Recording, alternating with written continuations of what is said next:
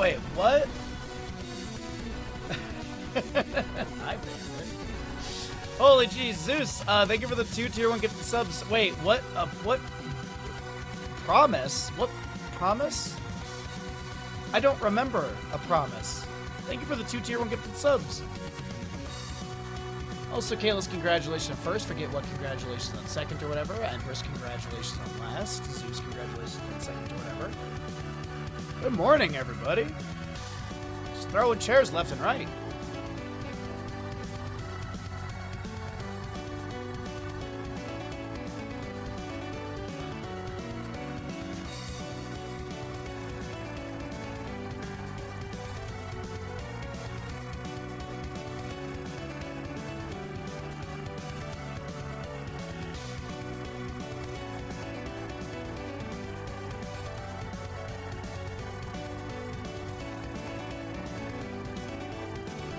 I need to find a isolated sound clip of you can't just shoot a hole into the surface of Mars. I want to make that an alert so bad, but I need to find an isolated clip of it.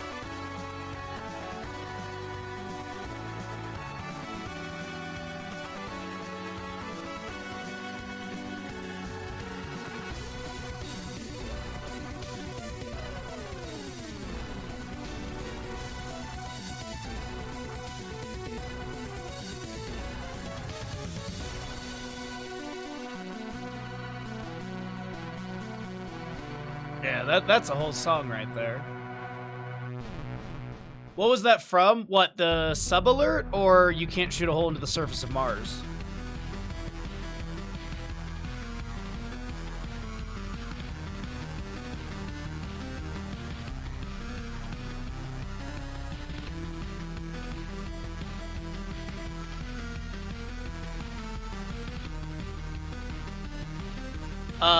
It is from Doom Eternal, if I remember correctly. Where... Oh, that's the wrong scene. Whoopsies, we're not going to Steam, we're going over here.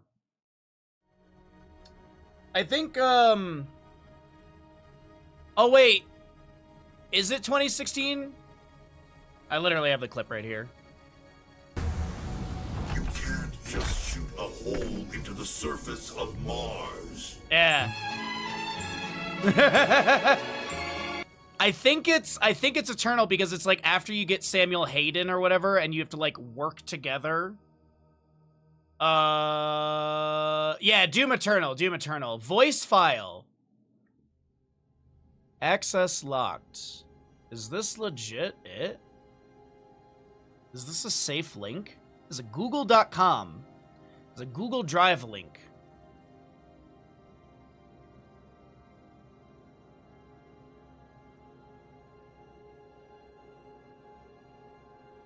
That does not exist anymore. Yeah, it's, I want to make that an alert because I don't know why, it makes me laugh every single time. So I just need to find an isolated, voice line of it, which that's the hardest part when it comes to doing these alerts. I found a Reddit post where someone was asking, and then the link was dead. There was a comment about that, so then... How many assholes we got on this ship anyhow? Yo! I knew it, I'm surrounded by assholes. Rob, holy Jesus, Did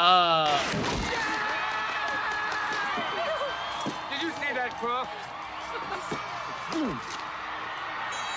Holy Jesus, Rob, thank you for the 15 tier 1 gifted subs. If you got a gifted sub, welcome to Baha Mets. Thank you also, Zeus, for the gifted subs earlier as well. And that is going to be our August cooking stream, which is going to be, July was the bitter ballin', and August is going to be, kebab / shawarma, whatever I want to make. Holy Jesus, thank you so very much. That is, that's a lot of assholes you got there. Alright, so, next sub goal is the next thing. And this is going to be,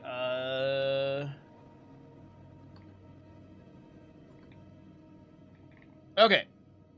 There we go. Thank you so very much. Rob, I saw in Discord, so you don't have a Switch 2? So we'll see if the open test that I do in August will sway you in any way, shape, or form. Oh, is there a hype train? There is. Once upon a time, deep in the jungle, there was a little engineer could. And he was chugging his way across the enemy line. Chugga chugga chugga chugga chugga chugga chugga chugga toot toot. Thank you all so very much for the start of the hype train. If you'd like to take part in the hype train and get an emote, minimum 100 bits or 1 gifted sub, or you can resub or prime sub or whatever. Sucking at something is the first step towards being sort of good at something. Thank you all so very much. I think 90% of my Switch 1 usage was Mario Kart, barely. Yeah, I literally, I have not used my Switch 2 a ton. I've played it here and there, but yeah, I've also got so much going on right now. But Kalis, thank you for the 100 bits. I appreciate that greatly. I kept saying if they make a Star Fox, I will 100% buy a Switch 2. They did it. I bought a Switch 2. There is other stuff I want to play, but it's just right now I have a money budget for a lot of things that are coming out that I'm excited about. Obviously, Dusk Bloods is on that list. For PlayStation, we're going to be playing the Wolverine game when that comes out. There's Phantom Blade Zero that looks really cool. That's another PlayStation exclusive. There's a bunch of other stuff that's coming up that I can't think of off the top of my head. But yeah, we have a ton of stuff that we have to do. When something comes out, I must play it. Yeah, exactly. Like Star Fox was a must play for me personally. Star Fox was absolutely a must play. What's up, Exodai? How you doing today, bud? New legit, yeah. I mean, Ocarina of Time remake. I'll definitely be streaming that. Even if Ocarina of Time is a 1-to-1 and it's a 1-to-1 and it's just better graphics, no changes, I'm still gonna play it. Let me ping some teams here really quickly, and then we can continue chatting about random stuff. Let's see, Razhag versus Team Cat Red is gonna be Onigiri.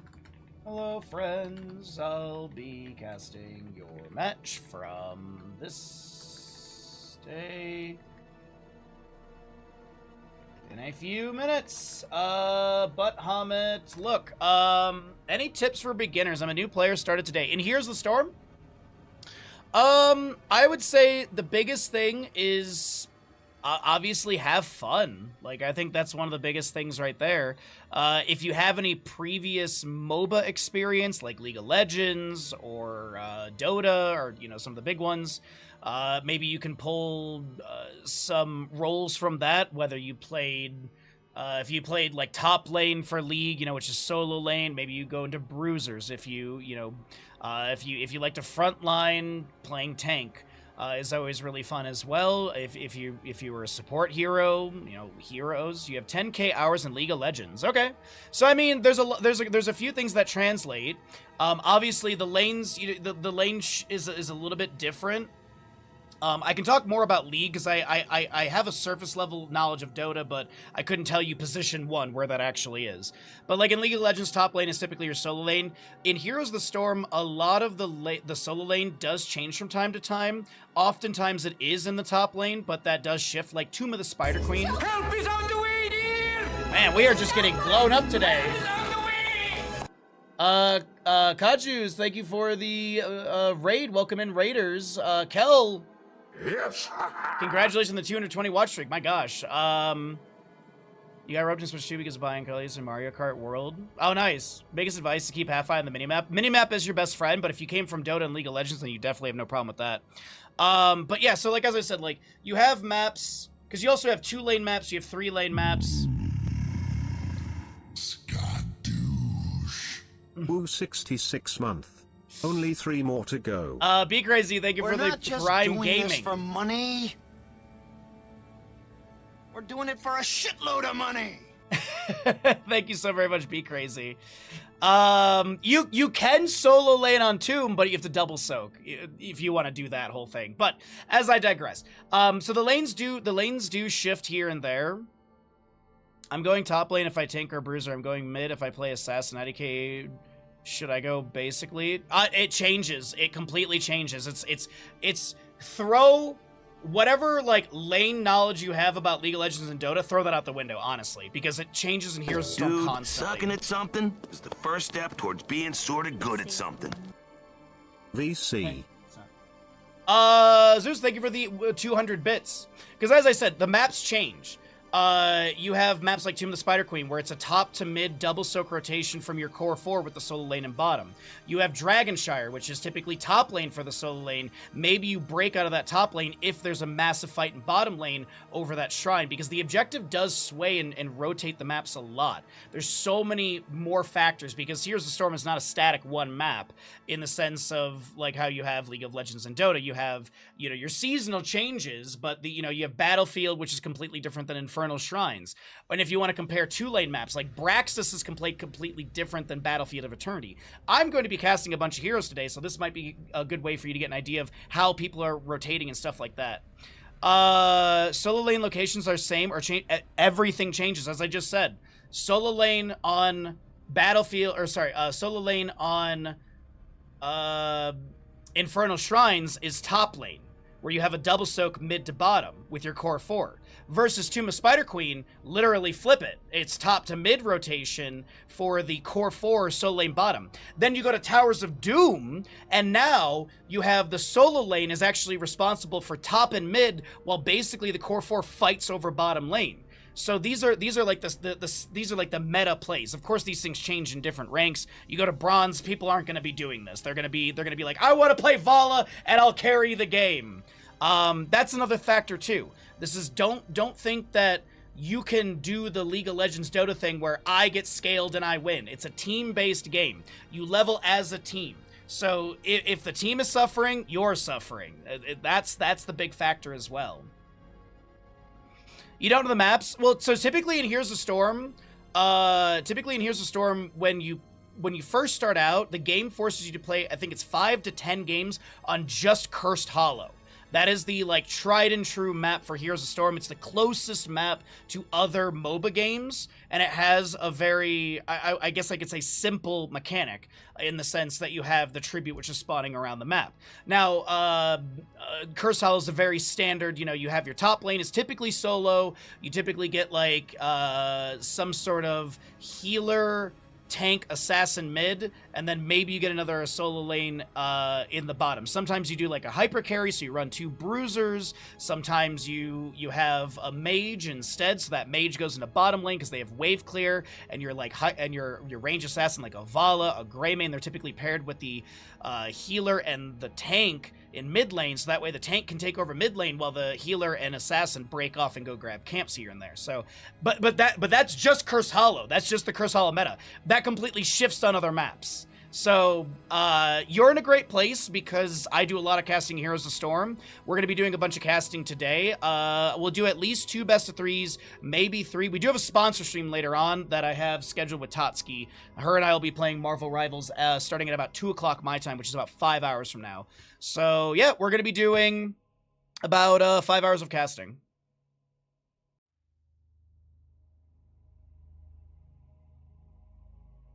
HOTS is more fun. Yeah, HOTS is a bit more, I would say, you have a lot more moments of brawl ability in Heroes of Storm, because League of Legends is, to make a gank happen, you gotta rotate like half the map, and it's so long, and if you fail it, you've lost so much CS and money in bottom lane, or potentially a tier 1 tower because the enemy didn't rotate out and they're taking advantage. Whereas Heroes of the Storm, you rotated a bottom to top lane, that's a 15-second to 20-second rotation depending on the map.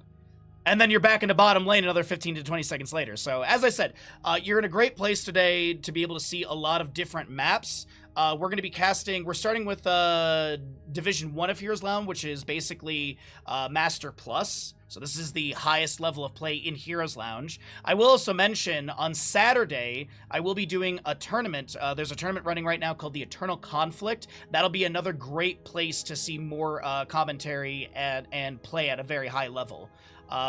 If you'd like to take a look more into the Eternal Conflict, this is the bracket for it. But that'll be taking place on this Sunday. Then next weekend, we have a Saturday-Sunday play day for the Eternal Conflict, as that will be the double elimination bracket. So hopefully I got you some decent information, a good base. By all means, as we are casting today, if you have any questions, throw them in chat. If I don't answer it quick enough, someone in chat definitely can. I don't know, the player count is low. What do you mean, in Heroes of Storm? We have no idea. Oh, how long are queues? Or no in ranked? It depends on your region, and it depends on your rank, honestly. If you're in bronze to gold, you probably have zero problem queuing. Once you get into, like, diamond master, the ranked pool gets a bit smaller.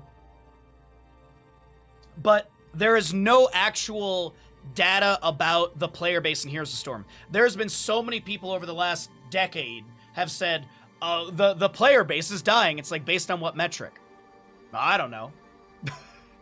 They've never actually given us a way to see the player base. The only people that have ever been to see the active player base... Stop licking your paws. I've told you once, and the next one's a bop. He will literally cut his jaw open by licking his paws so much. Europe has a very active player base. The only player base that I'd be worried about is like Korea and stuff. NA's okay, but NA hours are a bit more erratic. But yeah, Europe is very active. Depends on the time of the day too. Yeah, I feel like Europe, it really doesn't matter the time of the day because Europe's full of degens. I kid. But I think NA is a little bit more time dependent. I think NA is because you just have you have such large time zone differentials, and then yeah, there are like what, 3 general time zones in Europe. You've got BST, Central, and Eastern time. Can confirm EU is degen, says the Brexit.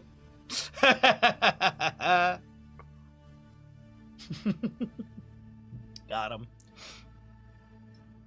No need to lie. I just want to tease.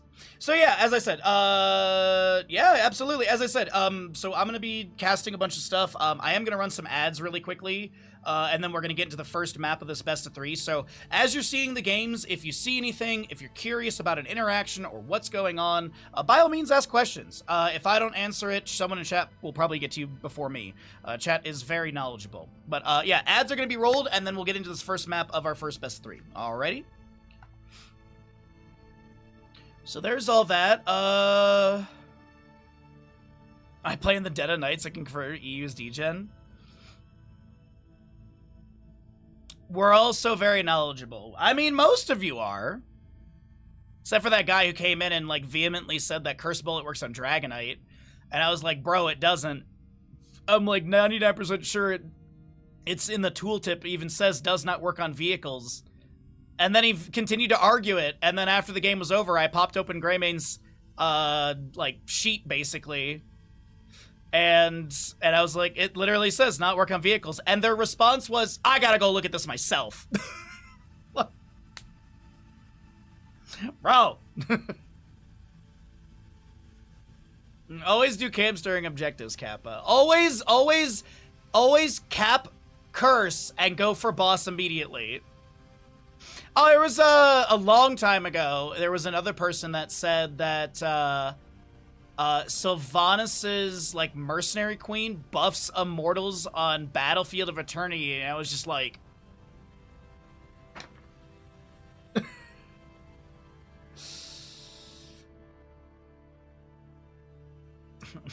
excuse me, the Dragonite is clearly not a vehicle. It's an extension of a heroic form and lore character. Thank you, Dings. Because you obviously hacked the game and changed the tooltip, right? What would you know about Here's the Story about? You barely gonna stream the... Yeah, what would I know? What would I know? With my storied history in this game. What's up, Ricard? How you doing, bud?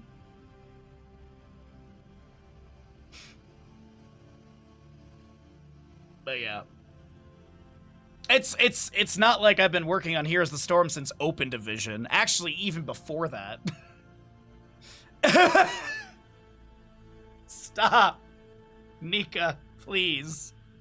I'm a Kingdom Hearts streamer. We all know that Final Fantasy VIII was created from Kingdom Hearts. Everything can be traced back to Kingdom Hearts. Like how everyone is 8 degrees from Kevin Bacon.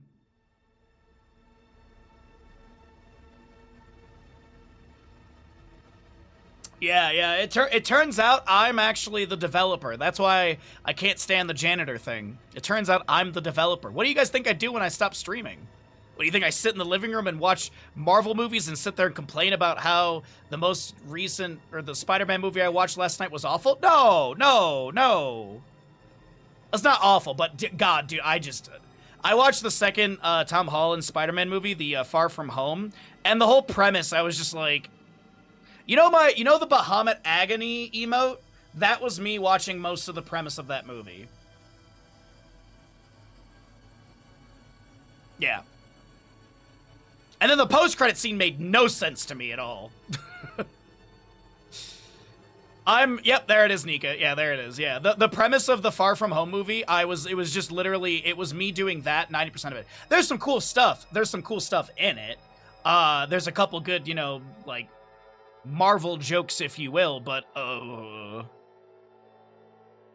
Corsair's doing something for us tonight with the new Spider-Man movie, or not the new one, but the Brand New Day? No. What's the third one? I know, right? Yeah, Bandit's antsy today. He got his walk and everything. I don't know, he's been antsy in the mornings. He's fine in the afternoon, but he's just been antsy in the mornings, like for the first hour or so of stream. He's just been antsy. All right, we can talk about movie stuff later on. I'll pick your guys' brains about it before we get into the sponsor stream later on. Let's go ahead and get into map number 1 of our first best of 3 of the day. Arthas stacks. Oh my god, I haven't even booted Here's the Storm. Hold on a second. How many base stacks for Arthas by end? Man, I am crushing it today when it comes to streaming. I don't know, man. It's Battlefield. I'm gonna go with 45 or more, 44 or less. 5 minute. Let's boot up the European server. What's up, amigos? How you doing today, bud? I'm doing all right. I got some really good sleep last night. Had some good food. I watched 2 Marvel movies because I'm kind of on a Marvel kick again. I'm just trying to burn through the movies that I haven't seen. So there's that. And today is yard work day. I'm not looking forward to it, but today's yard work day. I gotta get some. I gotta fill 2 96-gallon bins of backyard waste, and we're not talking about my butt. I don't have the lettuce parasite. But no, it's I'm slowly finishing up the pine needles because pine needles fall throughout the winter and stuff. So yeah, I gotta do tomorrow. I gotta get it done today. Yo, what's up, Cam? I thought you were done with the backyard stuff. No. Every 96-gallon bin has been 5 to 10% of the backyard. There's a lot of pine needles. Some areas less than others, but there's some areas where I have a bunch of pine trees in the backyard, hence the trees behind me. Not actually the backyard, but still. Don't be talking about my butt, Cam. Not looking forward to be outside. Yeah, it's gonna be 80 degrees. There's not the coolest day is actually gonna be my day off, which is nice, but yeah. Even then, that coolest day being 79 degrees Fahrenheit, which is still like 25-ish Celsius, which is still hot for the mountains in... I mean, we are mid-July. It's usually August is our scorcher time. All right, let's get this map loaded on up. My apologies, a little slow on the setup here. I thought I had booted everything. Daredevil Born... Yeah, I'm skipping the TV shows. I just don't care enough. I really don't care enough. And my biggest gripe with Marvel stuff is the... You have to watch this TV show to understand this one post-credit scene which leads into the next movie, and I'm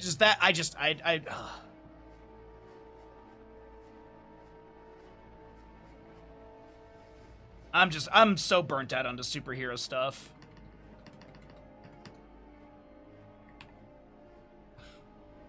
I think it's literally been like almost a year since I've watched any superhero movie or any Marvel movie. And even then, last night felt like pulling teeth. All right, let's get into this map. As I said, we got everything loaded up. Prepare yourselves for battle, heroes. On the left-hand side, it's Team Cat Red. You've got your Blaze, Hanzo, Brightwing, Arthas, and Tracer. Right side will be Madness with your Li Ming, Imperius, Ana, Varian, and Chen. Gonna be looking at Chen with the freshest ingredients for his regeneration globes, Lion's Maw Varian, Slumber Shells on the Ana, Aether Walker for your Li Ming, as well as your 1-2 Punch Tracer. Got the Rhyme for Arthas, which did have a change as well in that passive. Arthas heals for 25 health per second while slowed, rooted, or stunned. You also have your Hyper Shift Brightwing, Simple Geometry, Hanzo. I'm assuming it's Adrenaline Stimpack for Blaze, which is going to get nerfed in the upcoming patch. So I'm hoping we see a little bit more Neural Stimpack, maybe Endurance Stimpack as well. Both of those do get picked up here and there, but they're extremely rare. Adrenaline Stimpack still seems to be the number one. Even then, if you think back to it, how we used to only see New Habits Blaze, and then we just have this Adrenaline Stimpack. I think it got a slight buff at some point, and that's why we see the Adrenaline Stimpack always at level 1. But either way, Arthas with Trade Active is going to be trying to step into this Varian. He's going to overpower very quickly into the Lion's Fang going out, the Howling Blast connecting, Imperius missing with the Celestial Charge. We do have magic missiles firing out from Li Ming. Trying to take down hard here as the Sleep Dart will miss in. That's going to be the magic missiles finding the target. Pulse Bomb, though, will be the answer as Tracer blinks in for the melee just in case the Pulse Bomb was not enough damage. And that is going to be a traded 1-for-1 in the bottom lane to start things out as we head into the top lane really quickly to take a look and see what we have for our solo lane matchup. Rob Dog, congratulations on second or whatever.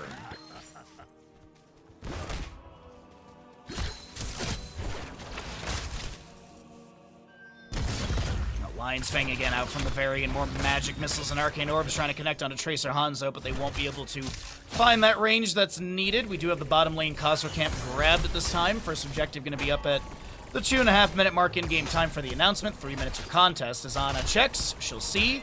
Though I do think, yeah, there's some danger pings as this Ana has no assistance. Imperius is up in the top lane trying to get a dive onto this Blaze. The phase shift from Brightwing will come through.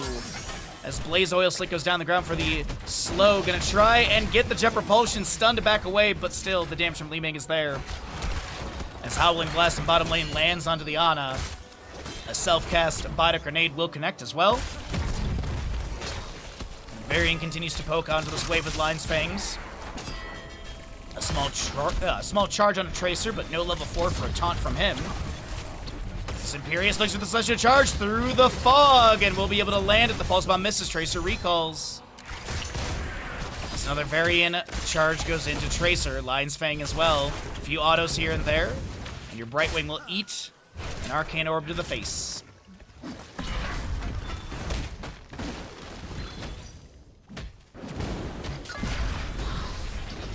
Oh, hello, Dominance Li Ming. No Triumvirate.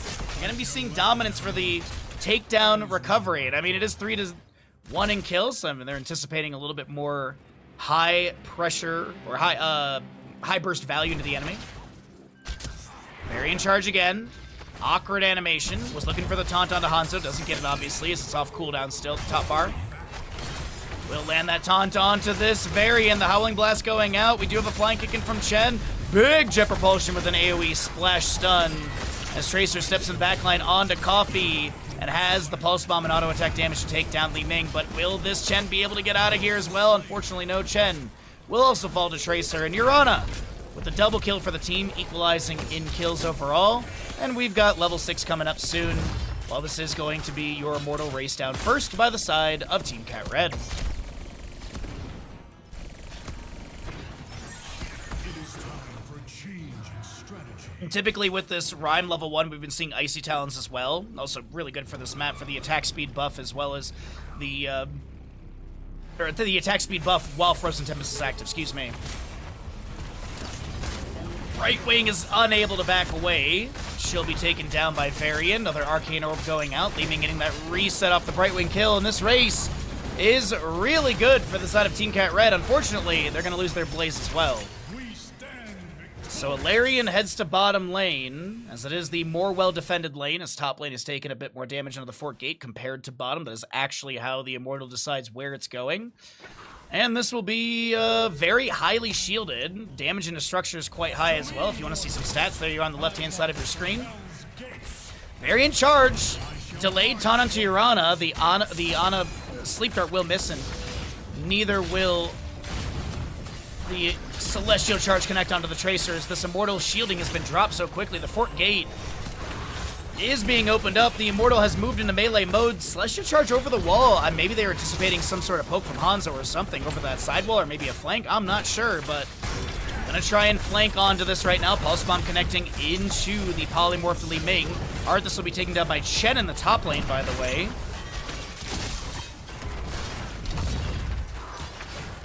And that is Immortal taken down as it gets the fort down to a third about. We got the next one coming up around 7 minutes in game time. Varian, by the way, already up to 23 stacks on his Lion's Maw level 1. Uh-oh. Potential dive onto Chen top lane, Jet Propulsion. Tracer Pulse Bomb at 68%. As the flying kick comes through, we do have that stagger active. Chen drinks up some brew, gets some shield to mitigate the stagger damage, and will then be able to tap well. And I'm assuming it's going to be Impaler Camp traded between top and bottom. As the bottom lane's grabbed, and Pierce will be scouted by that Sonic Arrow, Hearthing out. And our next Immortals will be spawning in the east-west positioning. Race potential side is always going to be Axis for the blue team. If we swap vision, then it would swap on the minimap, as that scatter from the Hanzo is so on point. Able to take down the Ana. The Arthas slow is really good here. Did go, by the way, into the Rune Tap as well, which is also going to be giving him 10 additional HP per stack, so he has 90 additional HP from Frostmourne Hungers, which I forgot to even mention the gamble, but we did get odds, so I'll take it. Thank you, everybody. Go ahead and cycle through some stats if you're curious about damage, healing experience thus far in map number 1 of our first best 3 of the day here in Division 1. Solarian Flare goes out. Charge Taunt from Varian onto the Hanzo. The Celestial Charge missing. Polymorphed by the Brightwing afterwards. Scatter. What a recall from Tracer, but she had literally, yeah, I was going to say, she had a sliver right there, so she's definitely going to be taking down Dominance. Healing coming through for the Li Ming as they continue to chase onto the enemy. The Howling Blast is going to be missing. Polymorph again onto Varian. Li Ming Arcane Orb, Celestial Charge from the Imperious. The Jet Propulsion Blaze comes out late to create the space for Arthas to back off. And Razag will be fine. As Chen with the Wandering Kick comes through. Onigiri is going to be pushed off to the side, split from their team. Jet Propulsion aside to create a little bit of space. And I don't... Oh, good double back, but a taunt activation from Varian. Wrath of Angiris, Imperious misses. As we did have a couple of those heroics, as I mentioned, Wandering Keg, Wrath of Angiris, Wave of Force. Nano Boost for Li Ming. And Varian, let's take a look here really quickly so we don't have to wait for the stats to cycle through. He is going to go Shield Wall level 10.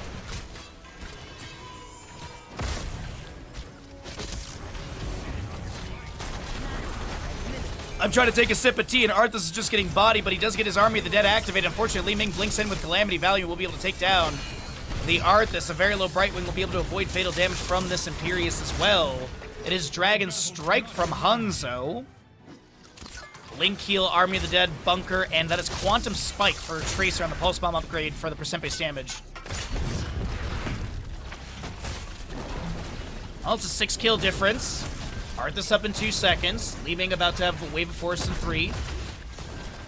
And we'll see the Immortals race down, but it is going to be Madness with the lead in this race. They actually get the flying kick over to the camp on the right-hand side.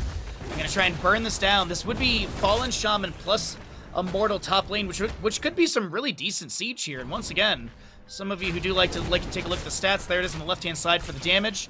Health and incoming shielding will show once he lands in lane.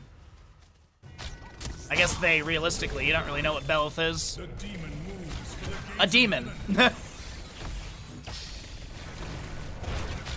Alright, melee mode as the shield has been dropped. We are going to get a few autos in. The Fallen Shaman coming in. The Hellhounds with it as well. A minion wave, a small minion wave inspired another one coming in as the Fort Gate has been taken down. The second Immortal is getting some decent damage in favor of Madness. Can they take down the entire structure with the available siege? Army of the Dead from the Arthas, the Dragon Strike from Hanzo zones. The enemy's back. Ana going to take a decent amount of damage. Pulse Bomb lands. Nano Boost on the Li Ming to try and get some damage. That will be a Phase Shift from Brightwing. Landing onto that Tracer, the recall, the blink to the side, but Li Ming has the Wave of Force damage to take down the Brightwing. This will be Li Ming, though, picked off by your Hanzo. Your Ana getting away from Rasak, not happening. And that'll be Tracer taken down. Big Jet Propulsion to follow up the Howling Blast from Arthas as the Frozen Tempest is slowing this Imperious movement speed. He's gonna be assisted by the Wandering Kick from Chen. There's no tower shots into this Arthas. He's just kind of mashed against the wall as the Jet Propulsion will be coming through. And a Flame Breath from Chen onto this Blaze at the end. But the Fire Bat does not seem to care.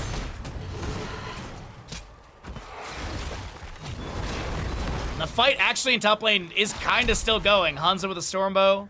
Imperious chasing onto this Arthas. Ana's coming in. The Celestial Charge will land at max range. The Phase Shift from Brightwing is good, but I don't think there's going to be a re-engagement. Next Immortal phase. I didn't look up when the last one went down, but we've got to be within the minute of the announcement.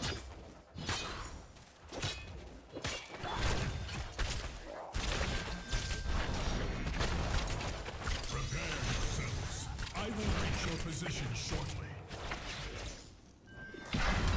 All right, I think Brightwing can use Phase Shift in 15 seconds, chat. I'm not sure though. We'll have to find out in 15 seconds. Top lane Impaler Camp is being pushed onto the fort. Li Ming Imperious want to be able to take this down. Red team has destroyed And that'll be fort traded. Or I guess fort taken down. We already had the bottom lane picked off earlier. This is Chen. Little flying kick onto the Blaze. Forces out the Jet Propulsion disengage. Third Immortal of the map. Scaling continues on the Immortals.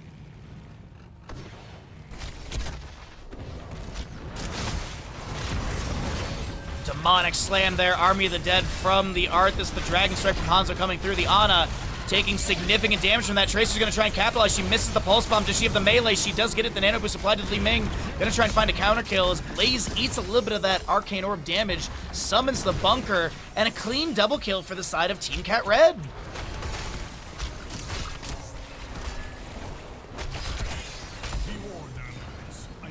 This is a really good back and forth. I honestly had no idea how close this was going to be. I mean, it's a 3-point difference, or 3-kill difference, but we're looking at forts to forts in top and bottom. Keeps available on the opposite sides.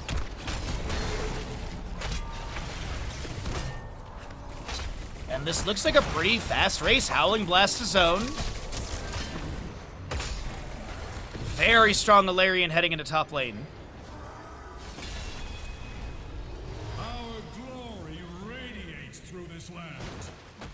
Chen doing his best to clear out bottom. There's about a half a level difference between these two teams. Level 16 coming up soon for Team Cat Red. But this is a very... Wait a minute, hold on. Hard over here is a little bit low. Gets the Phase Shift from Brightwing, but all of that Phase Shift value is mitigated by the Bite Grenade from Ana. Meanwhile, Tracer takes down the Li Ming. Hanzo gets the kill into Imperious. And this is a Wandering Keg trying to push Blaze off to the side. He doesn't have Bunker for 9 more seconds. A Lion's Fang from Varian, which has been completed with the Lion's Maw level 1. Does connect onto Blaze for that slow, but it doesn't look like there'll be any further chase on the Blaze. This top lane fort is easily taken down. Keep Gate feels like it should be a guarantee. The structure, though, that I don't know. Brightwing Phase Shift, 9 seconds apparently. She's heading to bottom lane to soak. 16's here. Giant Slayer for Hanzo's a big one. Chunking into Chen. Also, you do have that Critterize for the Polymorph armor debuff during. Thermal protection for Blaze, no Juggernaut plating. As the bunker does come down, as he misses that Jet Propulsion, the Howling Blast will land onto Varian as he tries to back off. A few autos from our Immortal will land onto the Keep, and the Immortal's still like 50% health. The Keep is about 50. The Dragon Strike from Hanzo lands onto the Imperious. He gets some decent shielding. And the keep does go down. A call to disengage from Team Cat Red as the level lead is furthering. As we're looking at a level and a half. Flying kick from Chen. Right wing trying to get away, gets a blink heal aside, forces Varian for a deeper charge than he anticipated. Tracer jumps out from the bush with the pulse bomb onto Ana and gets the kill with the help of the allies around. Li Ming then falls to Brightwing. And Razhag might be the next to go down. The slow from the Arthas the Arthas Frozen Tempest. This is looking really good for your Chen to be taken down as we get a Finland! with the pentakill. Catapult broke some shielding, and it is going to be your Team Cat Red with a map #1 victory. Extremely good play, very good shot calling, and decisive team fighting. GG, well played.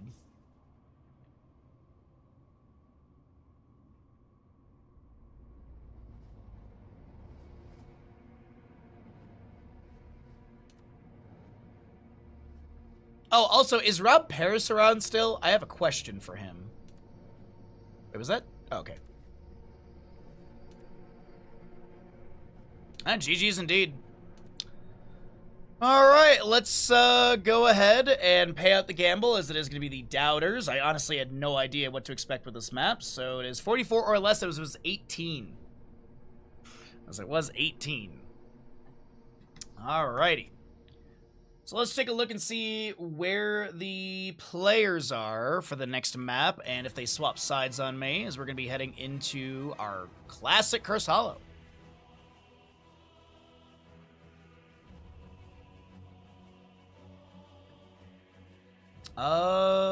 They have swapped sides, I believe. Yes. What's up, Bandit? What you doing, silly?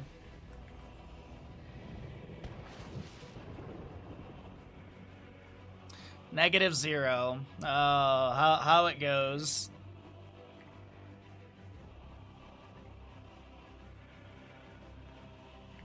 Alright, Team Cat Red's got to get scaled down a little, or up a little bit. That looks good. They did win map #1. Alright. What are we going to do for our gamble here? Sylvanas baseline quest is doable. Yeah, let's do that. Sylvanas baseline quest. Will she complete it by the end of the game? BRB crying in a corner. So anyways, while ads are going, we can talk about Marvel movies. So yeah, the Spider-Man Far From Home, the plot of it was like, I just want to be a kid, which, like, I get it, but also at the same time, And then the other one I watched was The Marvels. Oof. That was not a good movie. That was not a good movie. The plot of it was I don't know, man. I really don't know. Like, I still haven't seen Guardians of the Galaxy 3. That one's on the list. Maybe I'll watch it tonight. You went all in for the O2 there, Baha. Yeah, right? Yeah. Like, as I said, the Far From Home, it's not awful. It's just I just hated the plot. I thought the plot was so stupid and weak. And The Marvels was a movie. I don't know, man. I don't want to watch any more Marvel movies tonight. I think maybe I'll just read my 40K book quietly. As I said, there is like a little Discord thing with Corsair that they're doing for Spider-Man thing, so I'll be watching the third Spider-Man movie. I was thinking about this today.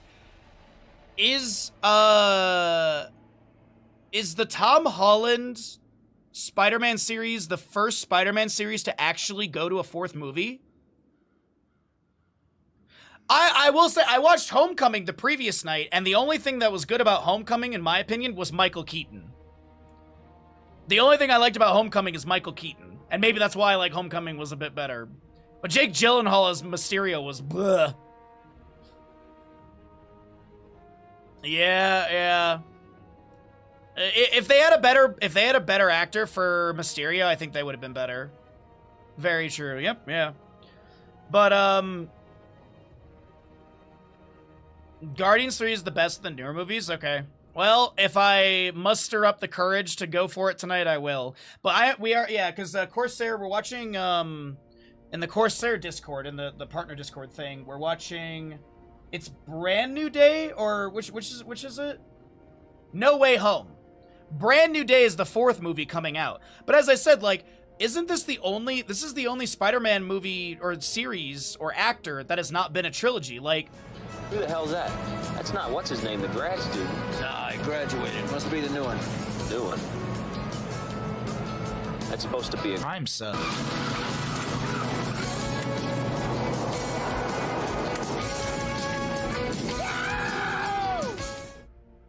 Sorry to interrupt. No, you're all good, bud. You're all good. We're just talking about Marvel movies, but because yeah, like Tobey Maguire, that's 3 movies.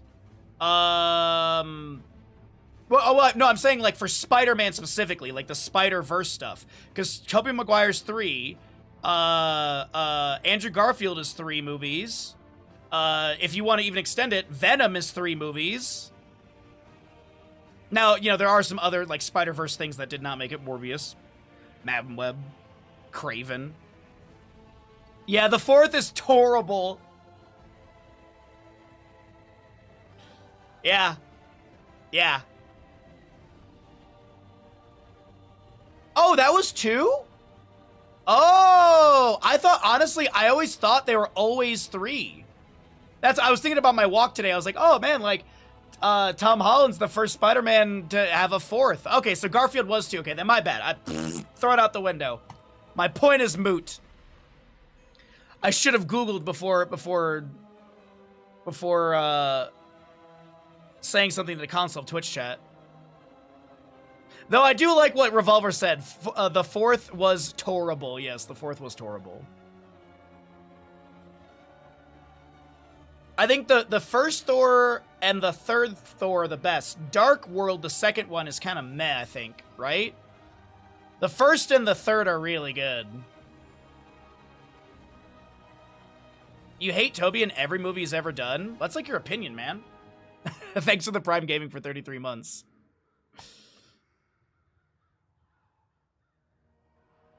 Still the first to have 4, though? 4 movies? Batman. No, I'm kidding.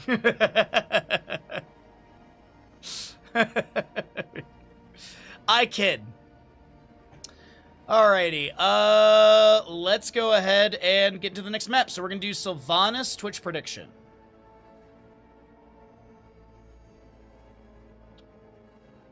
I will say this. I love Iron Man 1. Iron Man 1, super solid. Super solid. I don't care for Deadpool Wolverine, but the Deadpool stuff just annoys me at this point. It's like Rick and Morty stuff. It just annoys me. It's not funny anymore. Does Sylvanas fully stack base quest? Yes, completed quest. No, incomplete quest. If you like Deadpool stuff, by all means like it. It's just it becomes too much. Also the fan base. It's like the Rick and Morty creators. It's like Dan Harmon. He's like, yeah, I don't really like our fan base. Yeah, Balls. I think you put it perfectly. Insisted on itself too much. Yeah. The odd number Thors were good. The even numbers were not. So they need to make a Thor 5 and continue the pattern. Fair. Yeah. Anyways, shall we get into the next one? You're in for Thor 5? I'd watch a Thor 5. I would. I like Crims. I love Crims Hemsworth. I'll leave this here. I'm a fairly big fan of Marvel Comics. I'm fairly lenient on movies and most stuff. I hated Madam Web. Want no one else to see it. No, you're good. You're good. By all means, you're good. I know we've got a lot of Marvel fans in chat, and yeah. I want us, yes, the Spawn movies. I want new Spawn movies, but yeah. That's the Star Trek rule, but backwards. I don't know the Star Trek rule. No, I fell asleep during Madam Web 3 times. I tried to watch Madam Web 3 times, and I fell asleep all 3 times. One of them was on the couch, which is rare for me. It was like I was sitting up, awake. I hadn't drank any alcohol, and I fell asleep during Madam Web on the couch. It's so bad. Oh, I got your revolver. Thank you. Battle, heroes. Welcome in, everybody. On the left-hand side, the teams did swap sides on us. We do have the members of Madness down in this best-of-3 series with your Deathwing, Brightwing, Zeratul, Hanzo, Yrel. Right side is going to be Team Cat Red. You got Blaze, Whitemane, Sylvanas, Phoenix, and ETC. Twitch prediction is going to be if Sylvanas can finish out the 400 stacks needed for Black Arrows. So there is a tooltip issue where it says 0 stacks. It's 3, but we all know that. 4, 3. As we do have your Might of the Banshee Queen level 1, Pity the Frail Whitemane, Adrenaline Stim Pack. That is also going to be your Singularity, or Mobile Offense, sorry. We do have Mobile Offense for the Phoenix, ETC Proc Rock. No, that's Guitar Hero, my bad. That's not blue. Dragon Soul, Deathwing, Hypershift, Brightwing. Gonna be looking at also that Shadow Hunter, Zeratul. Simple Geometry again for the Hanzo and Dauntless Yrel. As our Zeratul up in the solo lane, or up in the top lane, up against this Blaze. We do have Sylvanas in the bottom. We'll see who's gonna go match her. Might be Deathwing, okay. But Might of the Banshee Queen is gonna be your spell power. The Overwhelming Affliction at level 1 is a bit better into higher healthful heroes if you're gonna be sitting on them, but we'll see what Urana is going to be going for overall in this map. Yo, LaFasia, thank you for the lurk. I appreciate it. Have a great day, and thank you again for the support. Don't worry, chat. We'll talk about more Marvel movies and stuff, but I'll do my best to focus in between, or during the games on what's going on, because this Phoenix in mid lane Draws first blood. Zeratul, the better Protoss. Blaze will get a bit of siege onto the fort gate of top lane, though, while Zeratul was absent, getting that rotational kill. We do have your Hanzo, as well as the Brightwing grabbing this left side camp. ETC working on Bruiser camp. As I mentioned, he's got that Guitar Hero. We'll probably see the Hammer on at level 7. Curious what he's going to go at level 4, if he'll go into Crowd Surfer. It could be Speed Metal as well. There's some decent utility with ETC. Good variety in build as Urana in bottom lane gets the Haunting Wave. Yrel Righteous Hammer misses. As the Haunting Wave teleports, we'll get that iframe availability. Mid lane, Bruiser Camp is going to be pushing in. Phoenix is going to go manage that. ETC rotating out from that Siege Giant camp. We'll discover this Yrel. Activates that Guitar Hero and is going to be Guitar Solo and trying to get that damage onto Yrel here. Phoenix is going to be bonked back. A small phase bomb goes out. Another one as well for that splash damage into the wave. Phoenix can swap between the phase bomb and repeater cannon. As there is going to be your target acquired as well for that repeater cannon on level 4 as Kathy Yrel is trying to back away. Has that Dauntless. 35 physical armor, gets the phase shift from Brightwing. A power slide from ETC is good. The face melt pushing them around. It is going to be Speed Metal ETC level 4. And Yrel gets the Avenging Wrath over the wall to safety. Sylvanas will be taken down by Deathwing and Hanzo in the bottom lane during this.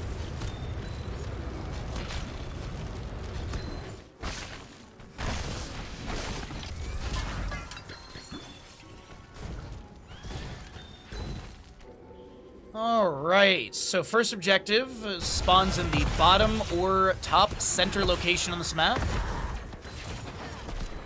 More auto attacks onto this Yrel. Phase bomb to clear the way of Hanzo trying to get a Stormbow hit.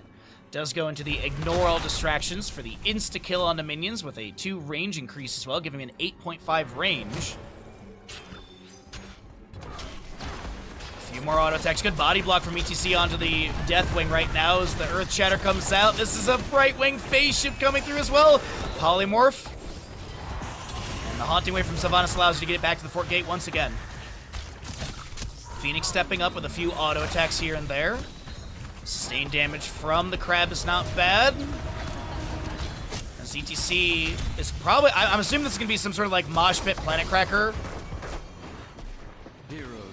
And the damage over time will take down the Hanzo. I was curious if the Sylvanas Shadow Dagger damage was going to be enough there. Phoenix going for the channel. Deathwing with a Skyfall level 7. Does have global vision from the objective. Does get a delay.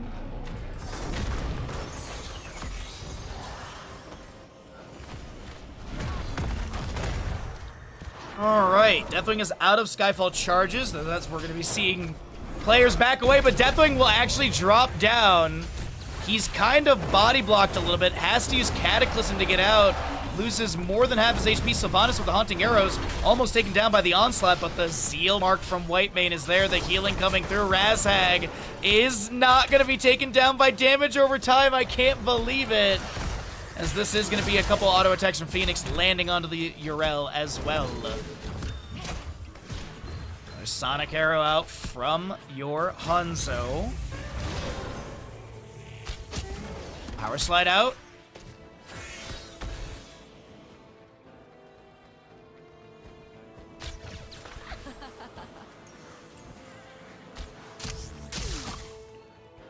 Okay. This is still first objective being contested, and we're almost at heroics here. Level to go, 2-2 in kills. Blaze is still soaking top lane. How much value has he gotten during all this? I don't think he's actually rotated out of the lane. He's nearly taken down the entire Fort Gate of top lane. The Terran Firebat is going to try and back away. A little bit of slow applied from the Singularity Spike.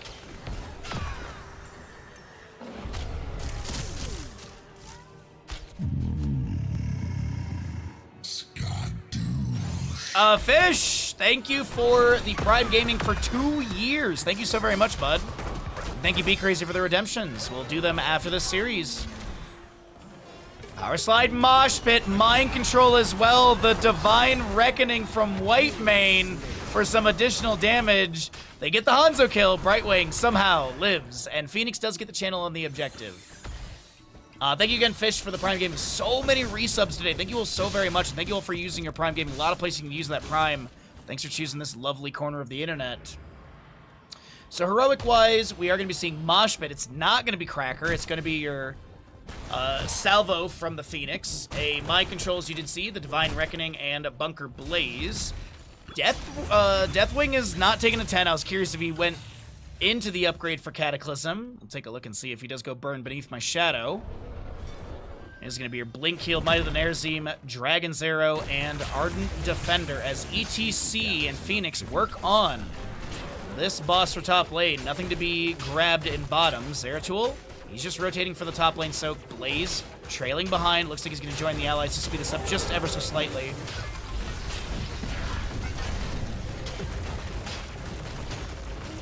So this is going to be scouted. There's no VP or anything to try and create some chaos, and boss top lane has been grabbed.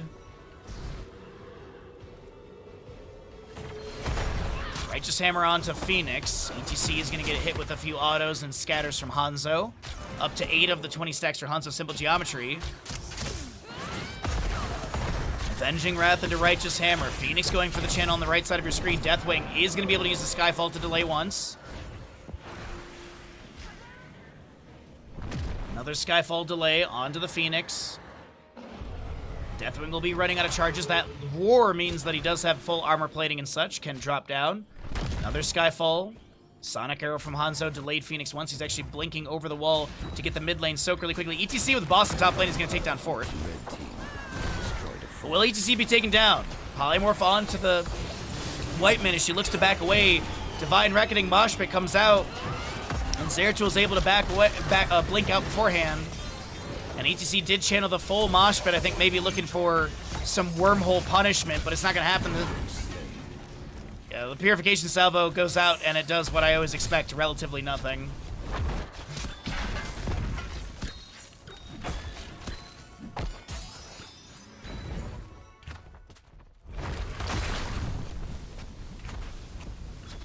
Alright, 13's up on both sides for levels. We do have a kill advantage on the left for Madness as well. No, there's no CDR for Mosh if you cancel early. I believe Mosh cooldown starts the moment Mosh ends.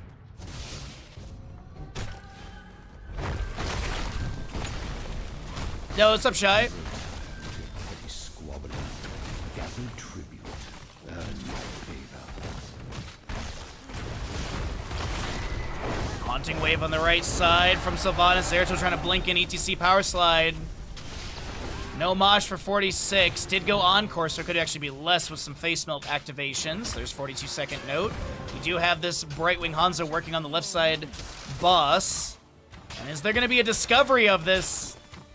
A third of its health is left. Deathwing lands in the bottom lane. Sylvanas is going to activate Haunting Arrow to lock down the structure from her level 4. Razhag hit with that subjugation. Itty bitty Deathwing as the power slide from ETC goes in for the damage to the body block and will be able to block Deathwing underneath his own structure to get away. Dragon's Arrow landing into a couple enemies. The scatter is good into Whitemane. Phoenix gets the channel and the objective. Summons the curse. Mosh, but ETC trying to create the space for Sylvanas to be able to back away. She gets the mount. Power slide away. Can ETC get out of here? No, but Sylvanas will. Meanwhile, on top lane, things are getting run down by Blaze Phoenix. As you do have that Warp Warfare at level 7 for that attack speed buff, as well as the Adamantium Shell at 13. Yrel clearing out the minion wave, but it's Curse, and I mean, the minion wave does amplify Siege here, but of course, yeah, that is a little too long sticking around. It is Burn Beneath My Shadow, by the way, for the Deathwing at level 10. Mind Control trying to find the Zeratul. Blaze actually dies on top as well. This bottom lane boss. An unfortunate moment during a curse to lose this many members. They do find some siege. And Zeratul is completely invisible as he hasn't moved for the last few seconds. Whitemane's gonna get this vision, which would reveal Zeratul. Oh, actually, he's out of the range. He's just ever so slightly out of the range. Dragon's Arrow lands onto Whitemane, and that is gonna be Sylvanas taken down. Zeratul has to blink back. Power slide from ETC zoning. 226 for the Sylvanas baseline stack, as we do have that Righteous Hammer from Yrel charged up with the Templar's Verdict. Percent base damage and armor debuff. And this is without 16. The members of Team Cat Red are trying to fight over this. The salvo goes out, interrupted, 10-second cooldown. Divine Reckoning, Mosh Pit from ETC. As they do get the kill onto Zeratul. Madness now on the retreat. Salvo coming out. Yeah. It happened. Dude, sucking at something is the first step towards being sort of good at something. I knew if I asked a Heroes of the Storm question, that Bahamut Gaming would know the answer. It is almost like he would be the best caster choice for BlizzCon 2026 at Blizzard. Imagine having such amazing game knowledge and excitement during the hot smashes. Zig, thank you for the 100 bits. I appreciate you. As the power slide from ETC lands through this Yrel, the Dragon's Arrow into Sylvanas with the follow-up auto attack damage. The members of Madness are on the wrong side of the map, as this is going to be a potential kill into the Brightwing. Phoenix getting some shielding back. That is going to be your Yrel getting the mount, and she should be able to disengage as well. Unless ETC has a face melt, possible power slide lockdown. Mosh Pit up in 40 seconds. Zeratul coming through. Power slide around the corner. They do take down the Yrel, and Zeratul is going to be chased by the Phoenix, but gets a secondary blink over the wall. And thank you again, Zig, for the 100 bits.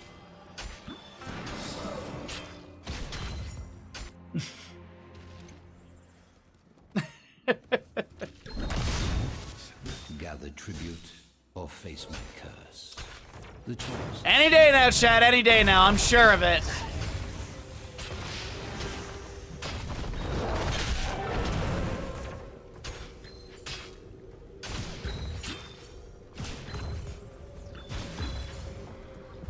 So it's 0-0 in curse objectives, obviously. We just had the tribute or the curse against the side of Madness. As a reminder, this is a best-of-3 series, and if they can win this map, they'll take us to a map 3. We'll see if they can do that.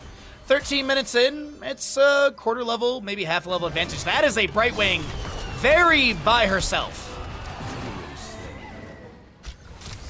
Maybe some miscommunication from the side of Madness and what they want to do there, but that is a very unfortunate just float forward. And Zeratul blinks away, face-checking a bush. He is invisible, so that does help a little bit, but oof. Phoenix with this channel. Rel has the Righteous Hammer charged up. The Jet Propulsion Blaze misses onto her in the bush. And Zeratul maybe looks to push up the wave. Here's the thing, though. Sylvanas has Haunting Arrow, so she can lock down the structure, and they might be able to get this fort for free, basically. Deathwing drop down. Immediate subjugation. Also shared punishment as well for that armor debuff. Do have the Dragon's Arrow landing. Cataclysm in from Deathwing. Did go for that burn beneath my shadow level 10. Jet Propulsion Blaze on the right-hand side. Lee summons the bunker, trying to get out of some of that fire on the ground as Hanzo pokes with a Stormbow here and there. Jet Propulsion into this Brightwing. Blaze is so close to getting the kill, but Whitemane in Sylvanas are going to be taken down. Madness with the Righteous Hammer. They get the kill onto ETC. And a triple kill for the side of Madness as they grab boss for bottom lane. And they'll be knocking through the keep gate with that one as Phoenix looks to back away. Also, as a reminder, later on today, we do have a sponsor stream with Marvel Rivals. Tatsuki is going to be joining me. So please, please, please do stick around for the Marvel Rivals stream. It's just like the movie sponsorships where you have to click on the interactable thingy and be active in chat and all that good stuff. But help us hit that $30 sponsorship. Yeah, she said, I was talking to her last night. She said she has an alarm set. The game plan is to start at 2 o'clock my time, which is 4 hours from now.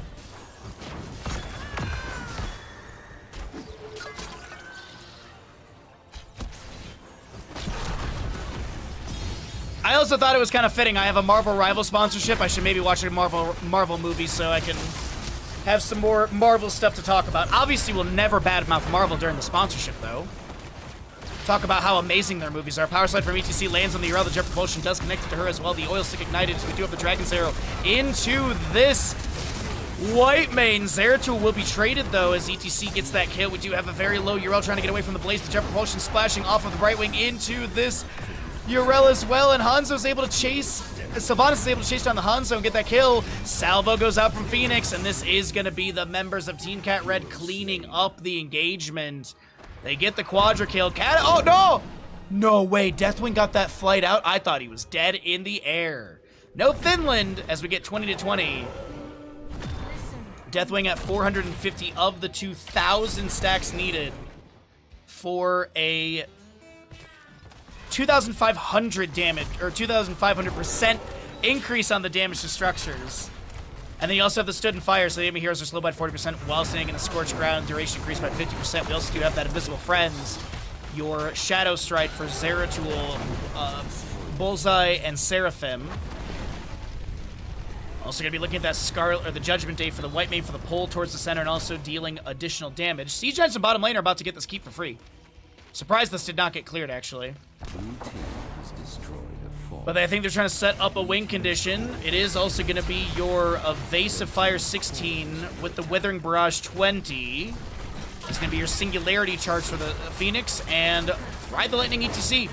Cataclysm into this from Deathwing. The ally team has got to commit to this. No?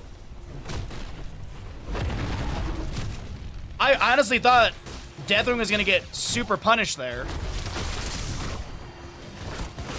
But I guess the enemy was more afraid that they were going to be able to jump in. That's going to be Dragon's Arrow landing onto the Whitemane in the backline. These Zeratul will be able to burst down the Phoenix. We do have Sylvanas next to go down. The Judgment Day from Whitemane coming through. Hanzo with the natural agility to try and close the distance, get more scatter angles. As the Whitemane will now fall. The boss was grabbed for the top lane fort. Zeratul continues to pressure ETC. And Urel goes over the wall with the Avenging Wrath. Deathwing did take flight. Mosh pit onto Urel. She's tanking a lot of tower shots. Remind yourself that overconfidence is a slow and insidious killer. Bottom lane, wave is pushed onto the core. Some of the shielding has been dropped, and it looks like Madness is calling for core here. They want to try and end. It is a Blazin' on ETC to defend. Exactly, Zig. Good mosh pit from ETC, though. Cataclysm across the core from Deathwing. Zeratul is in this, and he'll be able to assist the team in this takedown. Nicely done. GG, well played. We've got ourselves a 1-1 score in our first best of 3 of the day. Did Sylvanas finish? Oh my god, she didn't.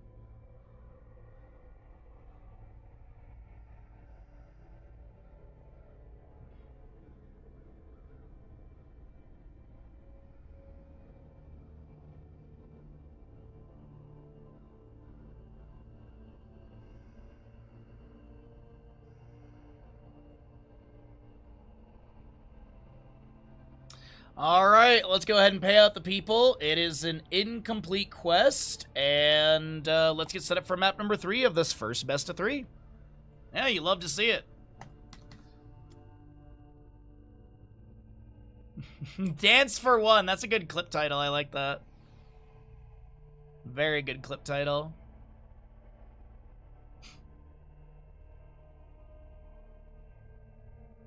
But I think someone said it earlier as we were talking about Marvel stuff. It is they did just kind of at one point throw so much stuff at us, and it was just like, I don't care to keep up with this because a lot of the content was like meh. Like the What If series was like, I watched the first episode, I was like, that's cool, and then I watched the second episode, I was like, this is dumb. Team Cat Red, left side, Madness right side. Okay. Hey, buddy, stop. Zig. Tell us your real opinion, Zig.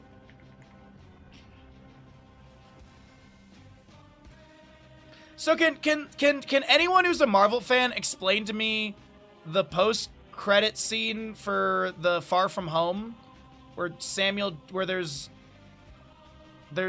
like green dudes, shapeshifters that are calling Nick Fury? What is that about? What movie explains this?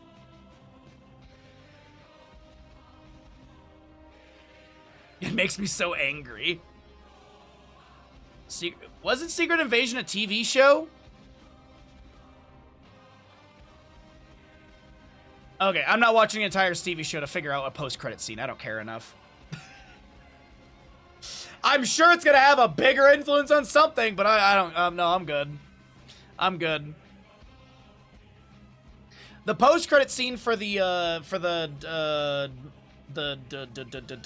Marvels was the woman waking up in like a Xavier Manor or whatever, right? Because there was Beast.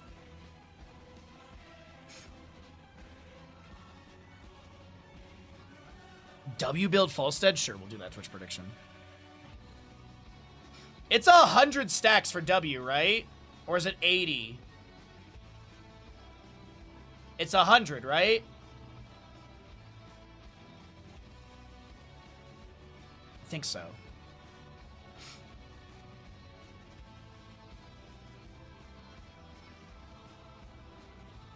But either way, yeah, I'm not gonna watch an entire TV series. Wasn't there, isn't there a Blade movie and a Spawn movie that they have planned, or are those... ah! Hopefully I got away from the mic, excuse me.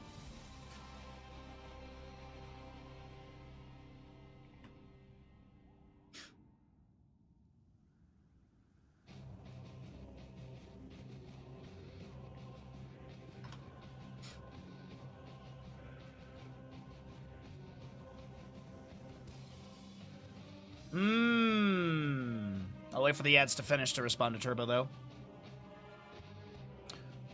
Let's see. So I'm looking here. What's like the next movies coming out? TV, don't care.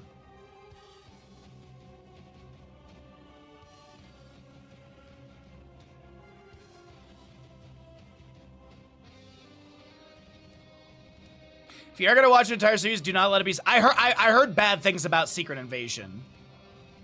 I did hear bad things about Secret Invasion.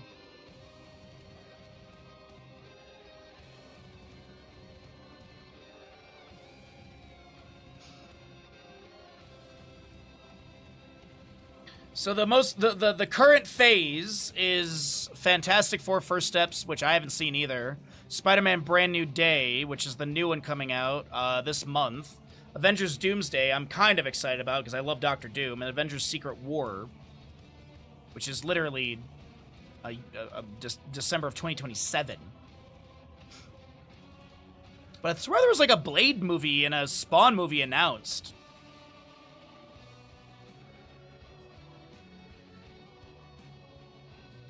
Just watched the last show. Okay, so Turbo. So I will say this. That does kind of track with the movie Turbo, but I appreciate that. Yeah, that does kind of track. It's also kind of dumb at the same time. Because there's that whole scene where he's basically being Nick Fury, and then you have, I forget to me she is she's Robin from How I Met Your Mother, where she fires a rocket launcher at the drone that's, like, so much of it is so not coded to not be them, but it is. It's so weird, Turbo, but I can see that angle, yeah. Just watch the last 2 episodes of Secret Invasion, okay. You need to watch the new Punisher movie. I thought it was a new Punisher TV show. There's a new movie?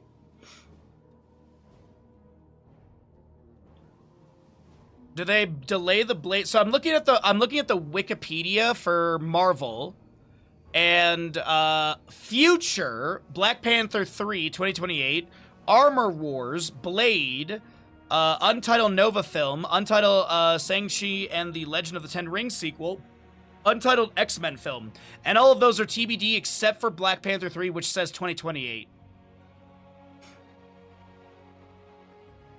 Oh, actually, hold on. There's a blurb about Blade.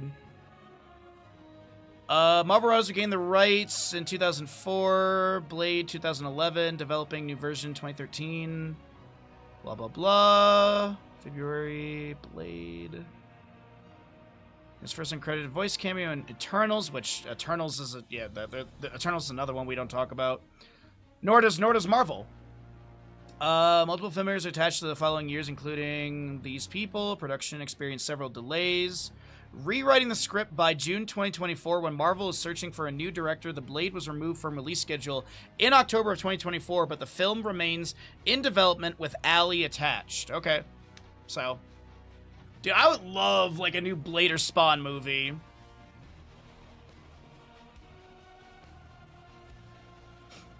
I also would love a Gambit movie, and I'd love Channing Tatum to be Gambit, but I think I don't think, like, Marvel liked him, but I think he was, like, well received by the audience, but, like, Marvel didn't like him as Gambit or something. I don't know.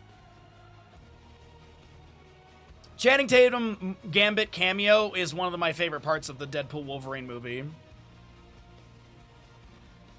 The old Blade movies are pretty good. They are pretty good. All right, Moodier, congratulations, 69th. Let's get into this map 3, everyone. Ads are done, and I said we're gonna do a Falstad W build. Let's see. Let's just do like a range of stacks. So, how many level 1 stacks for Falstad by the end of the game? I'm gonna say 50 or more, 49 or less. That feels kind of good for this.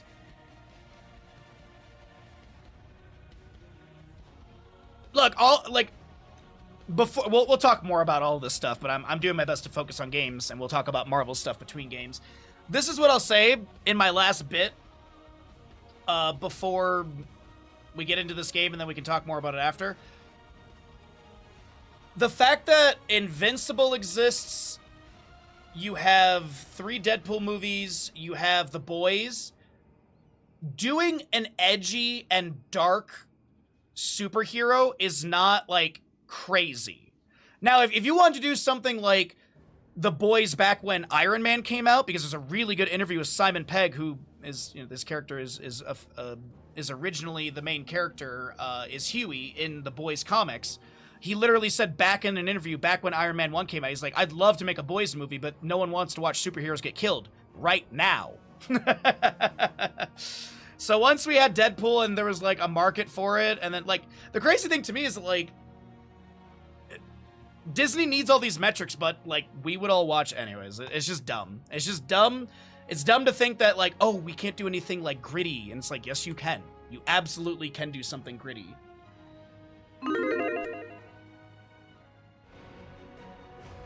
Alrighty, everybody, back into it. Map number 3 in our first best of 3 of the day. Thank you all for joining me on this lovely Thursday afternoon, as we do have a Blaze for Team Cat Red, as well as the Zarya, Brightwing, ETC, and Falstad.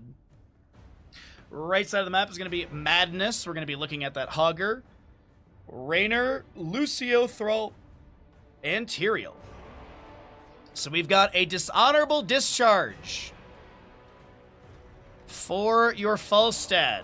We'll talk about all the stacks you can get. We also do have your Adrenaline Stim pack. It is going to be Feel the Heat for Zarya. Hypershift Brightwing.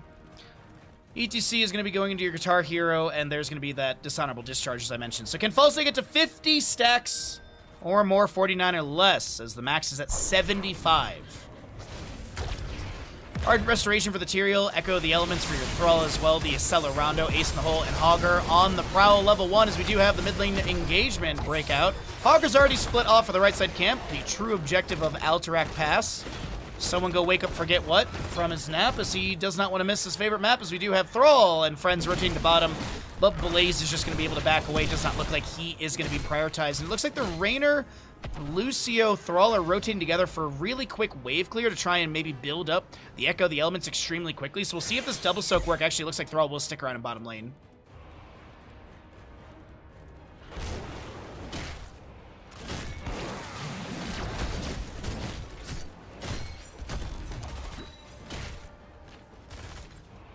Yeah, Blade 3 is definitely the weakest of the three, but it still is a pretty decent Blade movie.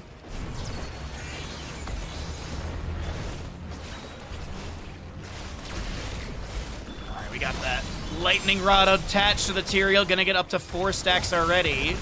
Hammering from Falstad going up. This is gonna be a phase shift onto Urana to help out that health bar.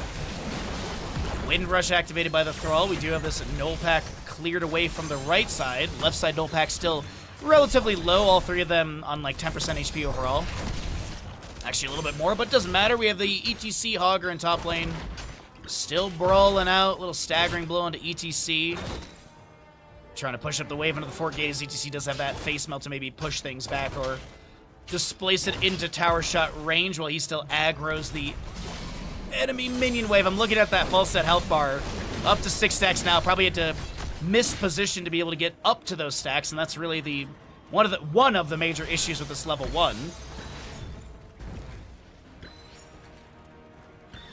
Blaze continues to just be safe in bottom lane. He's not going to step up here. He actually will throw the Oil Slick out, get a little Ignite onto that as well. Falstad level 4 does not assist him in stacking. It does give him a little bit... Actually, let me take that back. It does assist him in stacking, because it does give him a little bit of a shield, so he can stick around and tank a bit of damage. Possible invade onto this camp. Falstad steps in, applies the Lightning Rod, looking for the autos onto Hogger. Gonna try and steal this camp away. I don't know if Falstad can get this. He's gonna barrel roll in. Barrel rolls a little too far. Does ETC have the collapse? No, they won't be able to get the kill. No, they're still going for it, but this Falstad is getting chunked, and yeah, you gotta be careful. No stacks to be lost upon death. Falstad is taken down, and Hogger ends up in the little corridor. We'll cancel the Hog Wild Tyrael with the Eldrune's Might 4 to chase in. And the first objective will be in the bottom lane. RNG between top or bottom. And it's going to be 1 Jailer with 25 seconds of channel time. Second objective is 2 Jailers, 25 seconds, and so on and so forth till you get 55 seconds and 4 Jailers. Zarya is able to back behind the gate, get a little barrier, as well as your well tap. Falstad flying in. We're going to get some hammering poke onto the enemy heroes. Your Hogger continues to pressure ETC in top lane. Has gotten some damage onto the fort gate. Not a ton, but some.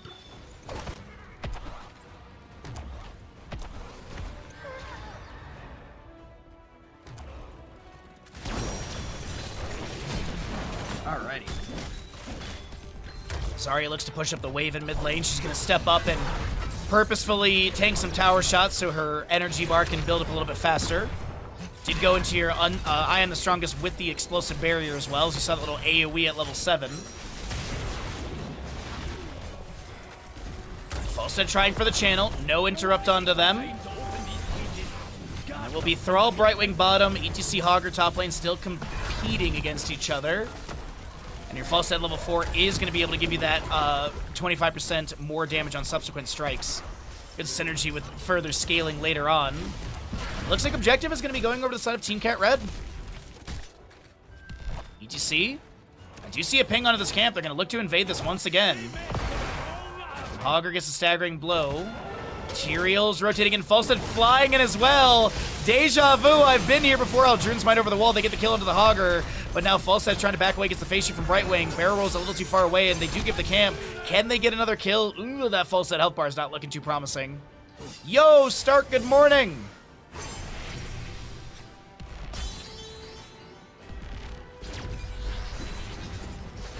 Hopefully you're having a tremendous day. Thanks for coming on by.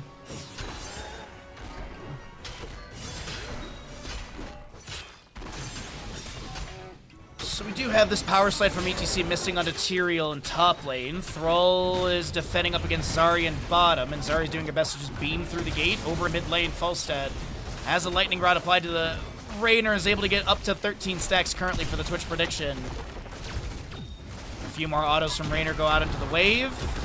An objective has been cleared away. Next one in about 7.5 minutes in game time. Falstad barrels aside, gets a face shift from Brightwing. We are post 5 minutes in game time, so we do have bosses up and available. Null Pack left side is available, right side up in 30 seconds. Could see a potential invade once again, as Team Cat Red has attempted it twice, and second time did get the kill onto the Hogger. We do have Expulsion Zone, Gust, Blink Heal, as well as what for ETC, Stage Dive and Bunker Blaze. On the opposing side, you will be looking at that Shockwave, Sundering, Judgment Tyrael, Hyperion and High Five for the Lucio. Power slide away from ETC. Lucio amps things up a little bit. Brightwing blinks over to the Falstad easily.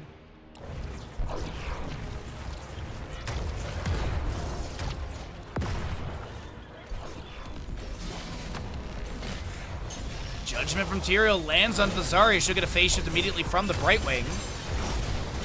Lightning Rod getting a couple more stacks here and there. We'll check it after the stats roll through. Blaze, while the enemy is busy in mid lane, Blaze is like, I got a wave. I've got the gate down. Let's go ahead and try and get some damage onto the fort. Thrall will be able to rotate in. The fort should be still relatively healthy, around 60 or so percent. And the second objective is here. 30 seconds of channel time. Zarya, ETC going for this objective. Sorry, for this camp. For this boss.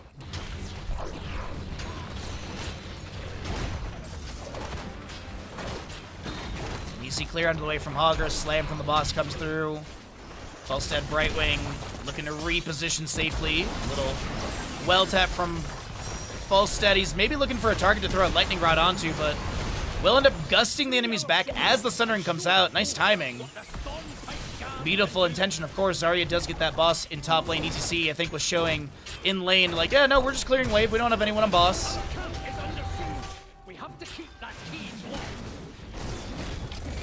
Objective is being channeled by Madness. Stage dive into bottom lane from ETC. The power slide should be available into this Thrall. The polymorph is there, and they take down Thrall. That is going to be Judgment from Tyrael into the top lane onto the Zarya. She gets the expulsion zone.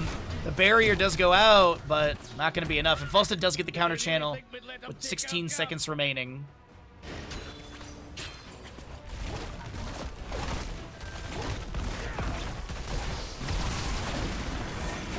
W build for Falstad continues. 17 stacks, his first reward being at the 20 mark for the 30% damage increase.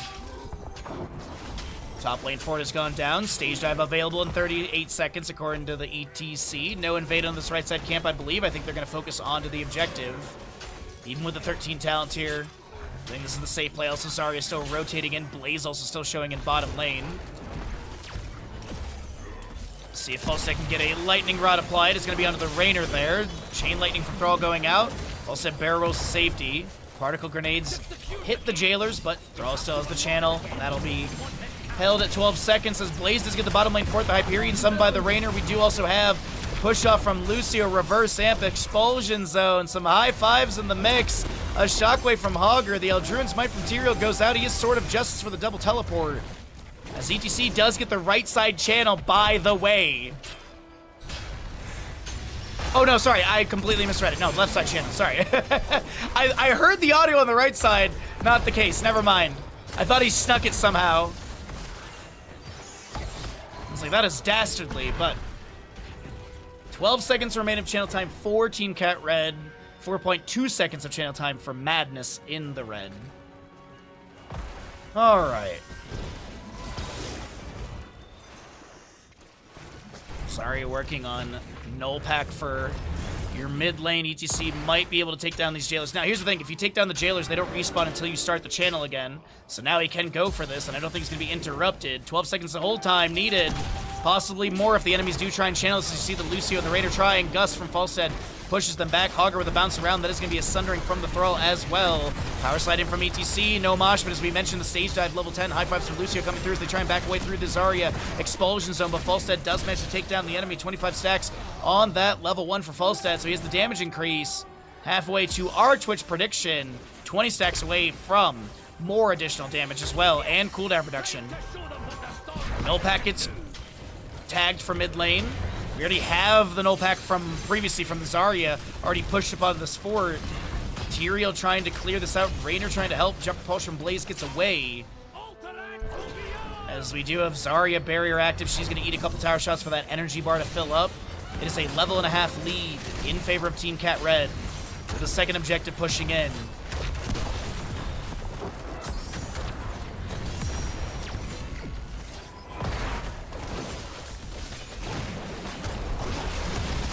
Hammering from Falstead lands onto quite a few enemies. Tyrael jumps forward with the Aldruin's Might into a Judgment.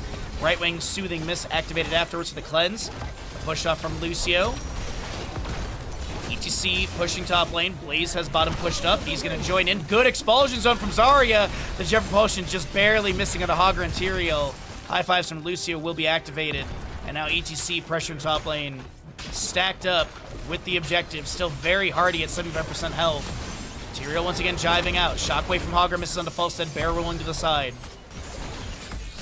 An Arcane Flare continues to go. Zarya just taking down Keep Gate. Our next objective is going to be at the 13.5 minute mark.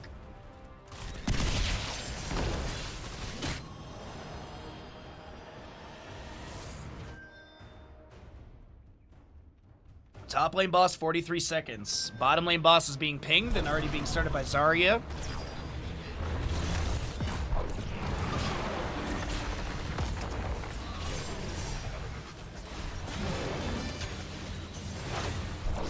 All right. So boss is grabbed, expulsion zone's ready. But it doesn't seem like the enemy's going to be invading this without the 16 talent here. They're going to try... The assumption from Madness is that, yeah, the enemy's on boss bottom lane. Let's try and take a mid lane for it. ETC stage dives back into mid lane. He'll be pushed back by the Sundering, and he's like, cool, I'll get the experience, I'll get these globes. Just kidding, I don't want globes. And ETC did tap well. I think they're looking to re-engage, but he's not going to be able to have that distance. Uh-oh, though, Zarya bottom lane. Yeah, she's got a lot of barrier shielding. Expulsion zone comes out late. So, here's the thing. The enemies in bottom lane, ETC and friends have rotated to top. They're going to go for this top lane boss. Top lane keep gate has been opened up. Bottom, oh, wait, hold on, wait. Do we have vision set up? We don't. There we go. So, Thrall shows mid lane. This is boss down to 25%. Yeah. They can count 4 members. They counted 2 mid, 2 top. So gonna lose the fort here mid lane, but you get a top lane boss. You have bottom lane getting this keep down to 50%. Not a bad setup right now. ETC may be looking for a power slide onto the sword target location.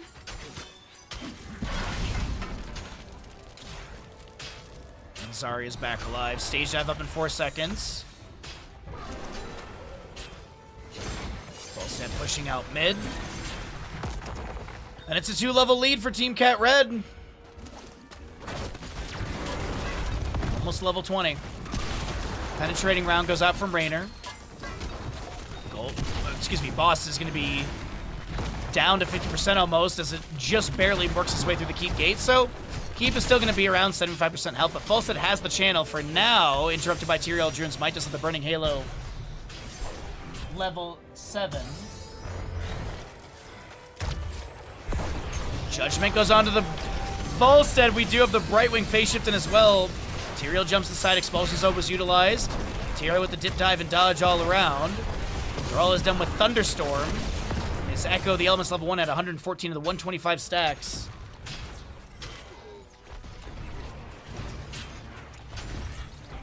And your channel continues with 20 seconds left. Hogger with the camp on the right. Volstead soaking bottom, up to 29 baseline stacks, or level 1 stacks. Wind Tunnel, you do have the Unyielding Defender, Crowd Pleaser, Invisible Friends, and your Fortified Bunker.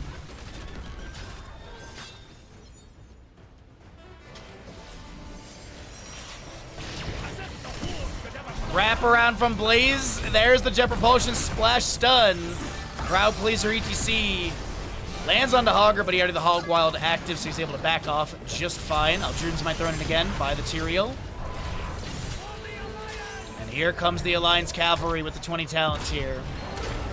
Wind Tunnel available. 2 charges of Invisible Friends, Expulsion Zone, and your Fortified Bunker. Volstead trying to push up the wave into bottom. Thrall trying to clear that out. He does get his level 1 completed, but Raynor is going to be taking down the Thunder from Thrall. Will be coming out the Wind Tunnel from Volstead, pushing people back into this engagement. Staggering blow. Volstead barrels in for the body blocks. They will take down the Knoll. And bottom lane keep is next to fall. Is there a pivot into mid or top to take that down? Actually, mid is already falling as well. Judgment on Dazaria. Feral Spirit flying out. Oh, they do take down the Lucio. And this is looking like we have an early disconnect, as it is going to be GG over to the side of Team Cat Red. They take the first series of the day in a 2-1.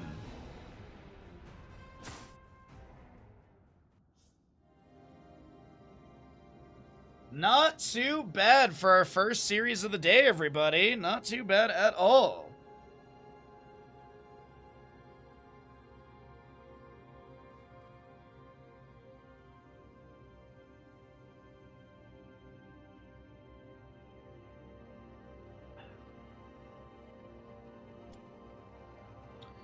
All right, 33 stacks for Volstead, 49 or less. Alrighty, what a start. What a start to today's games. That was super fun. That was super fun. Enjoyed that quite a bit. Good overall play from both teams. Let's see. What do we want to cast next? Do we just go down the ladder to Division 2?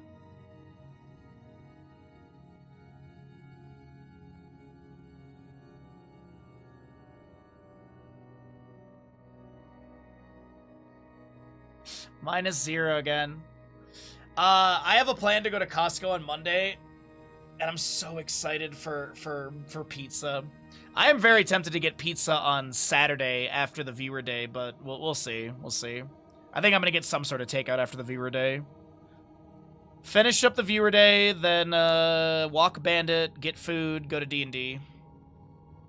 But yes, we have the super big viewer day on Saturday coming up. It is going to be 9-hour stream, Heroes of the Storm, Helldivers, as well as StarCraft 2 if people are interested in doing co-op Commander, as well as the Helldivers, as I mentioned, and then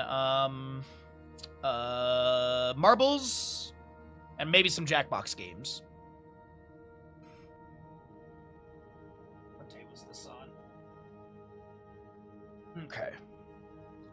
Could do another game with a Team Cat. Could do Team Cat Purple now. Finding another corner to cry in. Oh, you can just use the same one. No need to change it. Let's do this series for Division 2. This looks pretty good to me.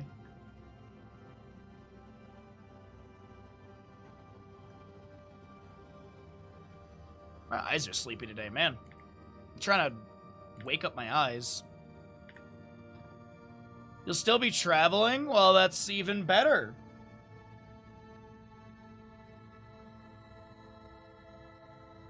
Yo, what's up, Simon? Good to see you, bud. But yes, on the viewer day, we're going to be giving away a Corsair Galleon 100 SD keyboard. It is a really nice keyboard. I love it personally. I use it literally every day, so man, that's a lot of tears already. My gosh.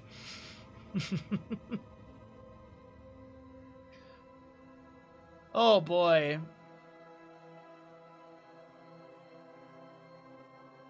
But as I said, yeah, last night watched 2 Marvel movies.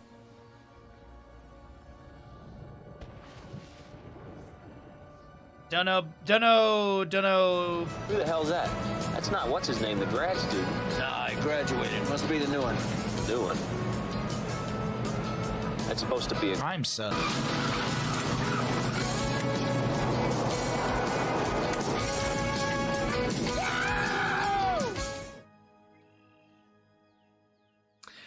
No message. Loot Detector, thank you for the Prime Gaming for 15 months. Thank you so very much for that. Welcome back to the Baha Mitts. How have you been?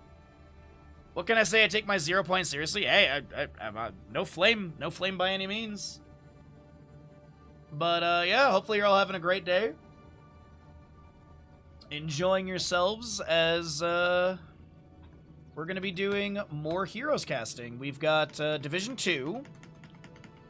And we also have that sponsorship stream coming up in 3.5 hours. I'll have Totski be joining me, and we're going to be doing Marvel Rivals. So I have a sponsored stream for Marvel Rivals. Chat, you only have to put up with 1 hour of Marvel Rivals. So please stick around for that. That'll be at the end of the stream day anyways. So it'll be, you know, we'll do a bunch of hero stuff, and then we'll do that.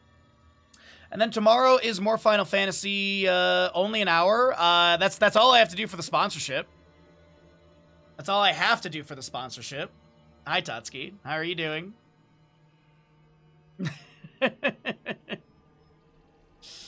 How's it going, bud?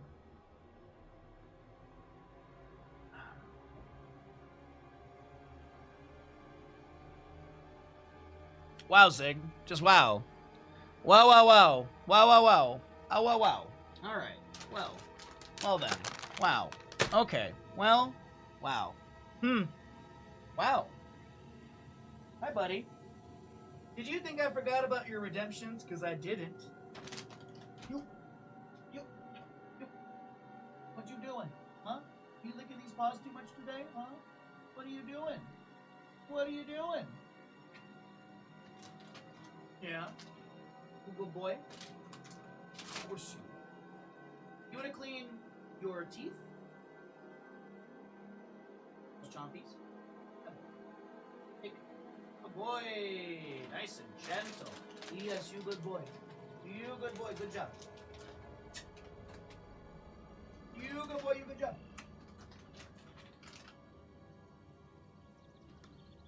All right. He cleans his chompers.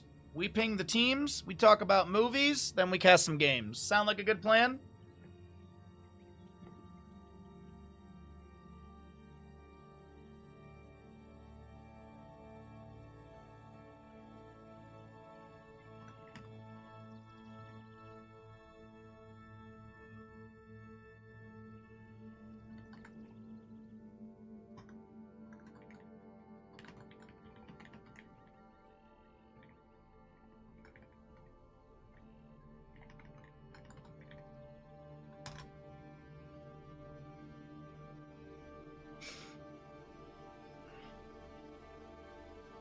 Alrighty. So that's all good. Oh, everything is all set up, and Bandit he's already done. He's speed ran it.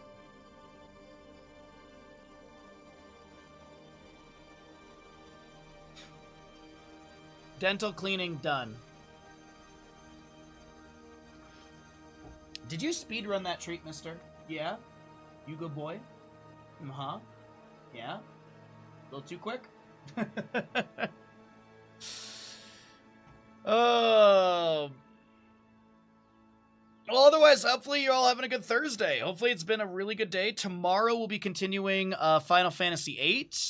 Been very enjoyable. Lot of big plot moments that are happening for us as well, but all in all, it's been a very good time. And we'll see what ends up happening tomorrow. I think we're like on the precipice of another like big plot point in the game, so that's exciting.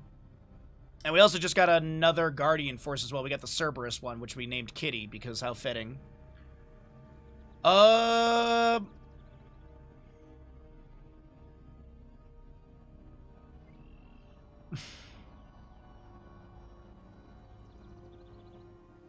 Even the lurk message says it. That was actually one of my first moderators made that. They're not on Twitch anymore. I don't know where that person is anymore.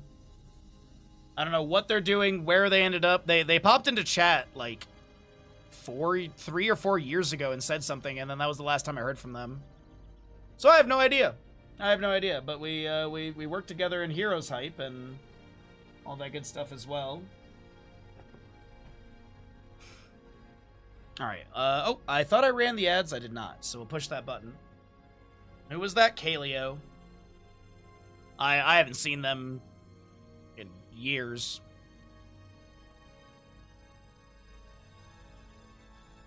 Medivh is in game 1 on Garden of Terror. Or do we do Subdue Johanna?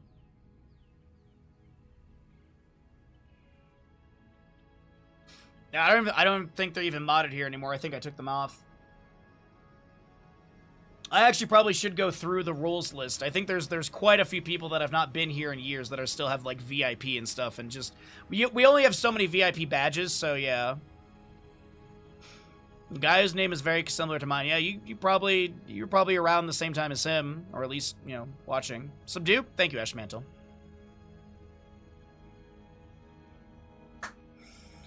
Oh, it's a good day of casting. It's been a very good day of casting. But I have to do yard work tonight, and I don't want to. I don't want to do yard work after stream. But I have to.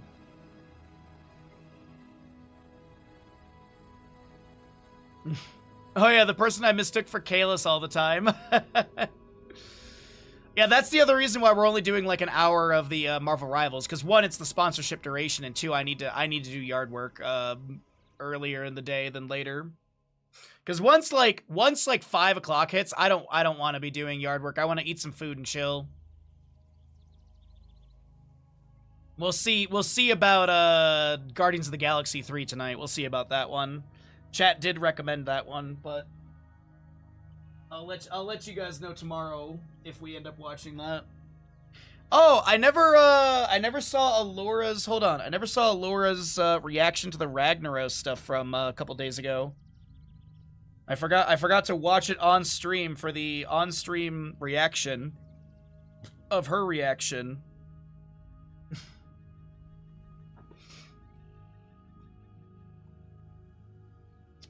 Let's see here. Discord, Twitch clips, this clip. Yeah, let's get it. Let's get a streamer POV sort of thing here. Hold on. This one. Does this work? There we go. This works. Here we go. So we can reaction content time, chat. Reaction content time. Oh my god, Baha. Promise, Baha, I would ask you if you would react to the clip I posted in Discord. What is there to say about it? What is there to say about it, honestly? Wow, Alora. Do you have nothing to say? Terrible. It was terrible. I hated it. Nah, she's that just... person should be banned from games moving forward. You pick Meatball Rag and it's not an accident? Doom on you. Alora has officially said that Dino should be banned from Heroes of the Storm. Can you believe? You heard it here first. Seconds, kinda.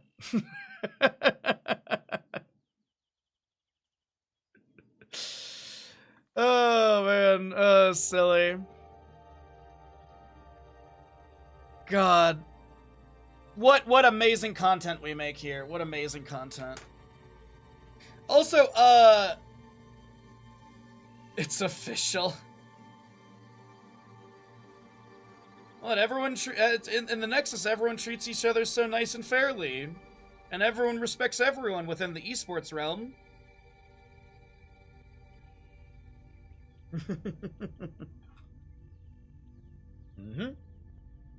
Thank you for the clip, I appreciate it. Oh. But yeah,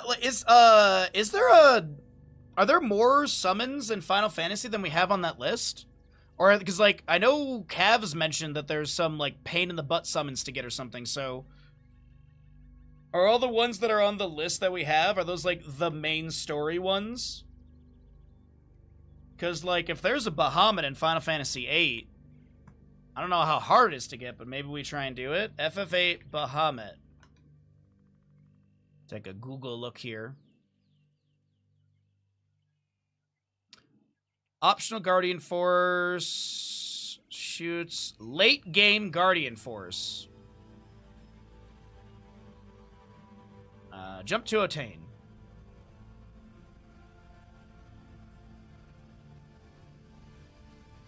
There's a hidden dungeon. Okay, so maybe like right before the final boss, maybe we look around and see if we go for some optional Guardian Forces in FF8. But it's been, as I said, it's been good. It's been really good. We're on a really close, we're on a big plot point, so I look forward to finding out what's going on. And unraveling the story, because the FF8 story, it's been very interesting. Like, it's not confusing at all. Like, that kind of sounds like I'm joking, but not at all. It's not like Kingdom Hearts. Even though Kingdom Hearts does make a lot more sense when you play it, but you don't play Kingdom Hearts for the story. You play Kingdom Hearts for the experience.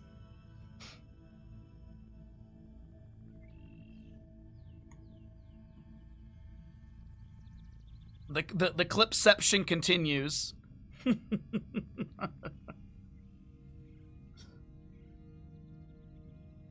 Alright, let me park myself in the right Discord, and then, shall we get into another series?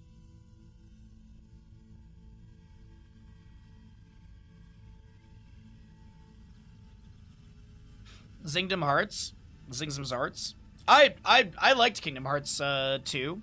Kingdom Hearts 1 is okay, but I've got some gripes with it, but it's an older game. It's got some older tech, so it's not like, oh my god, it's bad. But I've got a couple gripes with Kingdom Hearts 1.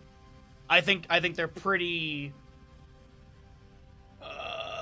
universal in my apparently also I like one of the few things that people hate in Kingdom Hearts 2, or not, I like I'm one of the few people that like something that is vastly hated in Kingdom Hearts 2. I actually like the song QTE thing. I found it fun and silly. Alrighty. And Kingdom Hearts 3 is on the list, so is Final Fantasy 9 and 10. And many other things. And many other things as well. But those are the ones that pop into my head really quickly. Does Johanna finish level 4 stack by the end of the game? Yes, sub done. No, sub undone. Okay. 5-minute gamble. That's all good. That's all set. Get your gambles in, everybody. Oh, wait. Sides? Hanzo left. Hanzo left. All right, here we go, everybody. The battle begins shortly, heroes. On the left-hand side, it's going to be always late. You've got the Brightwing, Johanna, Hanzo, Medivh, and Deathwing.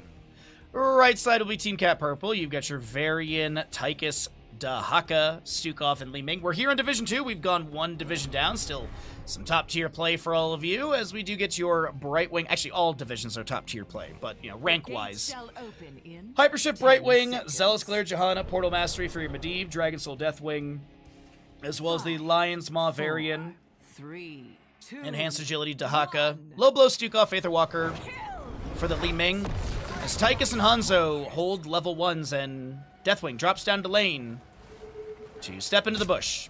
Target practice and press the advantage for Tychus for the 1 range increase, giving him a 5.5 range overall. Healing Pathogens spreading. Varian charges onto Hanzo, forces the natural agility to the side. Of course, no taunt yet, as there was no level 4. Could be a Colossal Smash game, as that's a lot of damage into this Johanna, but she will not fall. We do have the Dahaka getting hit with the Shield Glare, the Healing Pathogen jumping from ally to ally. And this, on the Tychus, is able to assist the allies. Let's see. We've got odds on the gamble. You love to see it. Thank you, everyone, so very much. And happy Thursday again. Appreciate you all watching the games, hanging out, rooting for teams. or just lurking and getting through the workday a little bit faster.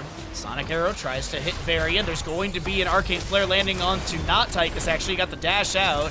Varian trying to flank, but he's got to be careful because the enemy team could turn on him with that portal available. Deathwing dropping down, and Tychus was thinking, I got that minigun active. Maybe I can chunk onto this gigantic dragon, but not going to be utilized just yet.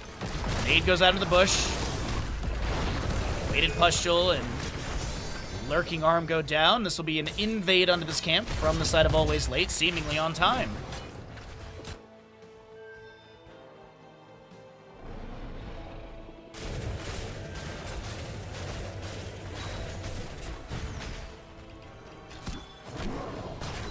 Polymorph. Varian gets the charge. Again onto Hanzo. We'll be able to utilize that natural agility. Arcane Orb flying out. Just missing the foot of this natural archer.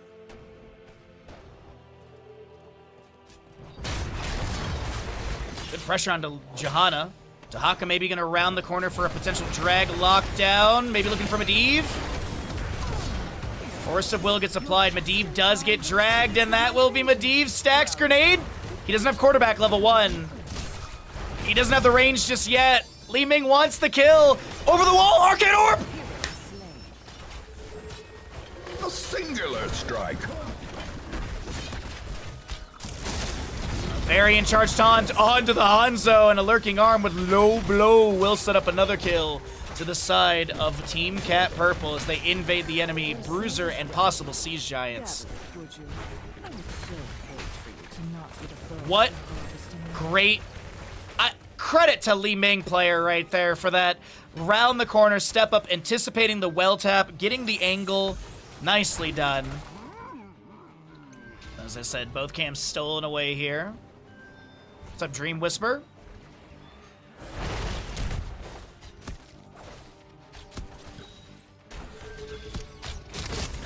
Scatter goes out. This will be first seed on the bottom right of the map. Team Cat Purple able to grab that scatter once again. It is going to be your target practice level 1 for the Hanzo, so he's looking for the Stormbow hits onto enemy heroes.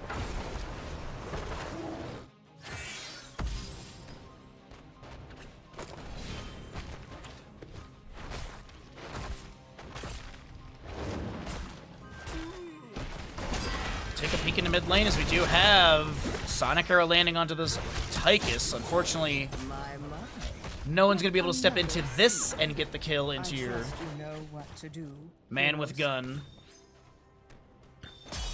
Bye-bye, Birdstaff. What a good clip title.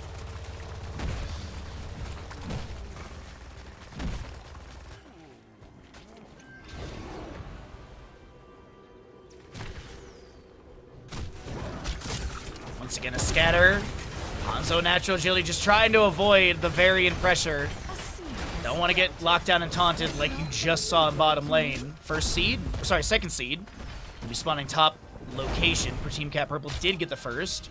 And Johanna Subdue obviously picked up. We'll see if she's able to complete it by the end of the game for the Twitch prediction. Varian Polymorph by the Brightwing. Arcane Orb will connect onto the Johanna. It is going to be Triumvirate level 4, by the way. Do you have that Seeker at level 7 as well? No Calamity for Li Ming.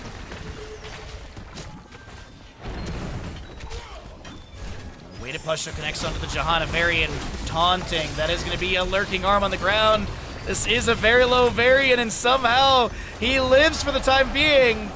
That'll be a healing pathogen from your Stukov helping out, but the Cataclysm from Deathwing will be able to confirm the counter kill, and Deathwing is going to be able to take flight. Li Ming gets some damage, forcing him to take a little bit longer on his ability to heal up. But of course, the Skyfall is going to be able to give a 3% heal as well, and you saw the charges of Skyfall being noted right there. Hanzo Sonic Arrow overlapping one of those Skyfalls, so it looks like this should get the channel. I don't think there's a scatter or a Skyfall. Oh, they actually still have another charge. What? Man, the amount of raids today. Howlin' Knight, thank you for the raid. Welcome on in. If you're new to the stream, drop a follow. We do stream 6 days a week. We're doing a lot of Heroes content today. We got a sponsor stream later on. Well, thank you so very much. I hope you had a fantastic Heroes of Storm stream. If you got a post stream and take care of yourself, by all means do so. If you're sticking around, you're just in time for map number 1 of our second best of 3 of the day here in Division 2 of Heroes Lounge. And thank you again, Howlin' Knight. Appreciate you considering us for the raid. Taunt, lurking arm, but no kill onto Hanzo. Onslaught in from Deathwing, and Incinerate as well. Bloody Mary is bloodied, but not taken down. The Stukov will be able to hearth out on the right side. You're gonna have a nap. Thank you so very much again for the raid. Enjoy the nap.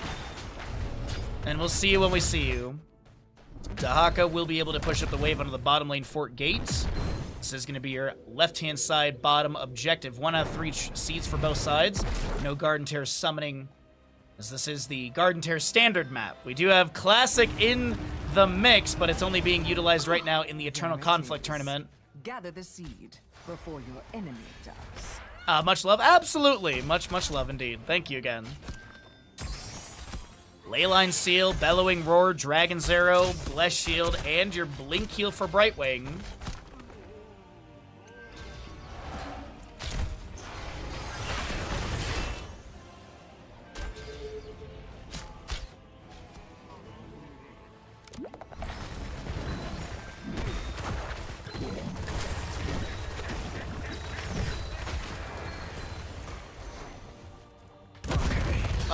Heroic-wise on the right side, you're going to be getting your Wave of Force, Isolation, Flailing Swipes, Odin, and that is going to be Varian with what? Shield Wall. You're going to be doing some casting for this upcoming season of NGS. You're going to be super... Oh, nice! Yeah, NGS is like a week or so away from starting out, I think, right? Isn't it like late-ish July?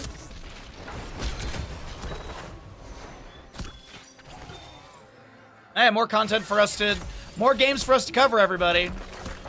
Yeah, super soon. Yeah, I'm excited. Looking forward to get some casting going for our lovely friends in multiple divisions. All right, so Tychus top right is going to just go for the minion wave. Objective is available. Positioning is favorable to Team Cat Purple. Varian charges down to the Johanna. She answers back with a condemn, but no taunt to be utilized. Indeed, will do, Howlin'. Sonic Arrow on the right. Scouts out the bush. Scatter's just bouncing around as well. Your Dahaka tapping bush for movement speed. A little bit of a split moment. That's going to be a good drag. Landing onto the Medivh. Does he have stacks to be lost? The portal will be set up. The Dragon's Arrow landing as an answer. Back into a couple enemies with the Bellowing Roar from Deathwing connecting. That's going to be Flailing Switch from Stukov. Not going to be enough. And we do have the Dahaka and this Stukov to be taken down. Odin on the high side of the engagement was getting some poke damage in. Li Ming trying to get the magic missiles to deny the Deathwing channel, but he gets it. And the camp over here will be tagged as camps do despawn on this map when the objective is channeled. So we do have objective, Garden Tear in all 3 lanes. Losing HP when it autos, has the ability to lock down structures with the Overgrowth Plant, and of course there's the Big Slam as well. Overgrowth Plant activated for mid lane. Hanzo just playing it safe on the low side, currently at 3 of the 5 stacks. Uh-oh though, Tychus in top lane. He gets some damage onto Brightwing, and he'll be taken down. Alright, Garden Tear in top lane guarantees the fort. Garden Tear bottom lane with Deathwing. Yeah, they get this as well. Really good setup from Always Late here in map number 1.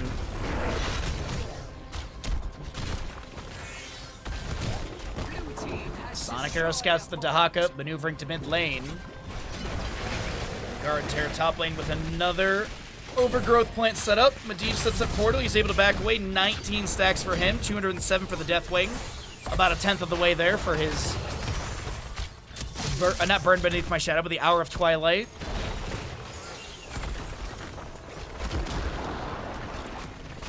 So Deathwing in bottom lane. Cataclysm available, so is Bellowing Roar. So Cataclysm out. Maybe a Bellowing Roar. I mean, they could possibly just take down that Dahaka. He's in that fire, but Tychus stepping forward. Nemo wants to back away from this. Uh-oh. No, we're good. Say Bless Shield could be ripped here. It is going to be ripped. It does find the range of the Polymorph. As Brightwing jumps to the portal, Varian steps up and eats the Dragon's Arrow. Will be able to deny any further stun onto the allies. And this is Odin summoned at 25%. And the Garden Tear phase is expired. Really good play coming out from Always Late at the beginning of this map. 6-4 in kills, level lead. They've taken down a top and bottom fort against the enemy. Odin is about to expire, and yep. Sonic Arrow will scout out a couple enemies stepping up. Varian a little far forward from his team. The lurking arm from Stukov fired out. No virulent reaction. Dahaka did brush talk in for the flank. That's a Brightwing drag. Soothe the miss from Brightwing activated afterwards. As Li Ming will be able to steal away the kill onto Deathwing from Tychus. Another dash forward, another grenade trying to lock this. Oh my god, isolation drag. They're gonna kill Medivh. He has 33 stacks.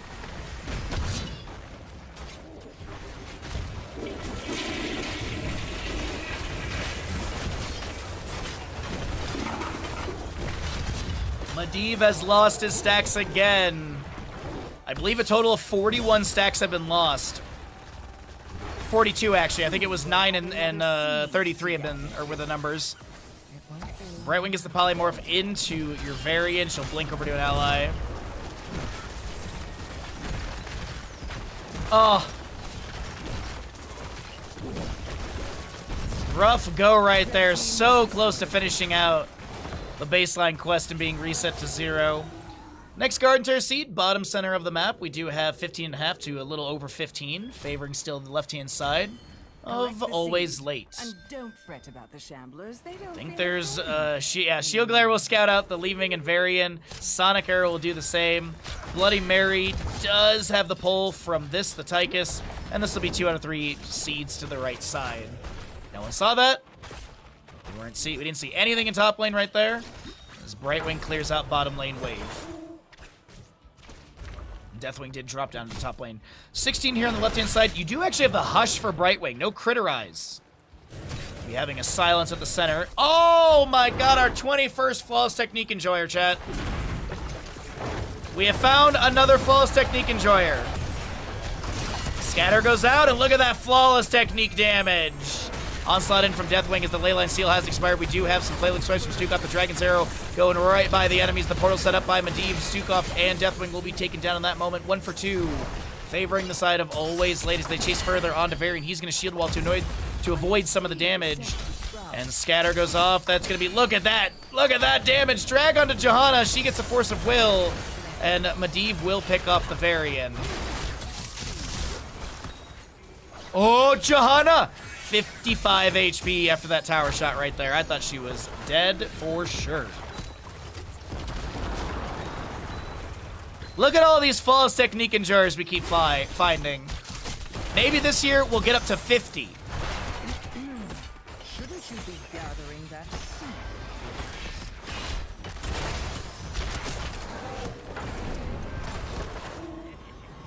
No matter if I'm at BlizzCon or if I'm watching here at home, if Flawless Technique gets chosen at BlizzCon, I will be elated.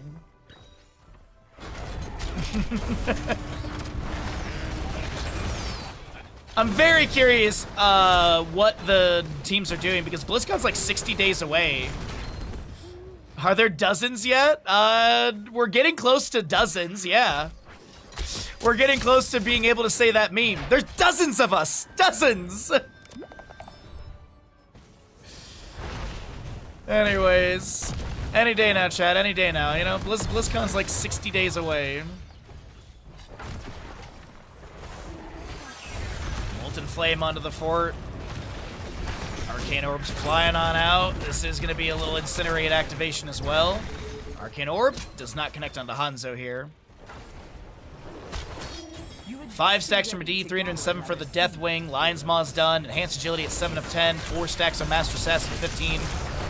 We do have a Dahaka Burrow Lurkers, Essence activated. And Li Ming will get a reset. The Leyline Seal comes through. The drag misses Medivh. That could have been fatal. It would have been 5. It would have only been 5 stacks taken down, but still, I mean, any kill on Medivh to lose stacks is always a good mental warfare against the Medivh player. Jesus, that Mirror Ball plus Seeker chunking Medivh for 50%, and I mean, the Seeker triggered, so I think all of the missiles hit, right? Oh, it's just 3. It's just 3. I was about to say. I was like, some of those missed.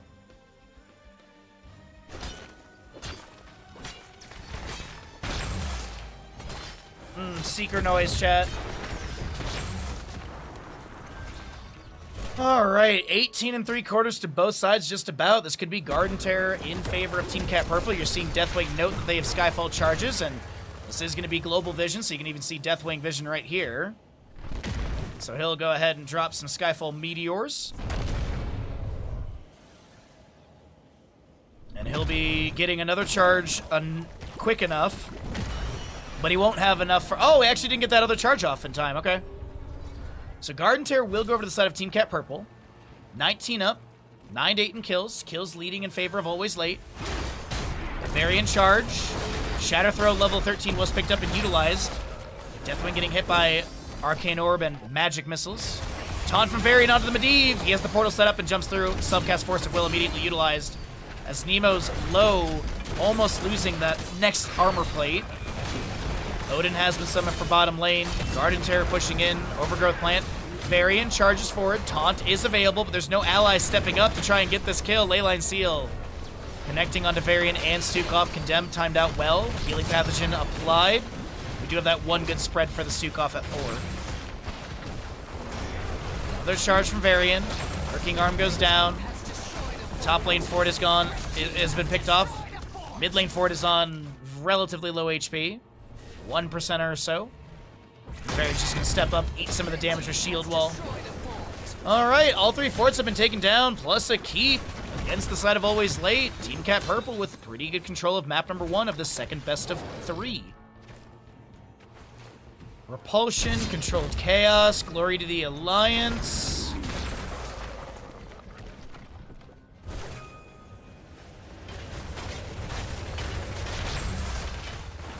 Missiles are firing in.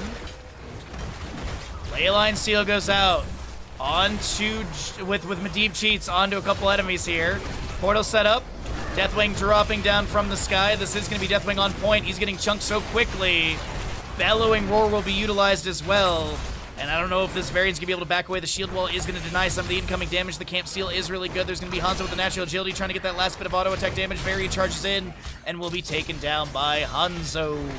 Deathwing backs off and will go ahead and grab this bottom lane wave while the enemy continues to step forward, maybe looking for this Bruiser Camp invade.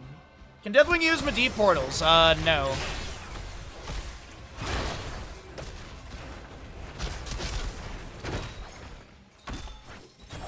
I feel a seed germinating. Are you ready for it?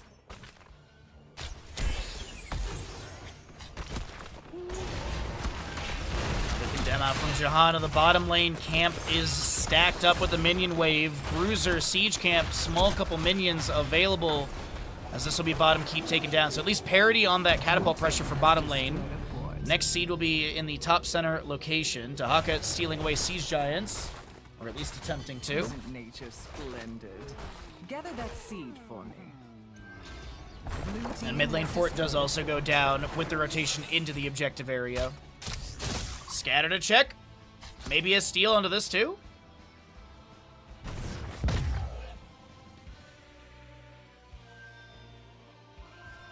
What's up, Fro? How you doing, bud? Good to see you as well. Freaky too.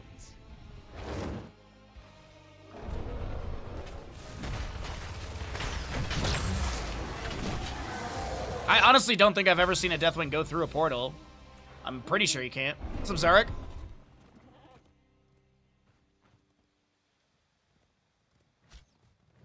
Yeah, Here's the Storm is a weird game. Natural agility from Hanzo to back away. Deathwing full HP up in the sky. Has Skyfall to poke at this. Hanzo, by the way, at level 1. What are we looking at for stacks here? Who's got to hit once? Li Ming. 100 extra damage if he gets that Li Ming hit.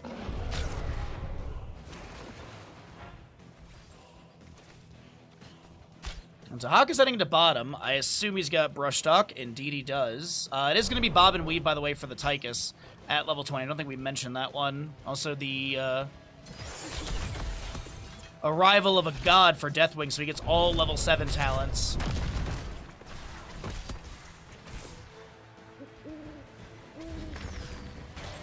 Woo!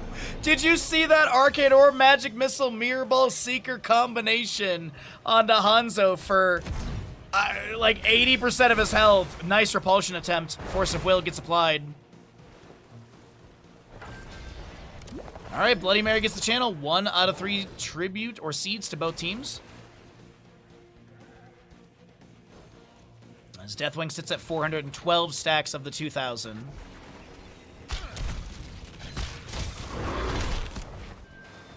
What's Varian doing? What is this? What is this attempt? Wraparound flank sort of set up. Arcane Orb lands onto Brightwing. Magic missiles miss. Deathwing takes flight. Yep. Another seed is about to sprout. The next seed bottom left of the map. As I mentioned, 1 out of 3 on both sides. Medivh currently 17 baseline stacks. And 5 Master Assassin for the Tychus. This is a tense game, everybody. Dahaka gets a brush talk quickly to top lane. Sorry, I was just snoozing some ads really quickly. We're 21 minutes in, and it's still... I guess there's a win condition through bottom lane on both sides. Leyline Seal goes out onto a couple enemies. Dragon's Arrow will come through. Here comes a Cataclysm in from Deathwing as well. Into a Bellowing Roar. Onslaught forward. Bellowing Roar onto the Stukov as the Shield Glare will snipe and take him down.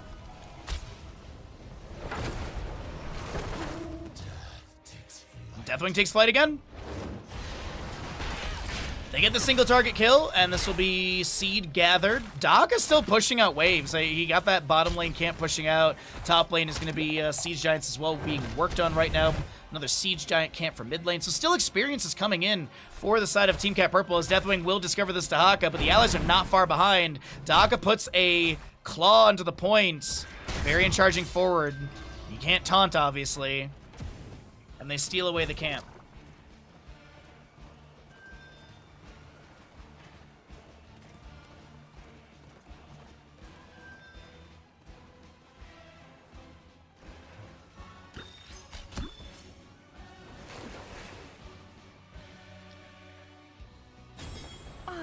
A seed is sprouting. The anticipation is good. Magic Missile, Arcane Orb, all this clears out bottom lane wave. We do have your mid lane wave cleared out as well. Top lane managed. 23 to 22.5, scaling in favor as Deathwing is going to take flight. I'm assuming he's got Skyfall poke. If you want to see some damage stats here at 23.5 minutes, there it is at the bottom of your screen as the next seed is ready to go. Positioning is favorable to Team Cat Purple on the map. Dahaka not showing in lane as he is in the bottom left. Might brush talk in soon. You see it on the left side of your screen. Deathwing drops down from the sky. Leyline Seal was utilized. Varian charges in. Darkstorm from Dahaka as well. Odin has been summoned. And Deathwing immediately starts running away. Medivh becomes a bird. And Odin still has about 50% of the duration left to see that dial around the armor bar slowly going clockwise. The Force, Varian charge taunt. Medivh is going to be taken down to 0 stacks again, everybody. Now this is pod racing. Natural agility over the wall from this Hanzo. Stormbow misses. Varian gets the Lion's Fang, charges in.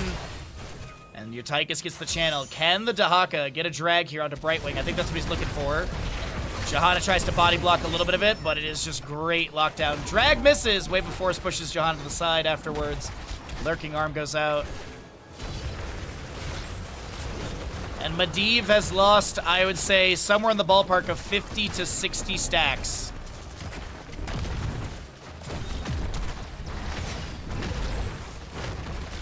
Just notice the Master Assassin Tychus, what a world. What do you mean? Master Assassin is massively common. It will sprout before you know it. Red team has destroyed a Top lane keep has gone down. Healing Pathogen jumps to a few allies.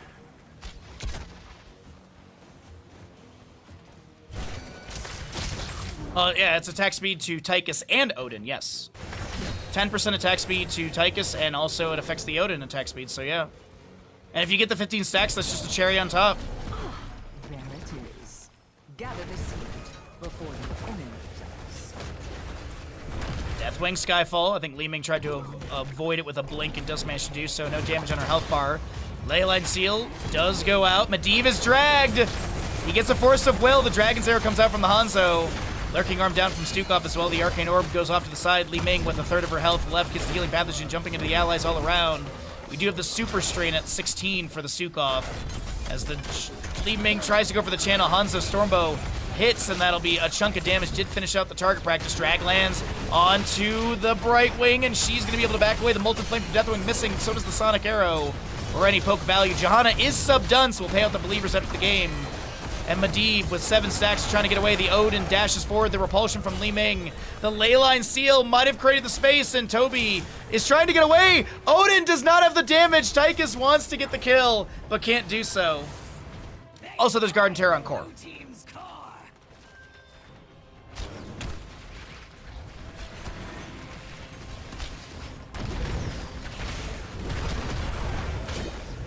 Johanna will be taken down by Dahaka. Medivh did set up a portal to try and get a disengage for her. Deathwing will drop down into mid lane to try and clear out this Garden Terror. The top lane Garden Terror getting distracted for a moment, but it has broken through the shielding.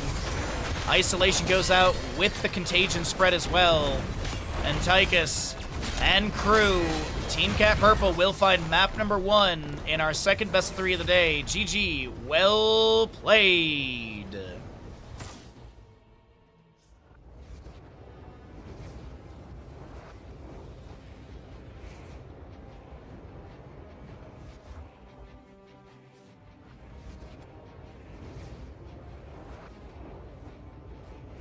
Nicely done. All right, let's go ahead and get rid of some ads and get ready for map number 2. What a great map number 1. And Medivh, even if we did Medivh stacks, it actually would have been contested for the game. I really was kind of expecting Medivh to be done on Garden of Terror, but hey, good shutdown. Good shutdown coming out from the side of Team Cat Purple. Let's go ahead and see what sides we have here for Braxis Holdout. Okay. Players did not swap sides on me, okay? There's that.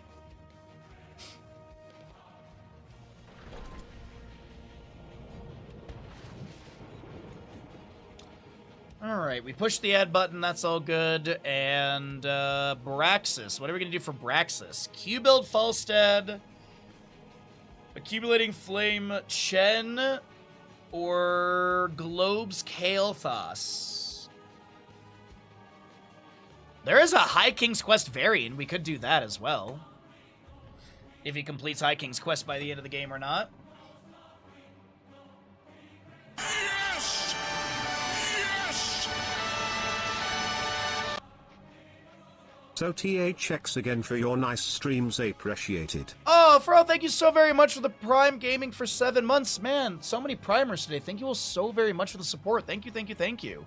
I'm glad that I can bring you fun casting and commentary that you enjoy, and hopefully we get hired for BlizzCon to be able to do the same thing. I'm really hoping. But the days do be numbering. The days do be getting down there, you know.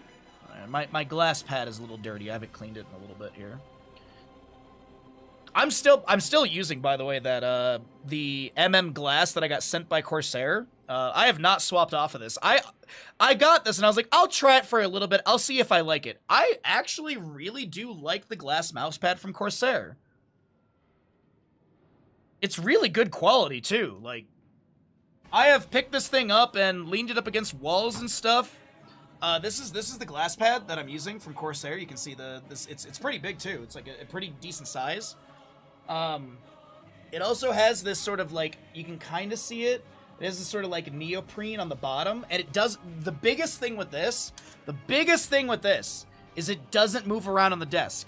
All mouse pads, outside of the ones that are literally like the size of my desk, they all shift around.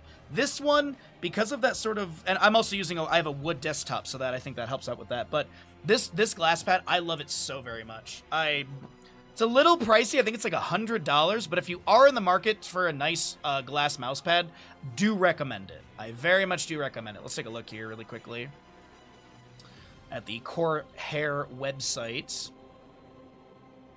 So yeah, it is $100. You can also get it in white as well, if that's your jam. So they have it in in gray. Well, that's not gray. But that's there's also like a little bit of like graphic on it, if you will. But it's super thin. Very much enjoy it. Big recommend. The other cool thing too that I really like with it's actually a polyurethane base. The other thing that I like with it too is a lot of the mice with Corsair. You can, in IQ, or even on the web hub, you can set nowadays, the new thing that they did was they set it so, especially with the new marksman sensor, you can set it to what type of mouse pad you're using. So you can actually set it to like cloth or glass. You can specifically set it to the type, like the glass as well within IQ. So that's a really cool feature, just so you have more control and the sensor is registering. Okay, the sensor is going to be utilized to register glass surface rather than a neoprene surface, or I don't know what the material is for mouse pads typically. Mr. Bandit, would you like to continue to be spoiled today? He's like, duh, idiot. Hi, buddy. You want a cookie? Landed it right between the legs. You set here's the table.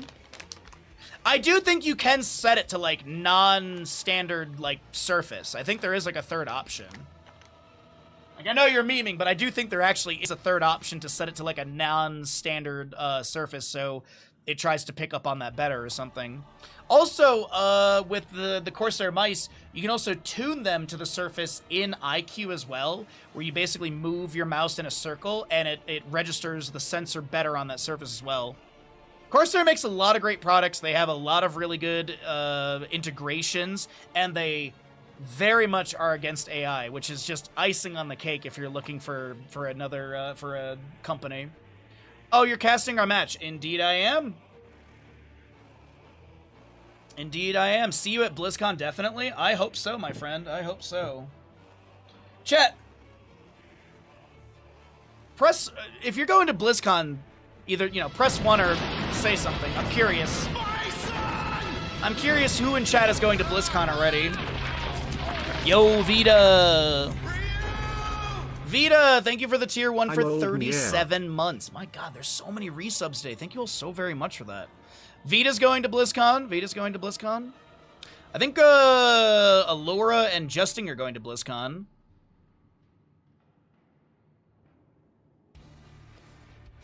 Well, no, also like AI generation freaky. There was a Corsair partner. I don't know who, honestly. There was a Corsair partner which used AI generation for one of their like social posts that we have to do monthly.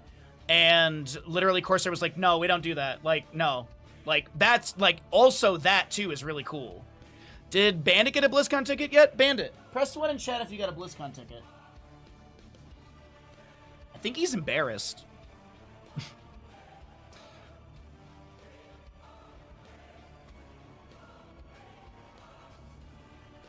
But yeah, that's like even Corsair is like, don't use it for generative AI. Don't use generative AI for your stuff as well. So that's the other thing too. Like they give us assets for like new keyboards, mice, headsets, etc. And they don't use any AI generation for that. They do everything in house, which that's another double thumbs up from Bahamut Gaming. As much as you love to go to BlizzCon, it's so far away. I mean, yeah, it's more than it's the entire United States and then some away for you, yeah.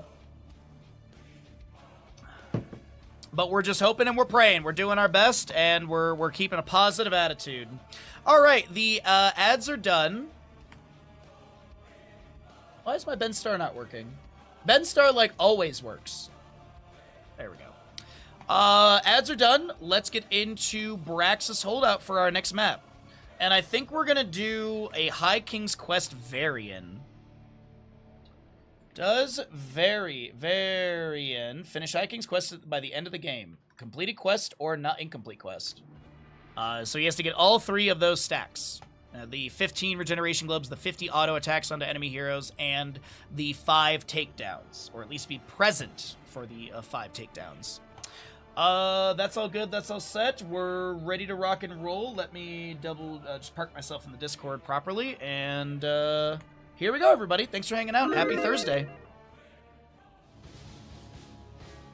Facility powering up. We're about to begin. On the left-hand side, it's going to be Always Late with, just double-checking. Yes, they did not swap sides. With the Ariel, Muradin, Fulstead, Junkrat, and Chen. Right side is going to be Team Cat Purple with your Varian, Johanna, Maiev, Kael'thas, and Stukov. As you do have that High King's Quest at level 1 for the Varian. There you go, is the breakdown. As well as the Zealous Glare, Johanna. 10 seconds. Mana Attic, Kael'thas. Extra wound timers for Junkrat. 5. Ariel is going to be going into the Increasing 3, Clarity. Dwarf 2, block Muradin. 1. Facility online. We'll see what we get for some other... Stop it! Nothing wrong with that, Vita. Thanks again for the Prime Gaming. I appreciate that greatly. Oh, no, sorry. For the Tier 1. My apologies. For the Tier 1. Sorry. Gathering Storm for the Falstad as well. You do have the Low Blow Stukov.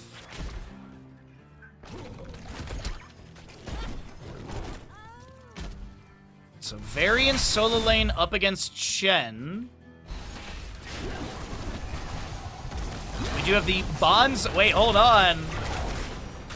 Umbral Bind stacks level 1. The Bonds of Justice. We don't see this very often anymore. Okay, Withering Flame. Or Accumulating Flame for the Chen as well. Some Fan of Knives coming out from the Muradin. As this is going to be Falstad looking to try and avoid that Condemn and gets the barrel roll out.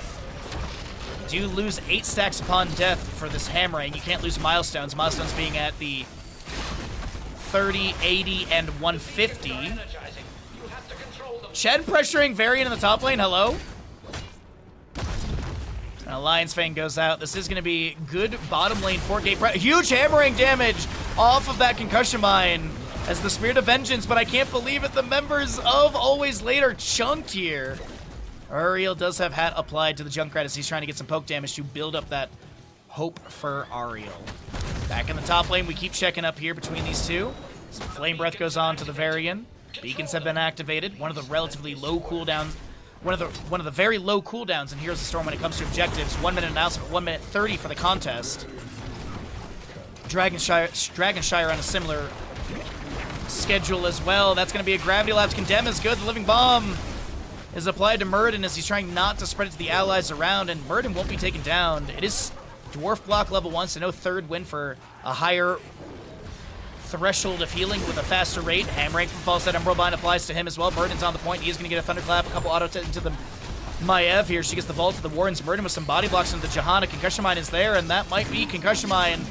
I mean, if Muradin didn't get the kill, Concussion Mine would have set up or gotten it as well. And 8 stacks baseline for the Muradin, 21 for Falstad, 7 on your Chen. And for the Twitch prediction, 0 stacks for Varian. But I'm sure you want to see the detailed view, and there you can see it. 9 heroic autos, 0 takedowns, and 4 of 15 globs. World Bind from Maiev. They're looking to pressure onto this Chen. He's got Channel on this top lane objective. He will jump off to the side, drinks up some brew, and the objective will be stalled at 92% to 0. More pings into bottom lane as the Hellbats are pushing in. Falstad assisting the Chen in top, gets the channel controlled once again. Keg Smash into Flame Breath. Varian goes Taunt for your level 4 with the High King's Quest here. No Colossal Smash. And a Zerg Wave in bottom lane. So Hellbats, by the way, do operate very much like Null Pack on Alterac. They do reduce structure or enemy hero armor down to -20. And Johanna stepping up to try and get that clear, but the negative armor is going to be great for the Ariel to assist in the burst to take down the main tank. 2-0 in kills, a level lead, 6-5. And the Zerg Wave is getting thin, down to 50%. Falstad rotating in, trying to get some damage into this Maiev. The Umbral Bind. That was such an interesting interaction. The Umbral Bind was applied to the Ariel. The Detainment Strike knocked Maiev away, which pulled the Ariel in. But either way, they still get the kill into Maiev. Zerg Wave still has 3 Guardians, 2 Guardians in bottom lane, firing a few missiles, and the fort will be dropped down to a little less than 50%. Zerg Wave has expired. Next one around 5 minutes in game time, I do believe. So exciting, they said. I'll show them some excitement.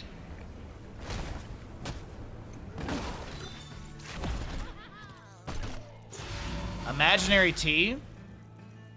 I don't know. What?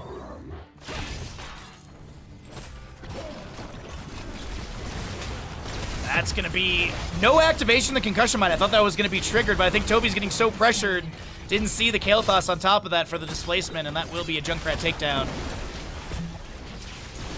Chen with the elusive brawler rolling back up, or actually running his way back to top lane.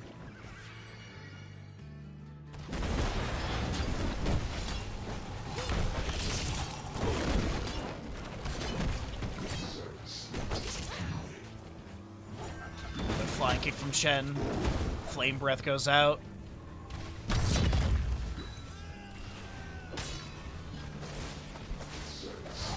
Alright, so Bruiser Camp finishes out for top lane as well. Another condemn out from Johanna. A steel trap gets set up in the bush. Concussion mine there as well. Subjective phase should be announced momentarily as the gravity lapse will land onto Muradin. He dwarf toss the side, trying not to spread the living bomb, but it does jump over to the ally Ariel.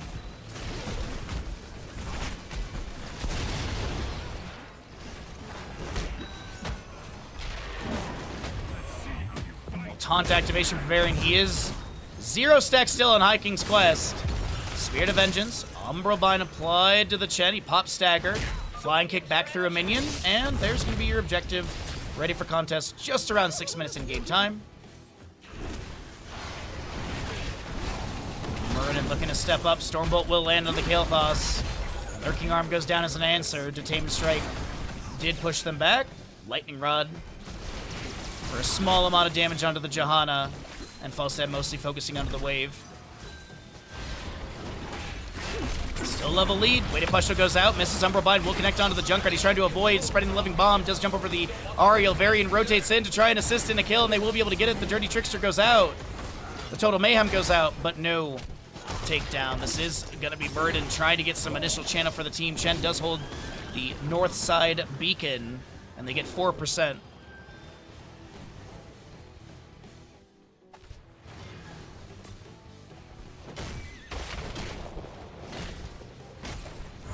Flies down. And Hellbat camp for bottom lane. Chen with the elusive brawler just fighting into Varian. Varian is trying to get those 50 stacks on the autos, and he's probably getting quite close here. Umbral Bind. Wandering Keg. Not available as we don't have 10 just yet. I was thinking they might be able to roll into this. This is going to be taken down from the damage over time, but then Chen will be traded. 10 does get pushed into with your avatar. Gust, Riptire, Crystal Aegis, and the assumed Wandering Keg. Also 28 stacks for level 1 for Chen is not too bad. 39 for the Falstad. Has his first milestone. Zergwave, by the way, will be in top lane.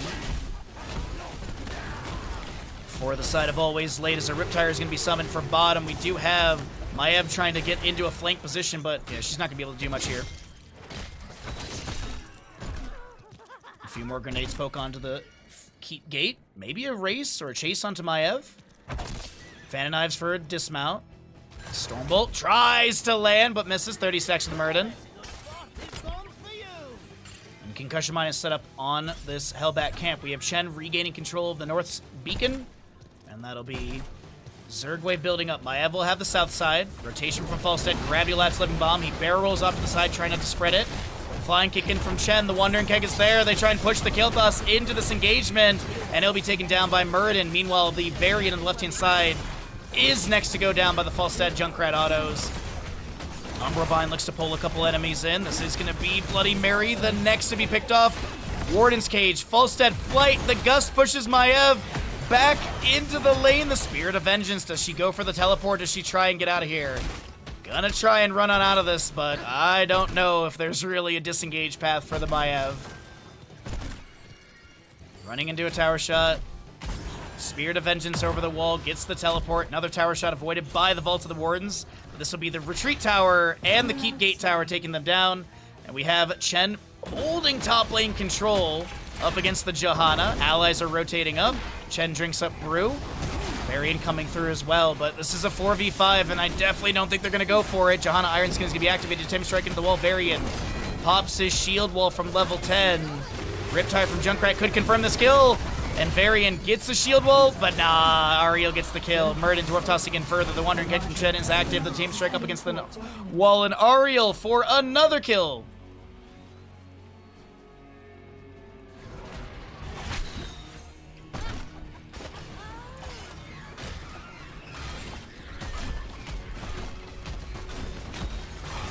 46 stacks for your Muradin, 49 on the Falstad, 10 for your Ariel, and 39 on that Shen. Bonds of Justice at 4, 20 regeneration glows for the Kael'thas, so he has the activation of the Arcane Barrier. High King's Quest on 1 stack, gotta be close to a second for the autos at least. Or maybe it's just the regeneration globes as Varian gets a shield wall. The Protect is there. Falstad steps out of the bush, a Hammering flies out. Looks like Zerg Wave will be expiring momentarily. Less shield out from Johanna. The 13 talent tier advantage is there for Always Late. While Team Cat Purple try and step up. The Zerg are eliminated. I went into the sciences to avoid this sort of So thing. do we get an Archangel for bottom lane, right? Because bottom lane is, yeah, bottom lane is more well defended right now.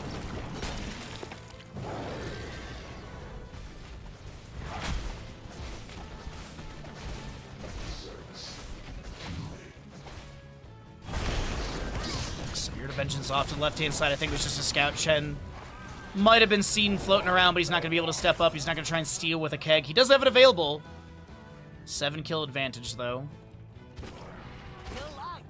Still got about a minute for the objective.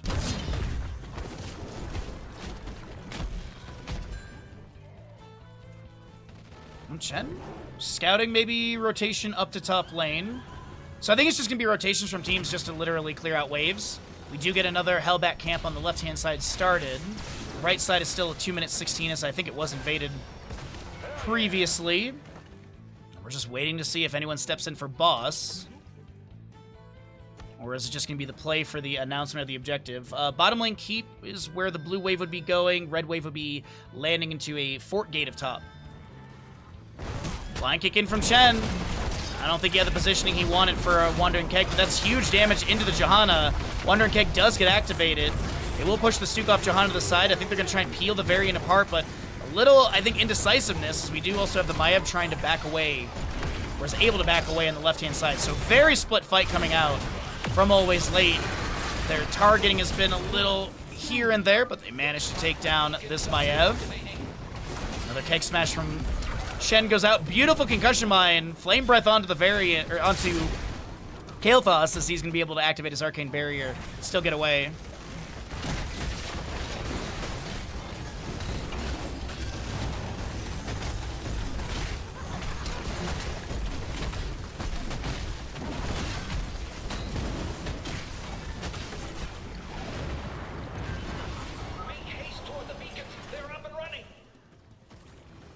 Third beacon phase available, and it's going to be initially channeled on both for the side of Always Late. We'll see if Team Cat Purple can make something happen here. They do have the 13 talents here. We have Chen on the right side. Wonder Keg's available if he wants to try and flank.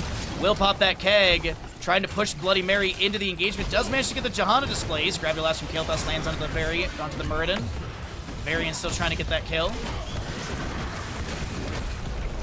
King Arm goes down, and Stukov gets picked up by the Panda Pal. Riptire from Junkrat as well. He is at 70 HP, and somehow has not been taken down by the Maiev. She was locked down.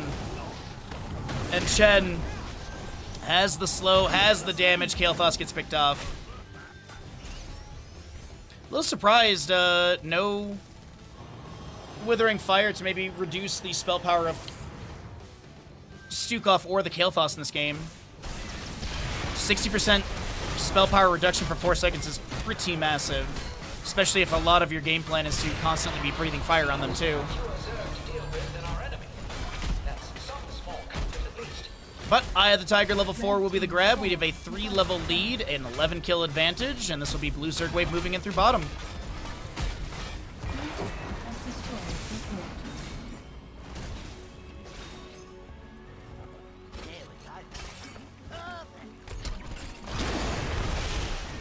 Grenade or 2 goes out. Spirit of Vengeance from Maiev. Shattering Teeth connect onto the Johanna. Falstad gusts the enemies into the wall as there was some pressure onto the Chen. He also gets that Crystal-Aegis of your Ariel. Flying kick in, Wandering Keg onto Bloody Mary. This Stukov is so split, but the allies are like, we just want to win the game. I guess we could go and try and get a kill. Flailing Swipes to push them away. The Falstad inside the Warden's cage. Johanna with a big condemn, but she'll be taken down by Chen Flying Kick. Ultralisk is on core. A few of these Hydralisks are going to be pulled to the left side by Varian. This is going to be a map number 2 going over to the left-hand side of Always Late. We got a 1-1 score in our second best of 3 of the day. GG, well played. You love to see it.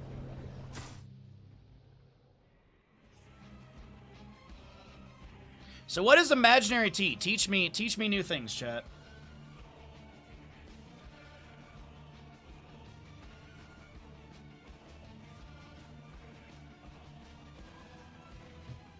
Teach me. Never heard of this one before.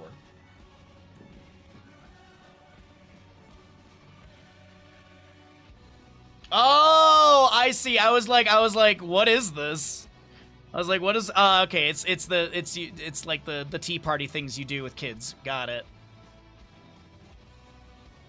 I thought it was like code for something. That's why I was like, teach me.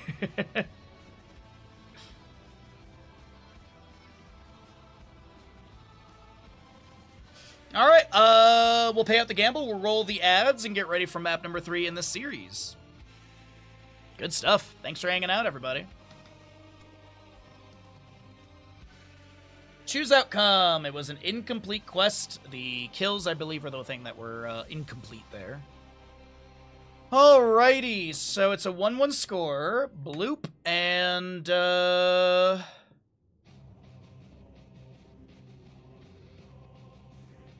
let's see here. What is map 3? Battlefield of Eternity. Buzz confusion confusing me. Oh, I thought like imaginary tea was like some like new age thing, and then they were like, oh, it's, you know, like tea with kids, and I'm like, oh, okay, so, you know, it's like the tea party things that kids do, where they have an empty pot and they pour tea for, you know, their dolls and things. All right, let's see. Sides are swapped. Val left side, Yrel right side. So yeah, they are swapped. I haven't thought about imaginary tea in a very long time. You don't have tea parties with Bandit? No, we have beach parties where we go to the beach and I have to bring a dish because he's too afraid of the waves. I'm not exaggerating. I have to go, when I take Bandit to the beach, I have to bring a collapsible dog dish with me because he's afraid of the waves and he won't get in the water. But the walk down to the beach is like 3/4 of a mile. So he's thirsty, obviously. And there are some times where I will literally if it's a hot day, I will literally pick him up, walk into the water, and, like, not drop him, but, like, he can swim. He has webbed paws. He just does not like water. So I'll literally, like, take him into the water. I'll get him, like, into, like, so his belly and his legs are in the water, and then I'll let him basically torpedo towards the shore. I only take him, like, 5 feet to 1 meter off of the shore. Like, it's not like I'm taking him, like, out into the lake, and he's got to, like, paddle for his life or whatever. So, but there was one time I did it, and there were 2 girls on kayaks next to me, like, just, you know, on the beach, and they were giggling at how quickly Bandit, like, shot out of the water. So, yeah. He also, of course, ran over to them and started shaking, too, but yeah. Or not, like shaking, but, like shaking the water off. All right, I'm gonna go get myself a cup of real tea, and we'll get into our next map. Thanks for hanging out, everybody. And we got the sponsor stream coming up in about 2 hours and 20 minutes.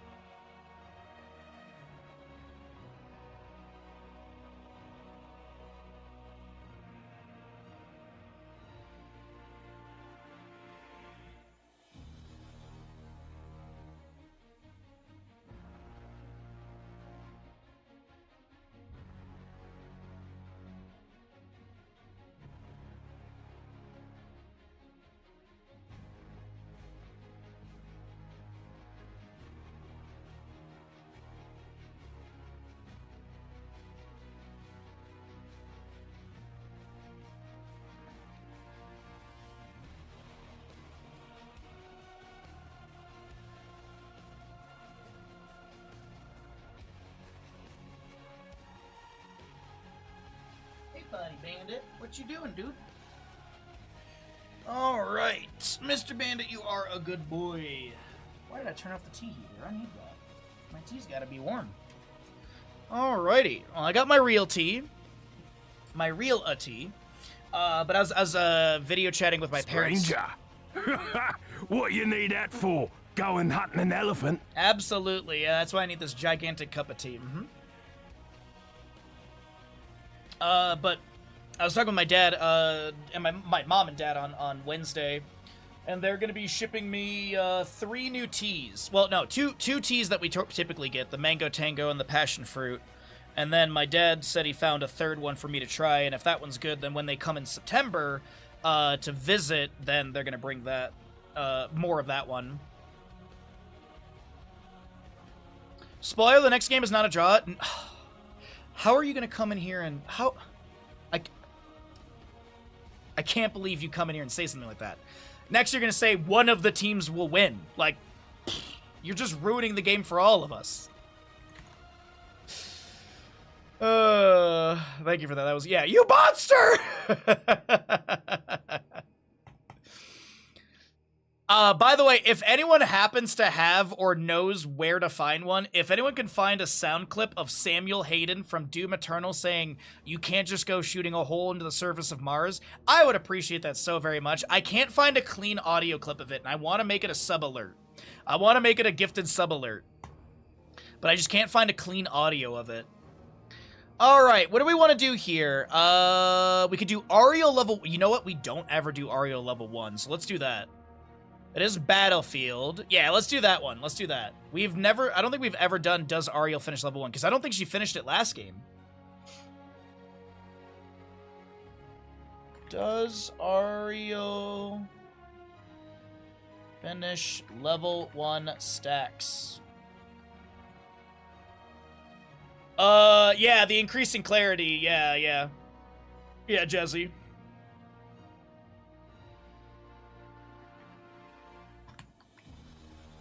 I believe it was taken last game and it was not completed. Or maybe it was map number 1 and it wasn't... No, I think it was last map. The last map was pretty quick. It was like a 15, 16-minute map. Whatever. We'll make that the gamble. If you know the results, you're welcome to gamble. Just don't spoil it in chat. Let's get going, everybody. Map number 3. Let's find out who's victorious in our second best of 3 of the day. Prepare yourselves for battle, heroes. All right, we've got the members of Team Cat Purple on the left-hand side with the Anduin, Mal'Ganis, Vala, Imperius, and Lunara. Right side of the map is going to be always late. You got your Sylvanas, Ariel, Yrel, Li Ming, and Muradin. So, the level 1 for the Ariel, in case you don't know, there it is, 25 stacks needed. You do have the even-handed blessing for the Anduin. Mal'Ganis is going to be going to the time to feed. No Will of Trachondris. Interesting for the Mal'Ganis there. It is going to get nerfed in the upcoming patch a little bit, so is Blind as a Bat, but obviously we're not there yet. It's still on PTR. Got the Puncturing Arrow. You do also have your Sentinel Wisp, Lunara, Dauntless, Yrel, Aetherwalker, Li Ming, Dwarf Block, Muradin, and Imperius, and Sylvanas holding level 1. We'll see what they go into as we take a look into bottom lane with the Unrelenting Torment on Sylvanas. We're going to hold her vision so that way you can see the mark on Black Arrow against the enemies and burn the Impure for the Imperius. Okay. So Sentinel Wisp in the bush getting some great vision for Lunara. Possession from Sylvanas just to bolster their own wave a little bit. Mal'Ganis stepping up, and that'll be an immediate Detainment Strike into the sidewall. Muradin looking for the Stormbolt as well, getting 1, or I guess 2 stacks on that baseline as you do get 2 when auto-attacking a stunned hero. Bottom lane, Khazra Camp being pinged. Impaler Camp could be grabbed here. We do have Yrel rotating in. Imperius is by himself. He's going to check that top lane camp. He might actually go for that on his own. No, he's going to cycle back into the minion wave. Yrel has been seen. That's a Righteous Hammer as well, and Imperius is rotating down, but that's a lot of blue health bars that are getting low, and Li Ming is going to pop off for the double kill. Possession again from Sylvanas. Minion wave being pushed up onto the fort gate. Any early siege can be achieved. We do have that Arcane Orb, max range connecting, magic missiles firing in, the Impaler Camp applying a few spears here and there. So we got good odds on the gamble, everyone. Thanks for participating in the Twitch prediction today. Predictions.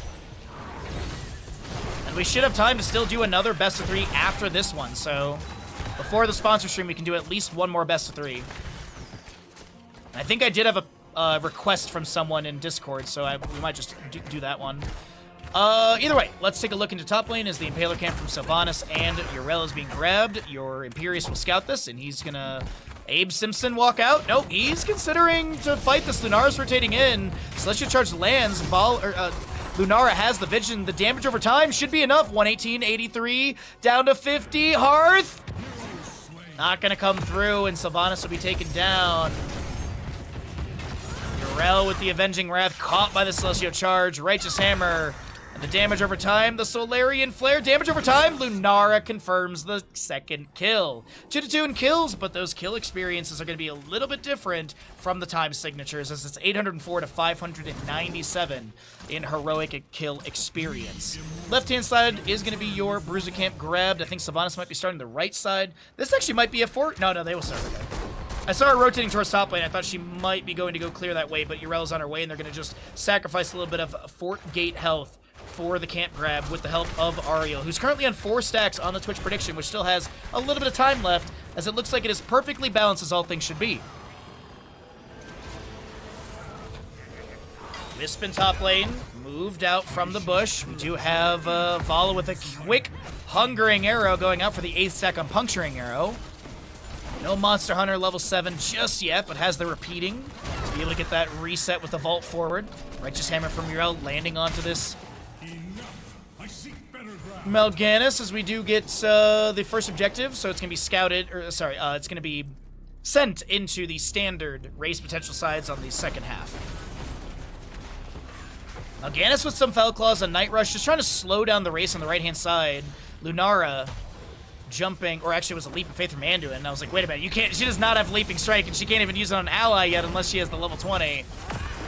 Nowhere close to that, as this is going to be right side Immortal race down in favor of Always Late. Big Bad Belth will be heading into which lane? Top. Vala chasing on a Muradin, vault forward. Celestial Charge is good, and Muradin will be taken down. Fell Claws met by Righteous Hammer of Yrel.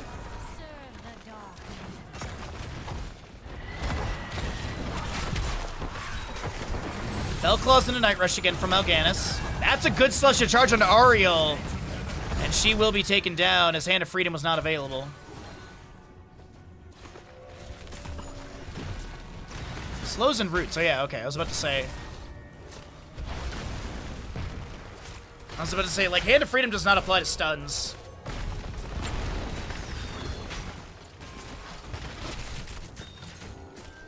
Mal'Ganis flank onto Li Ming. Fellclaw. Stun is there. And Toby will be taken down in top lane. A nice pivot rotation. A quick flank from Mal'Ganis. 5-2 in kills, favoring Team Cat Purple in the blue. Alrighty, we're waiting on level 7. And we are actually going to be seeing Frost Shot? Okay. I mean, the damage increases there. Multi-shot slows, and then Hungering Arrow deals 25% more damage to slowed enemies. Usually that Monster Hunter, so you can get the increased damage onto the race.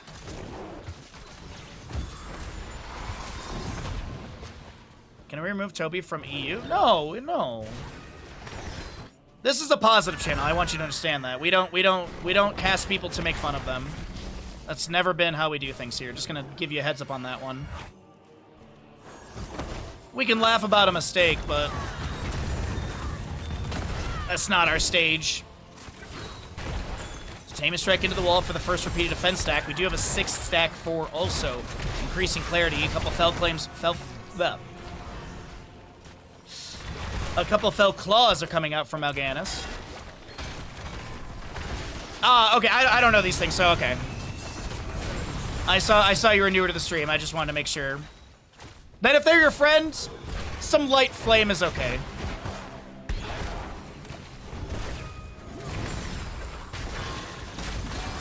Divine Star going out. Haunting Wave 4 from Sylvanas as well. No Haunting Arrows, level 4 activated. She did pick up the level 4 talent, though. Arcane Arrows poking onto a couple enemies. Triumvirate and Calamity for the 4 and 7. No Seeker for this Li Ming, as we do have the Celestial Charge in top lane missing onto Yrel. Yo, it's us, Santron. How you doing today, bud? Map number 3 of our second best of 3 of the day, but we got another one coming up after this. Good damage onto the Muradin from the rotation of your Imperius. And 6-2 in kills. Level lead is starting to form. Talon to your advantage could be there with the heroics on the left side. Second objective is here. Lunara getting stunned by the immortal demonic explosion. Sylvanas maybe looking to step up. The Avenging Wrath up in 1 second as we do have huge damage into Sylvanas. The Savage Spin will push Mal'Ganis to the side, but he's not really too concerned. Magic Missiles do connect onto the Vala for a good chunk of damage, but she won't fall. It is going to be Dark Conversion, Light Bomb, Rain of Vengeance, Leaping Strike, and what for Imperius? Angelic Armament or the Sky Suplex, Wrath of Angiris?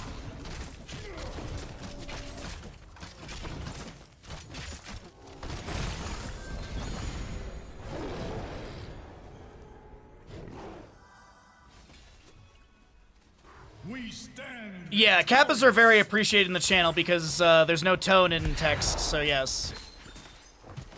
Sometimes I cannot tell, and it is appreciated. So Alarian heads into bottom lane. If you want some stats, by the way, I can quickly pop those up for you if you want to see the damage into structures at the bottom. Standard damage, 618, with your 16,200 points of health and relatively high shielding in that department as well, but we do have Murden trying to back away the Avenging Wrath from Yrel, gets the Righteous Hammer onto 2 enemies. Divine Star from Anduin coming out. Will he use a Leap of Fate to pull Lunar to the side? That is going to be a Light Bomb getting onto 2 enemies. We do have the Avatar just before that stun coming through. Li Ming will confirm the kill into the Vala. The Immortal's still pushing in bottom lane in melee mode, as this Yrel is going to be able to activate Ardent Defender. The Crystal Aegis overlapping with that one. Divine Steed insta-mount from level 7, and your Yrel is going to be able to back away. So the Immortal gets the fort down to a little bit, let's call it like a third of its HP. And the next Immortal is going to be around 10 minutes in game time.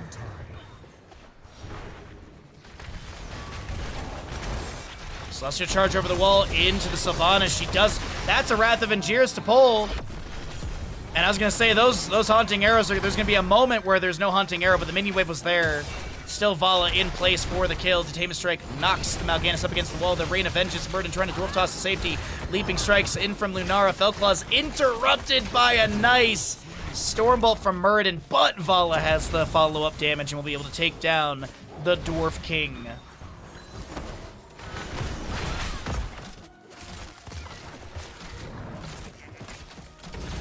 Six-kill advantage, level lead as well.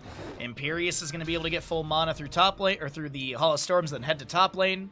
We do have more pressure, possibly onto the fort at bottom. Minion wave coming up. Khazra camp as well. Arcane Orb going out. Yrel does have the Avenging Wrath charged up. Goes over the wall, looking for the Divine Steed for the quicker positioning to get the Righteous Hammer to push Mal'Ganis to potentially tower shots. Unfortunately, Leap of Faith will pull them to safety. Possession from Sylvanas just to hold back the wave a little bit, and there's going to be your next Immortal, as I said, around 10 minutes in game time. Fallen Shaman left side available, right side a minute 30. Impaler Camp top lane is up. Bottom lane Impaler Camp 2 minute 30.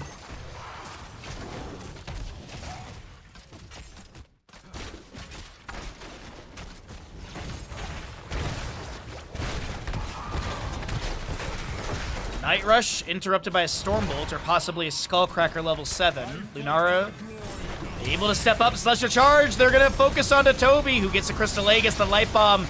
Nice Detainment Strike. The Hungering Arrow misses because of that blink forward, and this will be Li Ming getting a well tap. The Mind Control going up from Sylvanas with the Celestial Charge connecting as well. Li Ming trying to get a reset into the Vala, but she's just able to break away far enough. The Wrath of Angiris pulls the Murden off to the left-hand side as he Dwarf Tosses northward on this map. We do have a very low Lunara, but she will not fall either. So much potential for kill here, but nobody on either side falls, as the Immortals will be on the east-west sides defensive positioning.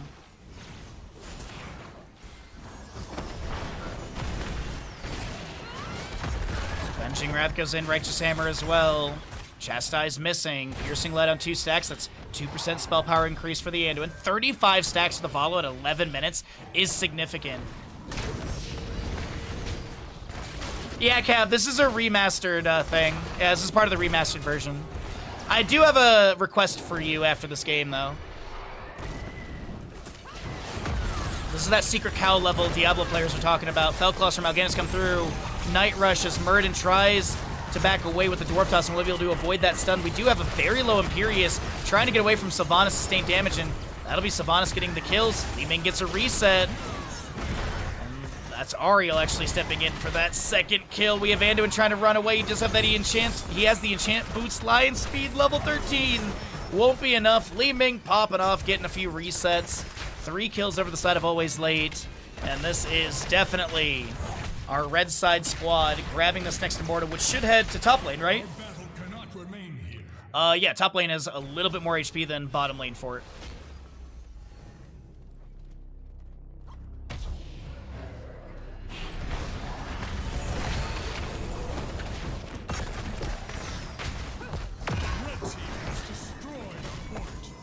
Sylvanas will go confirm bottom lane fort, up to 294 stacks for her. Has that 50% damage increase on Black Arrows, increase from 15, as the last auto attack comes through. 16 stacks, by the way, for the Ariel on the increasing clarity. Another 9 to go. As Sylvanas is low on mana, looks like she's going to hearth out. Is it going to be a split push here? Deja, ooh, hello, little NA lag.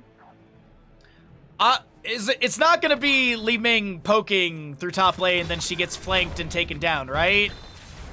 No, we have Yrel up here. We do also have Mur. Okay, they do rotate to top lane. I think they were just getting a quick bottom lane wave, and then they're going to rotate into this. Thanks for the clip, Nika. Yrel moving in through the corridor. Is maybe checking if there's any flank, and yeah, they're just making sure there's no flank happening. And this Immortal Belith in the top lane is working on Keep Gate. Range shot still in that shielded mode. Li Ming applying some artillery as well. Avenging Wrath comes in from Yrel. One sidewall remaining. Stormbolt lands into the Yrel. The Felclaws from Mal'Ganis are coming through the Celestial Charge on the right-hand side into this Ariel. She immediately starts backing away. The Burden does get Avatar just as the Wrath of Angiers bolts him to the side. The Light Bomb misses the Felclaws. Will get a small stun. The Crystal Lake is applied to the Burden. Siege Warp Toss and safety. We do have Dark Conversion utilized, and Muradin hit with a Leaping Strike. Does he get a quick kill from the Ariel? Indeed, but Lunara still has the kill in the end. The keep will be taken down by Belith, as a huge lane advantages here for the side of Always Late. Toby low is trying to get away. Ariel will fall. Haunting Wave from Sylvanas. Magic missiles for maybe a disengage or a dismount, and they do manage to do so. So the advantage I'm talking about in lane is you have no keep available, so that means there's constant catapult pressure coming out of top lane. Bottom lane has periodic catapult pressure, but still no periodic to match that, as the fort is still available. Hold on to this invade. Haunting Wave scouts it. They're not going to go for it. Okay, it's going to be Impaler Camp, though, grabbed by Nemo on top. 4 stacks on the Piercing Light for Anduin. Vala at 45, and if you want to see some of the stacking for her, 270 damage plus 262 on the initial hit. So we're looking at over 500 damage on the initial hit, 1,000 damage if you land both of them, and then I'm assuming if we make it to level 20, which this map kind of feels like it could go to, Team Cat Purple putting up some fights with a 5 kill advantage. A lot of Hungering Arrow burst value could be there, especially with scaling until that up to 47 stacks right now. Righteous Hammer lands on Vala. No stacks to be lost upon death. Gets the Rain of Vengeance hit. Looks cool. That's about it. Reservoir of Hope up to 2 stacks. 19 of the 25 for the Ariel. She's getting close. 6 stacks to go. 23 of the 45 for the Muradin for the Piercing Stormbolt and cooldown reduction. 160 is the Mythic. And I think I mentioned the Anduin with 4 stacks, so 4% spell power, and 5 repeated defense for the Ariel.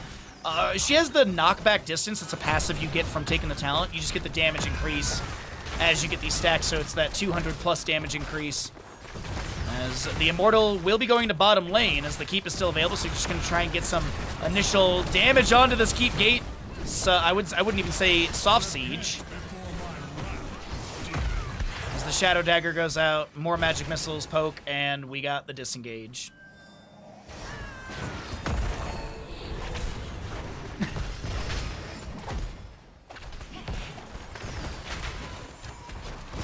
I mean, if you're gonna use the Lord Farquaad eyes, you gotta use the Shronk eyes too. Muradin taken down in a blink of an eye. The Wrath of Angiers pulls the Ari to the left-hand side. The Mind Control will find Lunara. Can Sylvanas get a counter kill here? Li Ming does blink in and does manage to assist in Sylvanas' damage, but it is still 4v3. No healer on the right side, as Sylvanas will be able to hearth out in the bush. Okay. Blue team's core is under attack. Catapult in top lane advancing. Imperius needs to deal with this. Vala and Anduin racing on the north side of this. 51 stacks for Vala now. Yo, Lard, what's up, bud? How goes your day? Hopefully the day has been treating you well.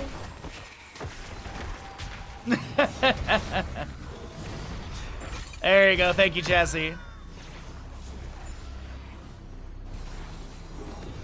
And yes, we do have the Massive Viewer Day on Saturday. We're giving away a Corsair Galleon keyboard. Very, very nice keyboard. Subs will have double luck and all that good stuff.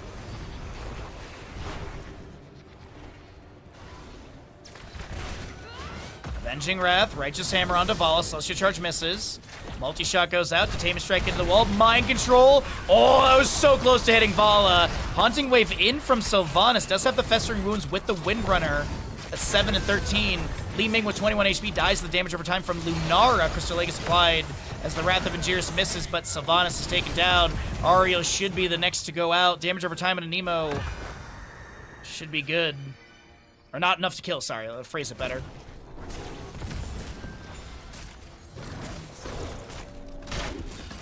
You managed to snag one of the 10,000 unlimited pasta passes for Olive Garden. Otherwise, I would have been super busy at work. Oh no. Is this like a giveaway thing, or is it like a legit like system? The light of the Crystal Arch shines on. Well, I'm sure Amber will be happy. Man, oh man. All right, Blue Immortal to top lane. We do have the Impaler Camp pushing up bottom. The wickedness of hell dwindles before me. I will bring down the gates of hell. So the bottom lane fort does go down, so at least you have that periodic catapult pressure matching. Top lane fort is probably going to be saved here, but bottom lane will be opened up further. 20 talents here on the left-hand side with the Alone in the Dark. You do also have that intensifying toxin as well for the 40% more damage. Going to be seeing that Acrobat as we talked about earlier, Censure Anduin, and Imperius. Unrelenting Descent or Impervious? What are we going to be looking at? Oh, we're going to be seeing Molten Wrath. Radius increased by 25% and always strikes 2 additional targets, even if there's heroes in range. That's right, because there was a limitation on the Molten Armor with heroes in range a little bit ago.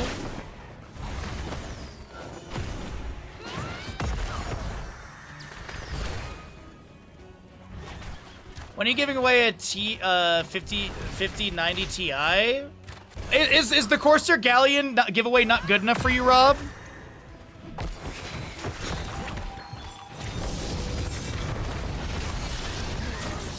Urel gets taken down in top lane. I don't think the light bomb even mattered right there. I'm just curious about Vala stacks as we want to see 342 damage plus 307, 649 damage on that initial impact, and then you got you got Acrobat value, so it can be devastating and scary.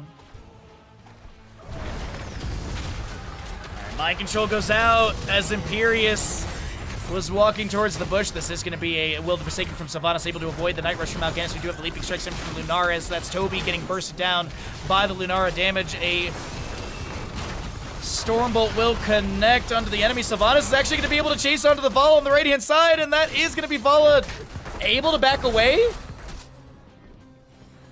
Ariel does finish her level 1, so the Believers will get paid out after the game, but she'll be taken down by the Imperius.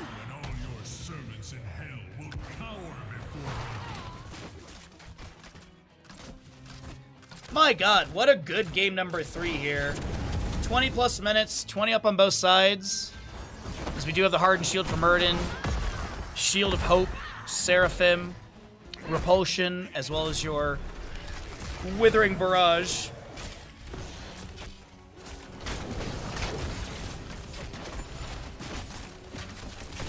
I must take up a new position. 11 kill difference, though.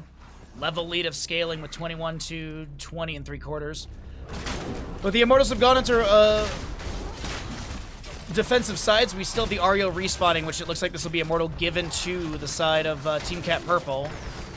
They will be going into top lane. They will confirm the fort for sure. What else can they get is the big question. That's going to be a Celestial Charge going on to this Li Ming, and she gets bursted from full with that. Wrath of Angiris pulls the Murden to the left-hand side. Can they get Fellclaw stun? Leaping Strikes. That is a huge double kill in favor of Team Cat Purple.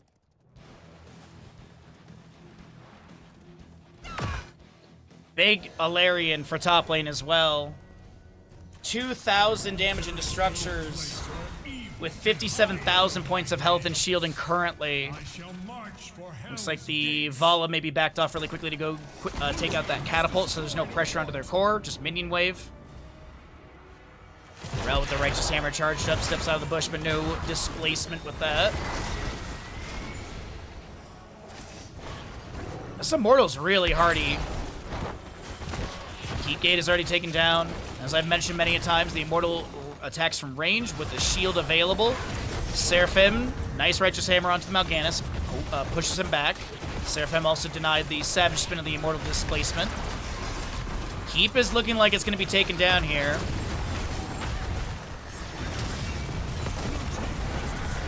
Tame a strike into the wall. That's going to be a good kill onto Mal'Ganis. Leaping strike from Lenara, but she will be taken down by the Nexus forces. Li Ming is getting some resets. We do have Sylvanas taking down Vala. It's a lone Mal'Ganis. The core shielding is starting to break. Mal'Ganis is just trying to buy some time for this Immortal to do more damage, but that is everyone's favorite Northern European country. Finland! With 66% remaining on the core. And about a 40-second average death timer. Is there enough time to run across the map and take down this core?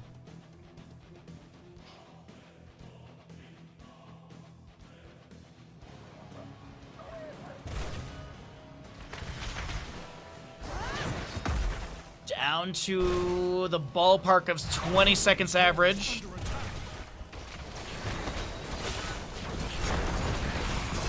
Haunting Wave, that's going to be the shielding drop. 7 seconds on the Imperious. And it looks like Always Late. Finland the enemy. And we'll be able to get a 2-1 victory in our second best of 3 of the day. GG, well played. Nicely done from Always Late.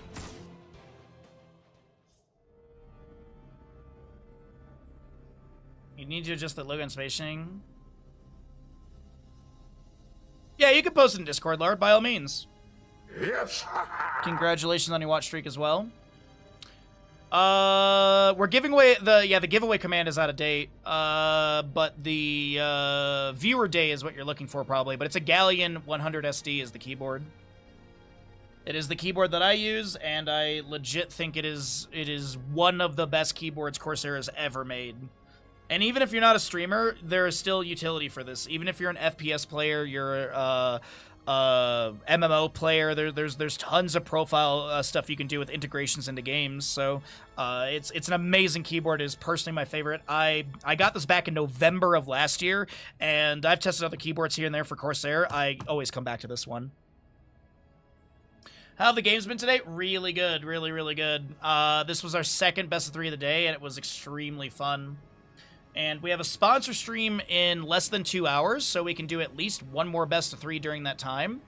And as I said, I did have someone message me about its series, so I'll take a look at that.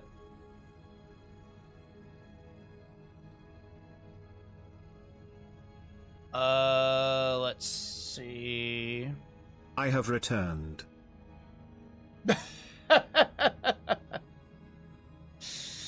Clock!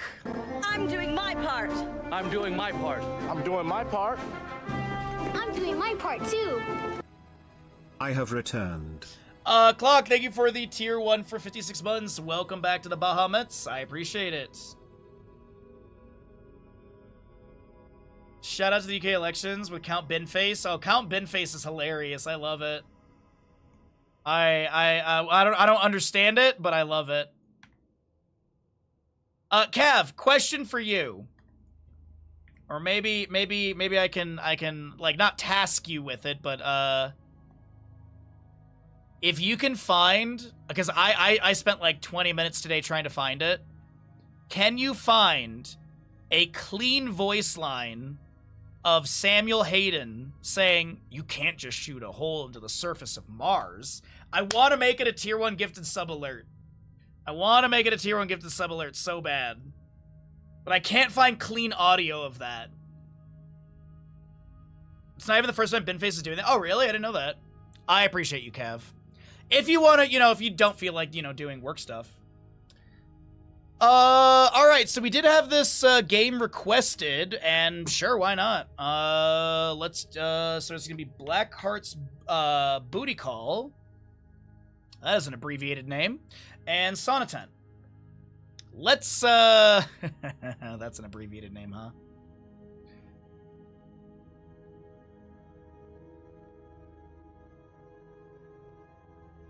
Is it possible to extract it from the game files? I have no idea.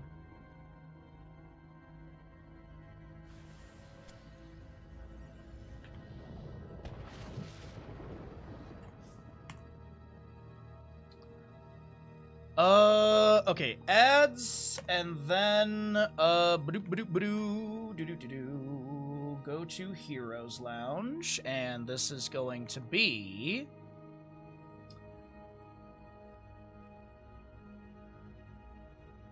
Where is Ash versus Sonatent Captain?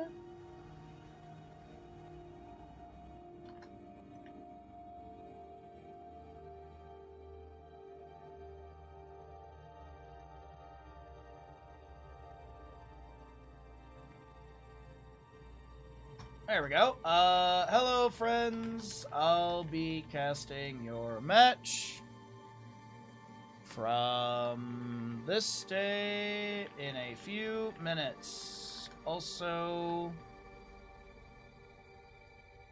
Sonatent Captain is not a working at. Go. Wait, Doom Eternal. Yeah, Doom Eternal. Sorry about that. I apologize.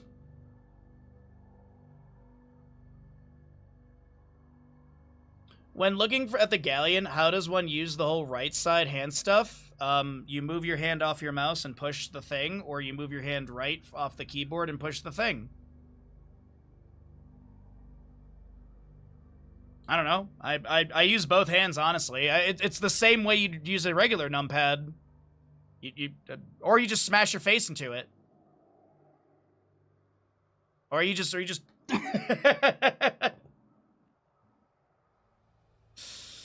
tap it with, yeah, you gotta use nose. You gotta use nose. The nose, the third hand. Or the face, the third hand. Alrighty, so,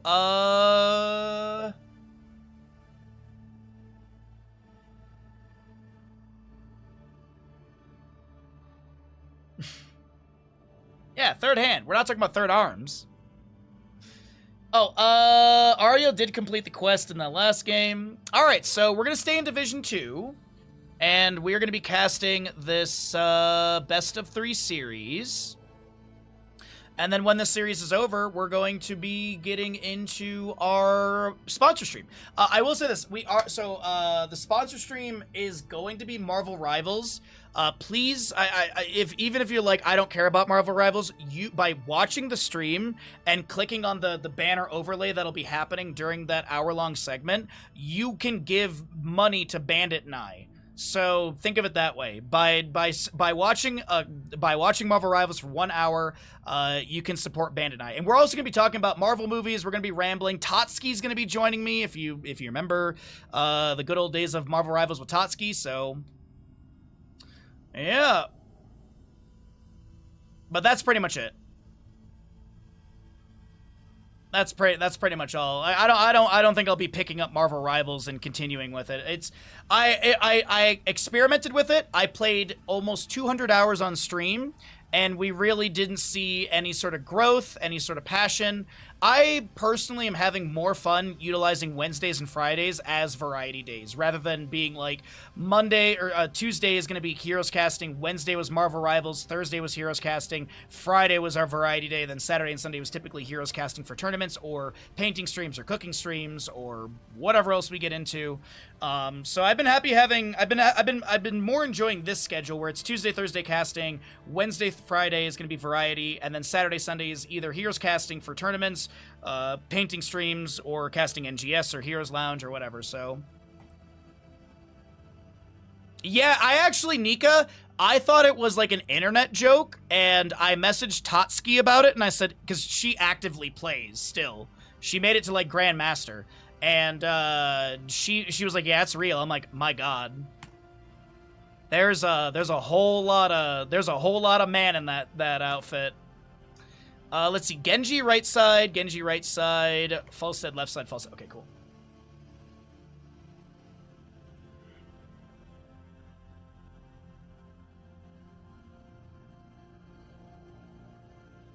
Oh, really? Well, I appreciate that information.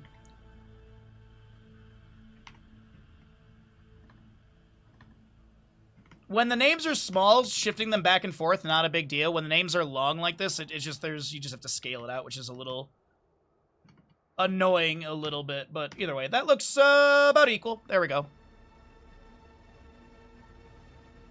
Well, I mean, it's honestly one of the biggest, like, complaints that I have is that teams don't stay on same sides.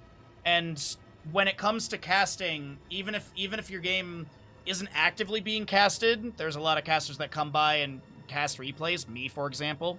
So having teams on the same sides is really, really nice because you kind of commit one team to a side, so it's easy as you progress through multiple maps. It's like, as I always like to say, like, it's imagine if you're watching hockey or football or soccer or baseball, and the teams, I know in these sports a lot of times they do swap sides. That's not uncommon. But imagine they swap sides and jerseys. That completely throws you off. The way the rule that I not the rule, but the way that I go about it, and this is kind of like a standard in a lot of like leagues and sports, is that if a team is on the left-hand side, for example, I'm looking right now at the breakdown, it's Blackheart's Booty Call versus Sauna Tent. Blackheart's Booty Call should always be on the left side. Sauna Tent should always be on the right side. And if you're talking sports team-wise, Blackheart's Booty Call would be the home team, so they should be making the map every single time. That is honestly the easiest and most straightforward way to go about it, but people just don't care. Which, I understand, but it makes life so much better.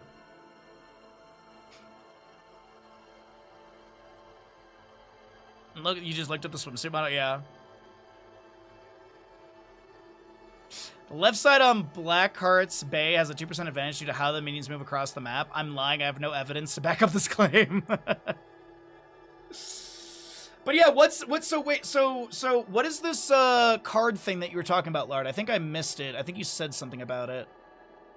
What is this Olive Garden? Unlimited pasta, dine in for like 3 months, but you need to go 4 to 5 times for it to come out ahead. Oh my God. I don't know if I'd eat that much pasta. I'll say this. I don't think I've ever enjoyed, like, I don't think I've ever been to an Olive Garden. I don't think I've ever been to an Olive Garden in my life. As two parents, you know, who were like, we can just make tortellini. Why would we go to Olive Garden? So I think my mom and dad went to Olive Garden, not together, but like through business and stuff. Like my dad worked on automotive, so he got dragged to a bunch of stuff. And my mom had medical conference dinners and stuff like that too. And I think there was that Olive Garden. I think that's where their bane and their hate for it is. Because, I mean, these are two people that grew up, you know, like, you know, they take the train down to Italy and they go get fresh pasta down there, or, you know, yeah. You go to Olive Garden not to wash dishes? I mean, in all honesty, though, like, making pasta is not really, like, a dish-intensive thing. Like, you don't dirty that many dishes. Thanks to Lurk, forget what, I appreciate it.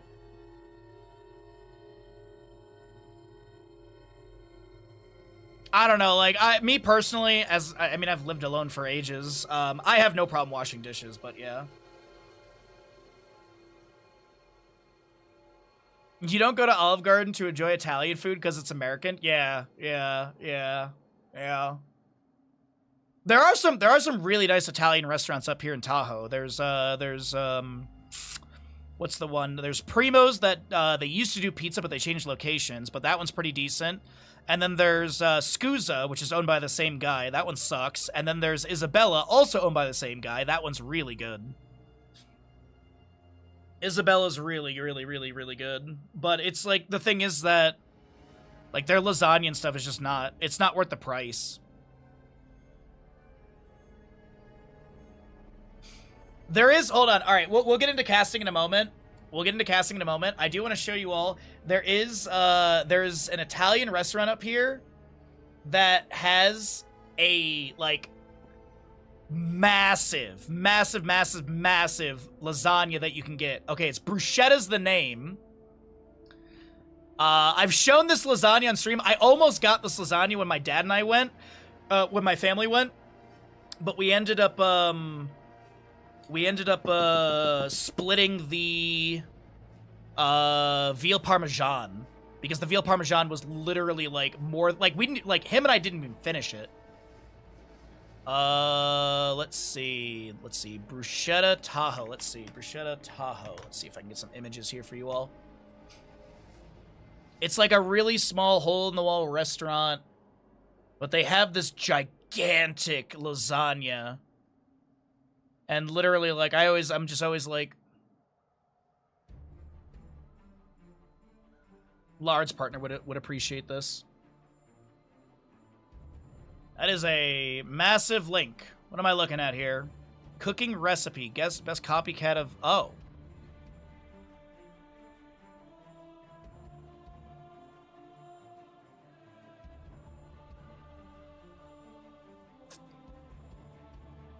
There are so there's mac and cheese croquettes. Those are really good. We got those. It's 20-layer lasagna. What you need that for? Going hunting an elephant? 20-layer lasagna. Bechamel, pork, veal, prosciutto, pancetta, pomodoro sauce, Parmesan cheese, basil. Available as vegan. $36. It's huge, dude. I'll try and find a photo for y'all. It's not popping up on Google Images. Oh, but dude, it is gigantic. Yeah, they don't have the images. All right. Yeah, it's a 20-layer lasagna. It is, my buddy Greg said it's about that thick, it's about like that thick, which is roughly like 4 inches, which is like, 10 centimeter? Yeah, it's about right, 10 centimeter. Yeah. It's a big one. All right, what are we gonna do for our prediction for this map number 1? Tyrael regeneration globes, maybe? Let's do Tyrael regeneration globes for map number 1 on this Towers of Doom. Yeah, okay.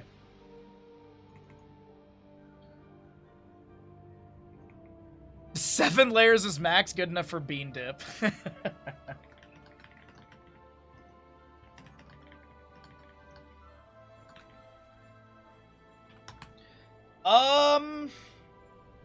It's Division 2, but it's Towers of Doom. Is Tyrael solo? No, Blaze is solo. I'm gonna go with 40 or more. Yeah, 40 or more, sure. 40 or more, 39 or less. We'll see what we get here on this map number 1. Let's get into it, everyone. Ads are done. We're ready to go. We talked about food. Let's talk about some Heroes of the Storm. Prepare yourself for battle, heroes.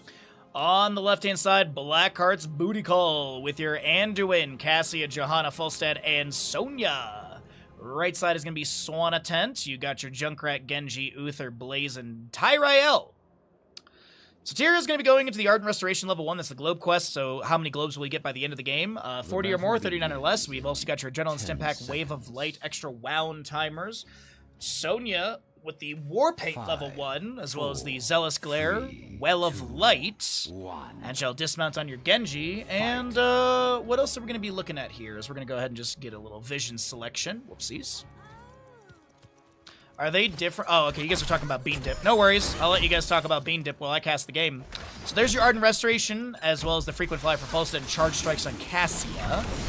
Concussion Mine going out. Silver Moon stepping out of the bush. We do have Ants on this Genji with a few shurikens thrown in. Falstad is going to get a little bit of poke damage, but War Zeus won't be able to find too much here. So Sonya Blaze for the solo lane matchup. We might see Falstad pivot into mid lane here and there to be able to get more stacks on that level 1. Left and right side camps will be started. We do have Shield Glare from Johanna to scout this out. Anduin getting some flash shields and auto attacks in. Johanna will be able to assist in this now. Meanwhile, in the bottom lane, Falstad is working the wave forward. Unfortunately, Junkrat's got some great wave clear with his frag launcher grenade, and also auto attacks do have that splash on it. Falstad flying into mid lane to catch the soak that Sonya's going to be missing here. She's sticking around in top lane, looking to push the fort gate a little bit with this minion wave. Nerf Valir lands that Ancient Spear. Falstad floats his way back down to bottom lane. Lightning Rod applied to LHY. War Zeus getting stunned by the Uther Hammer of Justice. Big displacement off that Concussion Mine. 2 sappers still remaining from the left-hand side. Right side's already been cleared out. Genji rotating into mid lane. Jet Propulsion Blaze might have connected on the Sonya there as I peek back into bottom lane. Material up to 3 regeneration globes right now. The chastisement from Anduin going out. Concussion Mine allows Junkrat to move to the right-hand side. And that'll be all we see right there as Sonya spears into top lane, gets one of the globes, and also we'll be able to get some fury generated from that spear connection.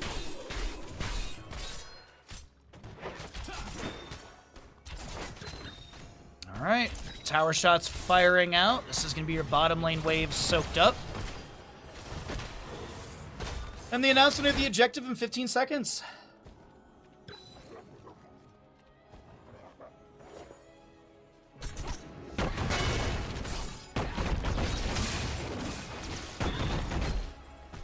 Bottom location is going to be the RNG. So we do have top, left, and right always in those solo lane positions. Sonya looks like she's doing a fantastic job, constantly pressing the waves into the fort gate as no damage on her left side has been done. Take a look into mid lane really quickly and compare that as well. And yeah, Sonya doing a good job double soaking. A little bit of assistance from, I think, that Falstad as Genji steps out from the bush trying to get some Shuriken Mastery stacks up to 5. Swift Strike to the side and disengages. Also, no Subdue Johanna level 4 when to hold your ground. Big thing to note there for her. Another Concussion Mine goes out. It is going to be your Chattering Teeth for the Junkrat, which chase out into Cassie out of the bush. Jolly getting delayed by Silver Moon Shield Glare. Nail Druin's Might from Tyrael as he jumps back in. Leap of Faith pulls Johanna to the left-hand side. Sonya being harassed by Genji. Blaze being harassed by Falstad. Or maybe the other way around, because Sonya is on the opposite side. Ants gets the Swift Strike out. Bottom objective will be channeled by Sonatent. Nerf Valira should be able to get this, as Genji does have to Hearth out for full. And now Blaze is like, I can't continue this top lane. I need to go match the Sonya soak, and Falstad will get left side. That is going to be 8-4 in shots. An interesting development for that top lane. We rarely see that right side or enemy side invade work out for the invader in those positions. But with the way that everything was split, with the damage onto your Genji, that'll be a nice grab and a 4-point advantage to the members of Blackheart's Booty Call. Yeah, Kaimo is still in Alaska, so someone has to say the 40-0 dream is dead. But you gotta wait till like 12 or 13 minutes into the game when it's obviously nowhere close to 40-0. Nice Steel Trap into Concussion Mine midair. Iron Skin from Johanna gets activated afterwards. This is going to be that sticky wicket for the Junkrat. But that silence is only going to be for the duration of the Steel Trap. Concussion Mine again. Silver Moon. Bonked. Leap of Faith is great. 410 HP. As the Eldrin's Might with the Burning Halo is going to be thrown out once again. Tyrael is going to be caught by a Chastise. No Piercing Light stack onto the Junkrat afterwards. As we sit on 54 stacks for Falstad, nearing that first milestone to be able to get the 20 damage increase at 60 stacks. 8 regeneration globes for the Tyrael, 37 Wave of Light for the Uther, and 21 as you hear, or 21 for the Genji. As you do hear that laugh, that means the boss is back up, or is up and available. And we do have the center and bottom locations up and available coming in 20 seconds.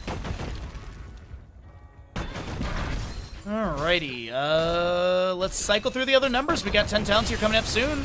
Chastise goes out, Concussion Mine pushes Cassia further up in this engagement. And we'll see your Genji try and grab a little bit more stackage and harassment onto the health bar. So what is going to be the result of this? Will it be Sonatent pulling ahead in shots, or... Shield Glare missed there, by the way.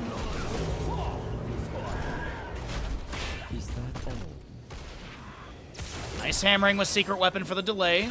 Range increase. Ants continues to channel. 32 to 32 in core HP. Who is going to be pulling ahead of this as Falstad barrel rolls to the left-hand side. Tyrael starts putting the pressure. The Well of Light going down as well. Tyrael smites the ground. Eldrin's Might over the wall.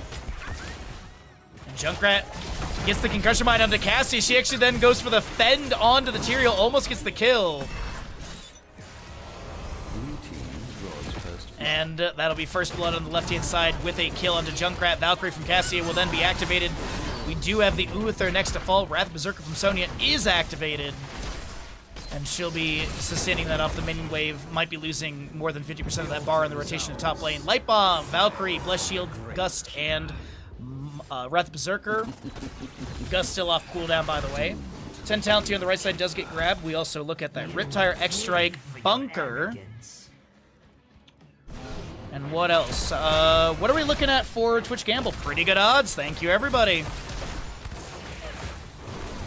Wait, I'm sorry. Divine Storm, hello? I thought Silver Moon was going to get launched over the wall, by the way. I thought there was going to be the angle for it. As Genji is going to be able to split away from the Falstad. Falstad barrel rolls to safety. This is going to be camp in top lane that Sonya did grab, being pushed up, but will be able to get the activation. Needs to get to basically like here-ish for that activation on the charge. Maybe a little bit further forward. But Blaze has this held, and he'll get the clear. Falstad working on the Sapper over here. It looks like they were displaced by a Concussion Mine of Junkrat. The Valkyrie goes out. Genji jumps over the wall. Light Bomb was utilized as well. And I think I heard Wrath Berserker from Sonya reactivate, and it looks like, yeah, that bar is slowly going.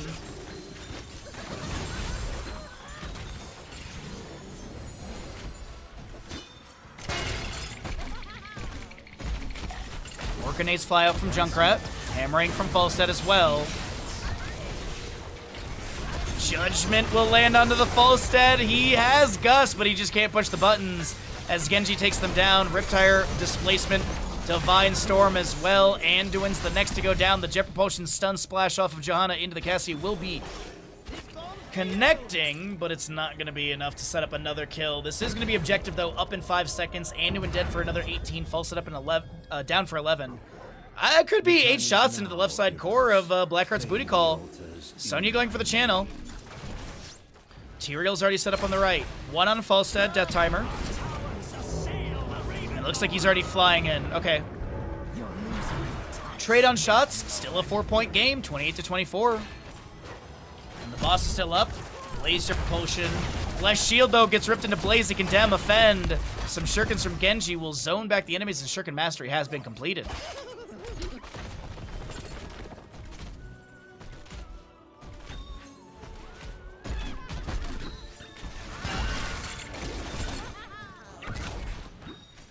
Concussion Mine will then push the Falstad further out of bottom lane. We're just going to be able to clear things out. 106 on his stacks currently. 1 more stack for Uther and Wave of Light to get that reward, and 11 regeneration globes for Tyrael. Next objective, single or double? I can't see because the Johanna gigantic head on the minimap. Alright, singular in the bottom of the map. Could be a parity objective. Sonatent get this. They make it 24 up. Sonya mid lane with the help of Genji. Or sorry, Tyrael in mid lane with the help of Genji can try and take down Sonya. The Wrath Berserker was activated, and now Tyrael with the Eldrin's Might Able to teleport to the side. The jet propulsion lands on Sonya as well. She answers back with a quick slam onto the ground. A little bit of battle rage.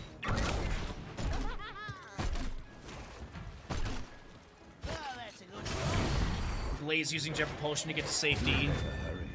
The altars rise again. Nice cleanse onto Blaze there. With her hand of protection level 7 coming in clutch. Wave of Blade has been completed. Shattering Teeth still chasing out. We do have the Gotta Trap Maul level 13 for a second charge of the Shattering Teeth. And we'll see, can this be that 24 up for Sonatan? 10 minutes into game, it's been very close. 2-2 in kills. Be swift, heroes. Do not let the Gravekeeper's trainings reach the altars before you. Shattering Teeth continue to chase out. It is sort of justice for the Tyrael for the double teleport.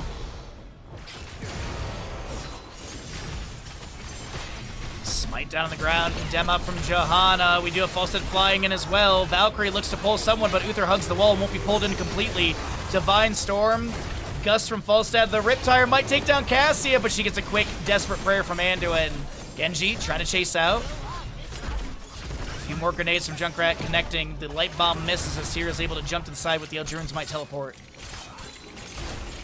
And this Iron Skin eats the steel trap really quickly. Still have another one available, and that's going to connect onto the Johanna. Genji jumps in, trying to make a play. The Blessed Shield comes out, but it won't be enough to stop Genji and Tyrael from getting this kill. Steel trap, or Concussion Mine into the steel trap. A frag launcher grenade will delay Ashe one time. Eldrune's Might again thrown in. There's going to be the teleport forward. Inner Light from Cassia doesn't go out. That is a Junkrat Concussion Mine stealing the kill from Genji. And Jolly goes for the channel. It looks like we got an even game, everybody. Fire the towers, destroy the Raven Lord.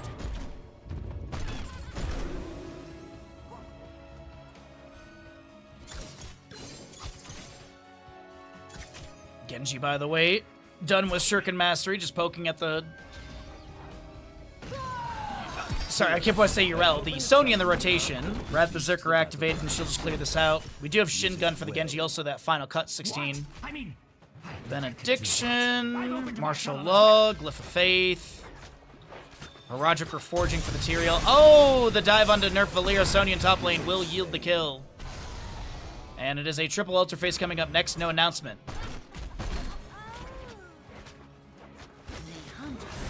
Oh, did you find it, Cav? You're amazing.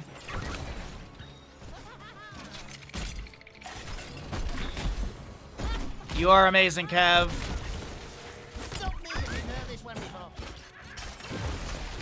I'm glad your workday seems to be not that busy.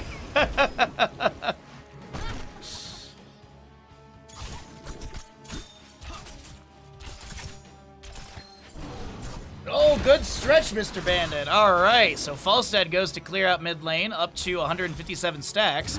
Has that second milestone, so has 70 additional auto attack damage. Triple Altar Phase coming up next. Who is going to pull ahead in shots? We have not had any bell tower conversions either. My assumption is top left and right are traded, making it a 20-up game. And then we get the major contest over the center location. A 17.5 for both sides. It is a 3-kill difference, but I'm assuming minion experience is making up that deficit, and Take the altars and put an end. Yeah, absolutely it is. Yeah, it's making up about 3,000. So yeah, perfectly done. Nice soaking. Also structure experience helping too. A lot of fort gates to be taken down. Top lane fort getting a little bit low here. We are post 12 minutes in game time, so there's actually keep values. We do have that jet propulsion missing. 20-20. Riptire coming up from Junkrat. Connecting onto the... Oh, wait, hold on. Falstad takes down the Tyrael in the mid lane. Uther falls as well.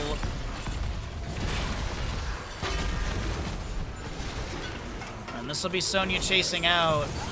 Genji Swift Strike into X Strike. They're going to try and take down Sake. But a triple kill picked up by Blackheart's Booty Call. And Ashe has the channel, making it 20-16. Top lane.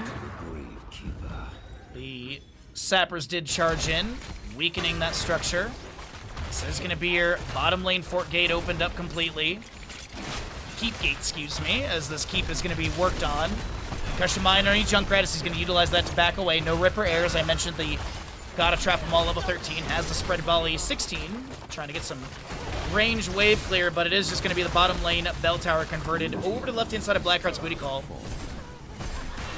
They could have gone for the tactic of leaving it on like 1% HP and then having like a quick Q from Falstad or a Q from Cassia thrown into it to then convert it before the objective phase, but I think they'll go ahead and grab this. The reason I bring it up is just it gives an opportunity for Sonatent to be able to convert this back in control. We don't have the announcement for the next objective. It is singular in the center, but I would honestly anticipate this bell tower to go back over the side of Sonatent, and it's going to be traded experience when it comes to structures, gain and loss. Iron Skin from Johanna. Blessed Shield gets ripped. Wait a minute. Gus from Falstad with the Wind Tunnel, the Light Bomb. Beautiful flank. Divine Storm from Jolly as they try and save the Junkrat. Jolly getting low and will fall as the bell tower does not actually get converted. I thought they had that. This could be 8 shots as we have 3 sappers working their way towards the death line. Hammering from Falstad goes out. Concussion Mine pushes 2 of them back. One of them makes it over the wall. A Riptire summed by Junkrat. Jet Propulsion comes in from the Blaze. Ash is smushed into Anduin Paste. And I do think this is an opportunity to convert the bell tower. We do have Sonya still in top lane. Inner Fire, you also do have that Rock Stopper. Sorry, Titan's Revenge for the Cassia. Radiating Faith, Wind Tunnel, and the Ancient Spear upgrade with the Composite Spear. Blaze summons Bunker, but Johanna is right there for the pincer. And Falstad actually has the range damage needed. I think Genji's gonna try and convert this bell tower, but oh wait, Spear, gotta be careful. Blessed Shield! Genji gets taken down. You even saw the Swift Strike animation was attempted. Sake gets the channel, and they will get those 5 shots in. 20-9 in core HP here in map number 1 of our 3rd best of 3 of the day. As a reminder, we do have a sponsor stream coming up after this best of 3, so please, please, please do stick around for the sponsor stream. Your viewership, your interaction with the overlay does give a payout to Bandit and I, so please do stick around for that. It's an hour of Marvel Rivals. Even if you don't care about it, hey, just power through 1 hour of Marvel Rivals. Talk to me about Marvel movies. And of course, our lovely friend Tatsuki will be joining us as well for that sponsor segment. 5 shots remaining, or 5 HP remaining on the core here. As you could see those 5 shots come through. The Inner Fire finds no target. Valkyrie will pull Junkrat. Just kidding. Cleanse in time. Judgment from Tyrio. Riptire from Junkrat. Extra oomph looking for the triple hit. Does manage to get it. Johanna will then be taken down. Riptire should get the double here. Going for the singular to take down the Anduin. And this is now going to be Sake trying to back away the extract from Genji coming through. That'll be Cassia next to be felled. And Sonya with Wrath Berserker active for a moment. Concussion might miss as she spears onto this minion wave, and Nerf Valera will be nerfed into the ground and taken down.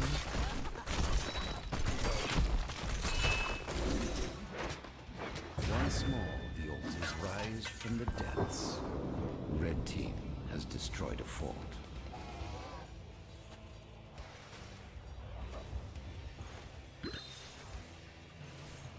All right, mid lane fort converted.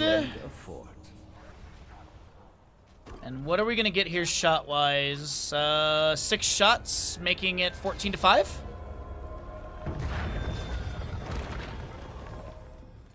How's Tatsuki doing? Good. Doing their own thing. Sappers go in. We do have possible bell tower damage, as your Tyrael sits on 26 regeneration globes.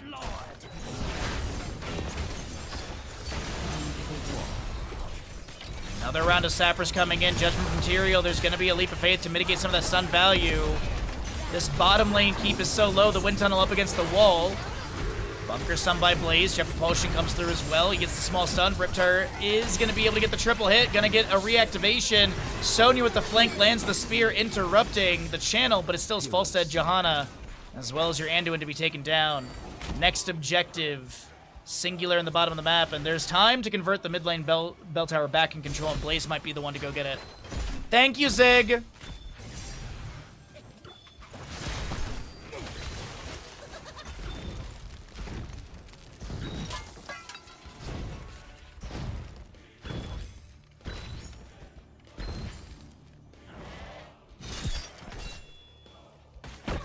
Sonya grabs top camp. We have Blaze with Genji and the minion wave inspired, regaining control of this structure. Minute 5, minute 8 on the two sapper camps for the bottom lane. And boss is up in 2 minute 13. It is nearly time.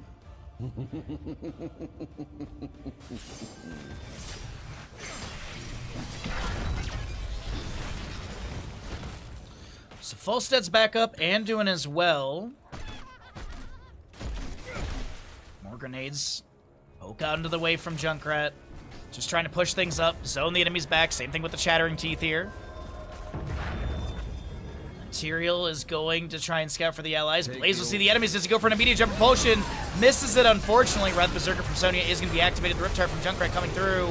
Looking for at least the double. Only gets the singular hit. The Bless Shield from Johanna does miss.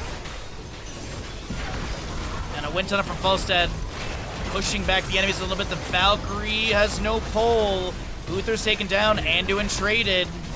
Genji jumps inside the bunker. Uses the Cyber Agility to back away. Blaze Pyromania is active. Ghost Uther is going to have that golden swirl, so he'll respawn. And Falstad trying to get the channel. Trying to make it a 9-5 game. Algerion's Might interrupts. Swift Strike is good. Oh, wait, no, it isn't. Never mind.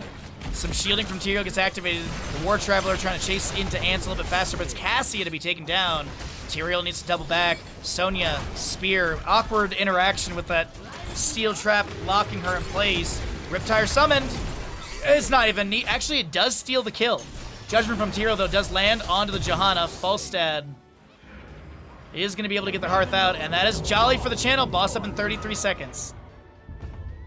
Boss would make it a 5-5 game. Sappers could make it a 3-5 game if all 6 go over the wall.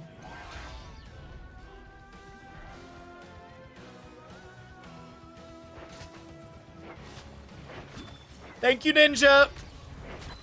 Beautiful timing, chat. I appreciate you all.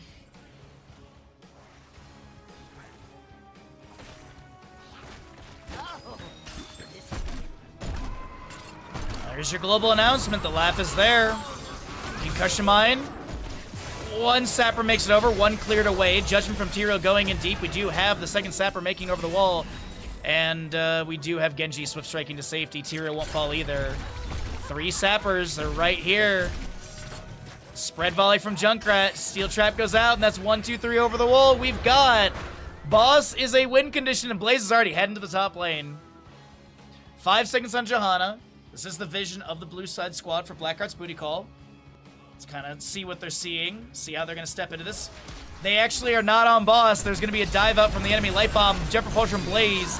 Anduin goes down. The Valkyrie pulls. Wrath Berserker from Sonya has been activated. Genji jumps inside the bunker. The Judgment from Tyrael landing into the Cassia in the backline. The Wind Tunnel from Falstad will be activated.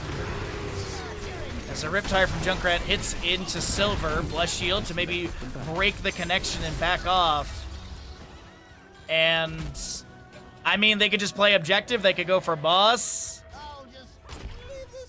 Steel Trap. Concussion Mine. A couple grenades zone. We do have Genji in position on the right-hand side. Cassie gonna try and make the YouTube play, but she's gonna get scouted by the enemy. Judgment from Tyrael goes through the Jet Propulsion, the Divine Storm. Genji has the channel, and it's going to be map number 1 of this best-of-3 series. Going over to the side of Sonatent. Nice back and forth, 10 to 20 in kills, and 23.5 minutes in-game time. Really good game. Really good games today. What was even our Twitch prediction? Oh, right, the Tyrael thing. Dude, I forgot.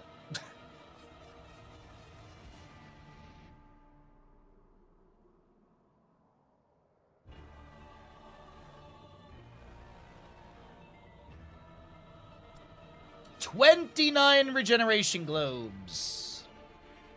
39 or less gets paid out. We'll run the ads and get ready for map number 2 of the series. That's a good one. It's definitely a good one today. Money! Yes! Sponge. So, game 2, Infernal Shrines. We got a Zagara? Heck yeah, dude. All right, same sides. Love to see it. So, score updated. And we'll figure out what our Twitch prediction's going to be for this map number 2. Otherwise, how's everyone's day? As I said, after the series, we're going to be doing our sponsor stream. If the series is done before the 2 o'clock mark, we will probably do some ARAM or something. Or maybe we'll start early, and then just have Totski join whenever they join.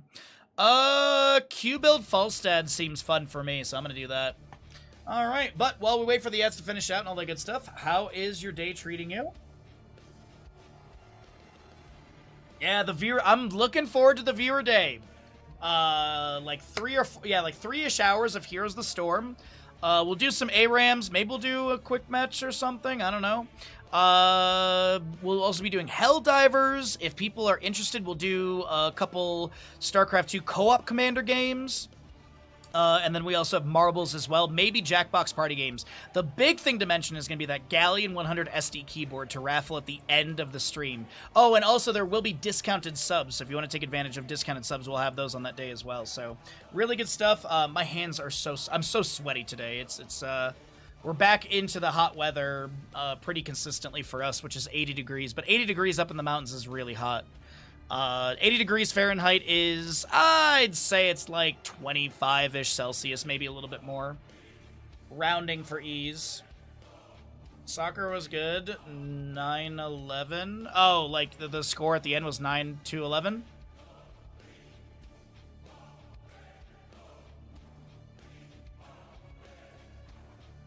Yeah, I saw that, 9-11 a.m. I was like, damn, that's a high-scoring game. I saw that your wife took Beans to go have the snip on Beans' birthday, apparently? You guys are monsters. You guys are monsters, the both of you. I bet, honestly, though, I bet it was Tater that scheduled it. Yeah, that cat is mean. That cat is mean.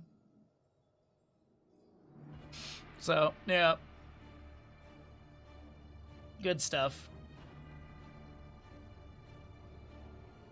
Yeah, I saw the Instagram post from her, and she literally said she didn't realize it, but I was just still sitting like, you monster! For those that don't know, Beans is the puppy that Hostile and Haley got, his wife. They got, I mean, what, like 9 months ago about at this point? Something like that? Maybe more, like 10-ish months?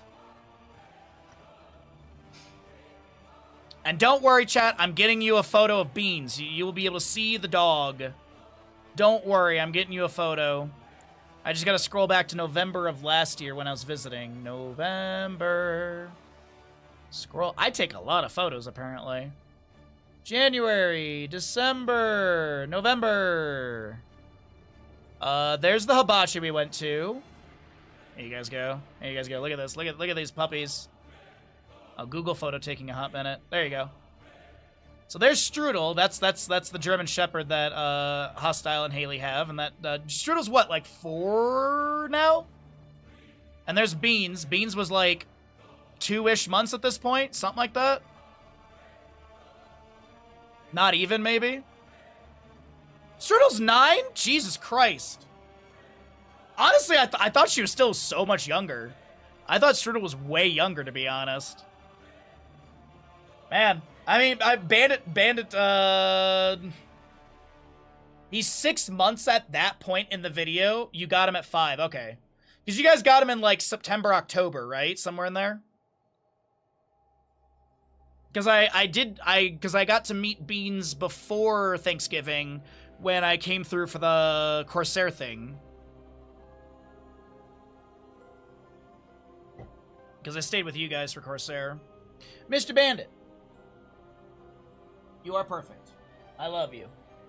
Alrighty. Ads are done. Let's get into the next map, everybody. Thank you for your patience between games. Thanks for joining me in the conversation about dogs.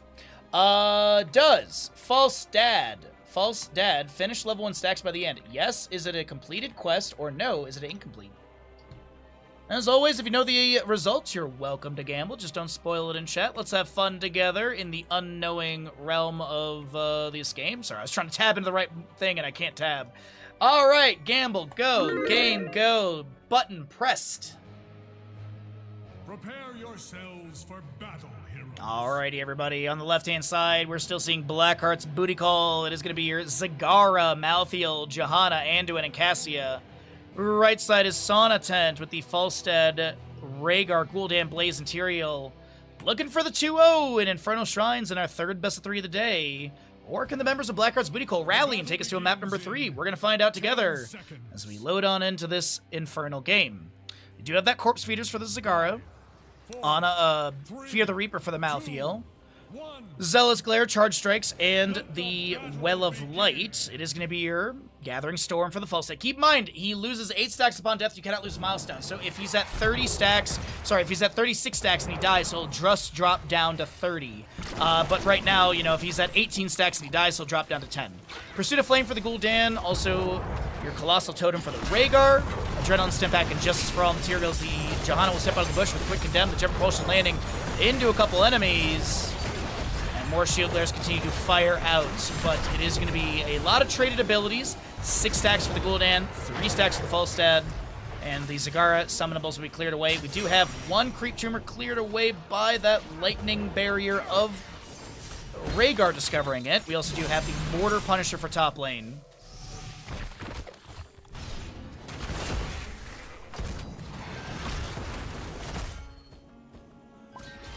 Of course, the Mortar Punisher is going to be contestable at the 3 minutes in-game time. Until then, it's going to be Camps, Double Soak, and the Fallen Shamans to be grabbed on either side. Fallen Shamans typically grab...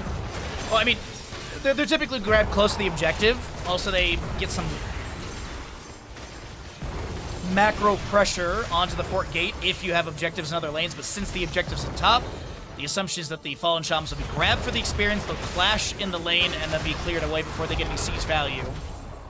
Typically, that's the setup with a top lane objective on this map, but we'll have to see how things unfold.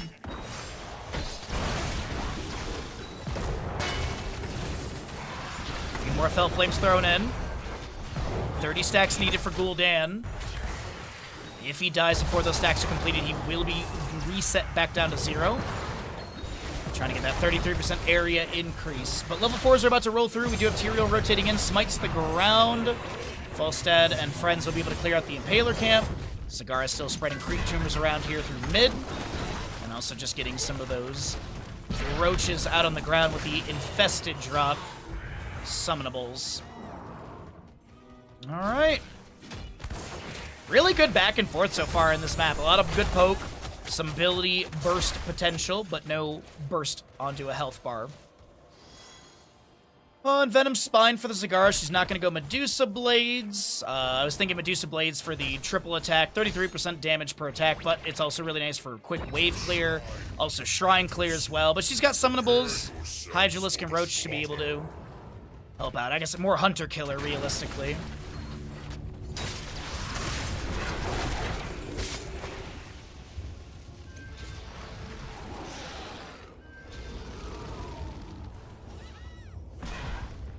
Really close game. Slight experience offset, as you saw 6 roll in ever so quicker for the members of Blackheart's Booty Call. Divine Star and a Silver Moon. Heal up a little bit. And there's going to be the Fallen Shamans I mentioned. They're going to clash right here. They're probably going to be cleared away. Cassie trying to poke a little bit. Johanna steps up with the Condemn. Chastise will find a Piercing Light into the Tyrael Falstad. Malthael's already on the objective, and he's got great Shrine clear on this as well. Soul Rip as well as Cleave, and it looks like that'll be Fallen Shaman pushed onto the fort gate, but I don't think they're going to step up with this yet. Falstad has a Lightning Rod. Fel Flame from Gul'dan already clearing this out.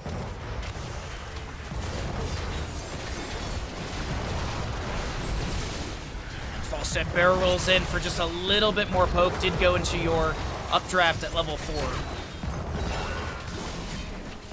And Malthael's got the objective. All right. Mortar Punisher for the top lane. Blaze is away, pushed onto the fort gate at bottom. And it is going to be your Blaze still double soaking, or will he join the allies? He's going to double soak against the Zagara, it looks like. Punishers no longer jump over gates. That's been a change for the last, I don't know, 6 months or so.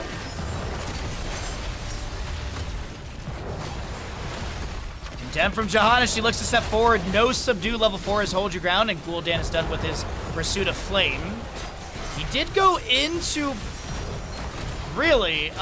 He went into the Bound by Shadow, which is going to be cooldown reduction on your corruption when hitting enemy gears with Felflame. It's not bad by any means. You usually want Hunger for Power. But I mean, corruption is still damage. And you do have that area increase with Felflame being completed, so there is that value with Bound by Shadow. But either way, Zagara heads back into mid lane. Punisher went down about 15 seconds ago, I think, so we're going to be looking at the next one at like 7 minutes, 15-ish in game time.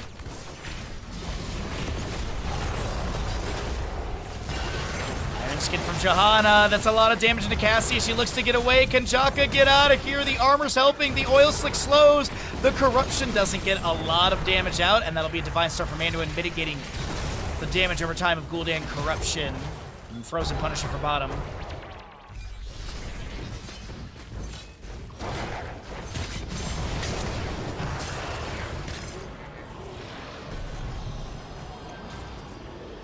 Tyrael Hearth's out for full.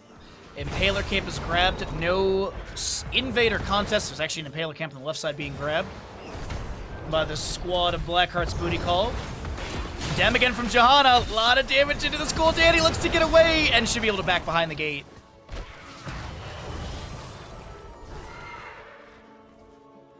Mid lane fort opened, or fort gate opened up. How are we looking on bottom structure stuff? Pretty equal. Some damage here and there, but nothing significant. Lightning Rod applied to the Cassia. Falstad needs to back away. Shield Glare zones him. No further auto attacks in from the bird. Gust Ancestral, Horrify, Bunker, as well as What for the Tyrael. Also the Valkyrie, Light Bomb, Blessed Shield, Last Rites, and Devouring Maw. Light Bomb, Gust. There is going to be Johanna stepping in with the Iron Skin. We do have a Horrify also mitigating that, as this will be a Valkyrie. Oh no, Falstad goes down. The Ancestral laid onto him, 10-second cooldown. Impaler Camp will go over the side of Blackheart's Booty Call. Tyrael a bit low, but it doesn't look like there'll be any further damage to take down the Angel of Justice. Also, Sanctification was the Tyrael heroic pickup. Malthael trying to take down the top lane fort, and we got to be within the 30 seconds of the announcement of the objective here. Ready. A shrine gathers power. You will take it for me. So Malthael is going to be able to Soul Rip, clears out the wave, has Cleave on the auto. I don't think he's going to be able to take down the fort with Blaze here. Blaze wave clear is pretty decent, but seems like Blaze is going to play this very safe in top lane, and they might lose the fort. The Inspired Minion Wave damage is pretty decent. Blaze does manage to get enough of a clear here. Okay, so Ashe plays it safe. I respect it.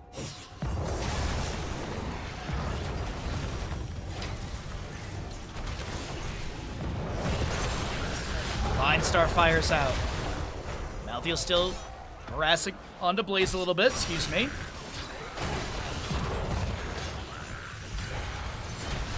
As well as your corpse or your bile drop for the Zagara, currently on 3 of 12 stacks. Alright. Druin's Might gets thrown in by the Tyrael. Flames continue to fire in as well from Gul'dan. Banelings are gonna miss. Devouring Maw onto your 2 green guys. Sanctification comes down. The Valkyrie looking to pull. Light Bomb comes out after. The Gust is a little bit late. Ancestral will be applied to the Gul'dan as he activates Horrify, but the Johanna Iron Skin is currently active. 22-25 in defenders. We do have Malthael chasing onto the Blaze into this objective area. Malthael with a bit more HP. Does have that Last Rites. Applies it to the Falstad. Does not get the kill. And Tyrael stepping in here. 36-27 as Tyrael gets taken down. Death timer reduction from 27 to 23. And Falstad gets hit with the Chastise into a Fend of Cassia, and Blackheart's Booty Call are going to be able to get this next objective.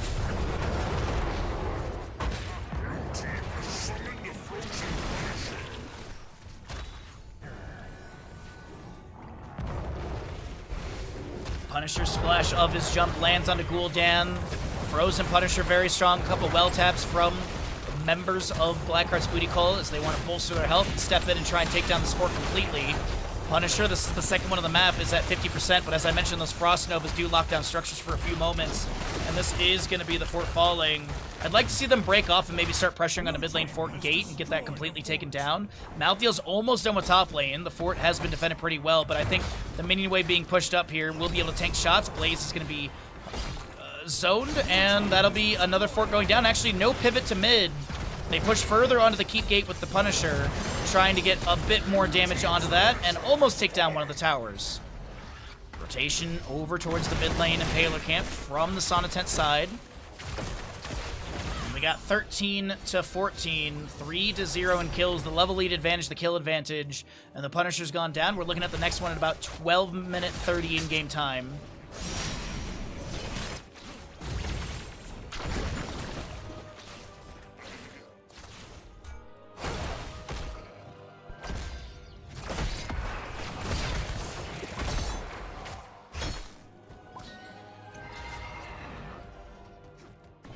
Alright. Jet Propulsion tries to find the stun into Sake, but Invertebrate cannot land the collision. A little shield glare goes out from the Shahana. Step up into Tyrael with the Condemn, but only finding him. A little punish afterwards to poke.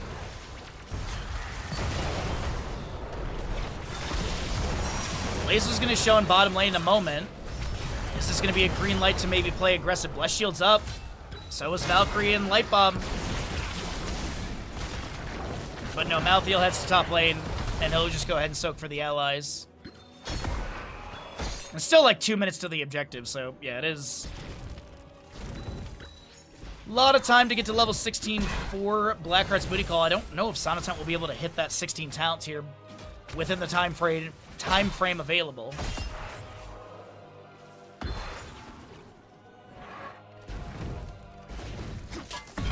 Do their best to try and hit that. 64 stacks of the Falstad.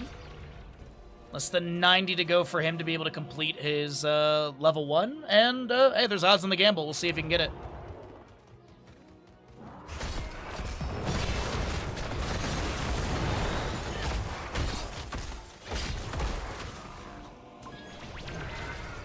Nice play. Invade the camp. I mean, you have the 16 talents here. Could look to push the top lane wave closer to the keep gate, but I think maybe there's a priority for mid lane to set up for the next objective to be a structure takedown through mid.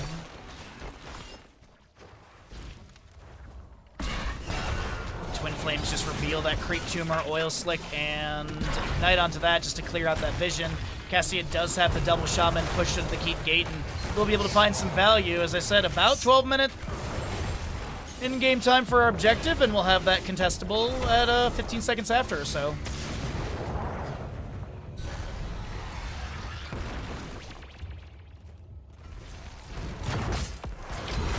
Falstad barrel rolls in. Blaze, what in the leap of faith? That was beautiful.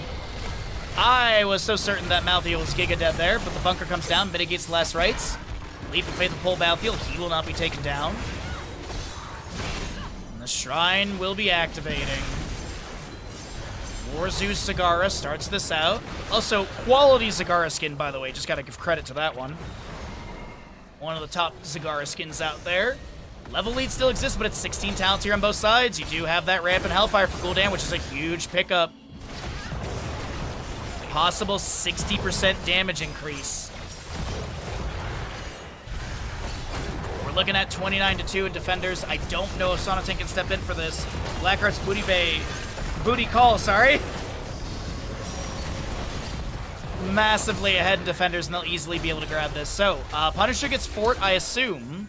What other value can it get? Bless Shield up in 2. Another hammering from Falstad going out.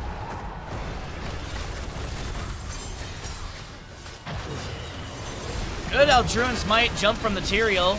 Light Bomb goes out into a Bless Shield is even better. The Gust from Falstad on point. Credit to Falstad. Unfortunately, Zagara Roach was right there and takes out Gul'dan. Blaze will fall after the Valkyrie does pull. It was the Nexus Forces taking credit for that kill. Devouring Maw looks for someone but has no connection. Punisher jumps into the keep gate. We do have 50% still remaining on the mid lane Punisher.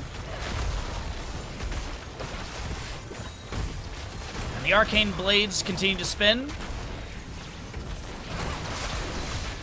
Punisher has a jump available. There it is on the Tyrael. Chastise gets thrown in, but he will... The Tyrael will not be rooted. Big thing to mention also for the Falstad, he is at that 80 mark. Significant damage increase on hammering here. But they lose their mid lane keep. Next Punisher at 17 minutes in game time, roughly. And Ashe gets this camp. I mean, the map is dang near painted blue at this point. If this Impaler camp is going to be grabbed by Malthael, it looks like that'll be the case. 37 on the left side, Fallen Shaman. 50 on the right. Bottom lane is 2 minute 30. And a Divine Star quickly gets fired up from Anduin.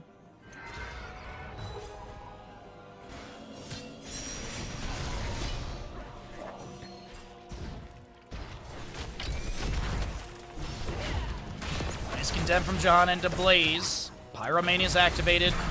He'll throw some Twin Flames back, and that'll be that. Alright, Silvermoon is able to bet. Wow, that's a nice stacked up wave through mid, but I don't think it's going to find any core value as Gul'dan wave clear is absolutely on point with Falstad as well.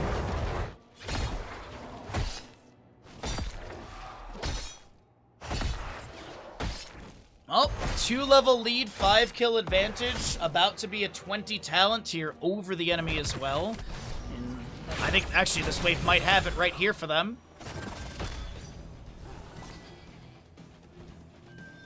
Alright. Pack Instincts. Malthael really going to be going Angel of Death. Okay. He only needs 5 stacks now. Last Rites, the Radiating Fates Johanna Censure, as well as that Titan's Revenge on the Calcia. And that next objective is getting close to being announced. I think we're about 45 seconds out, maybe less. It's going to be a top lane. Mortar Punisher, our 4th one of the game. Fallen Shaman stacked up. Minion wave is mostly cleared up by Gul'dan.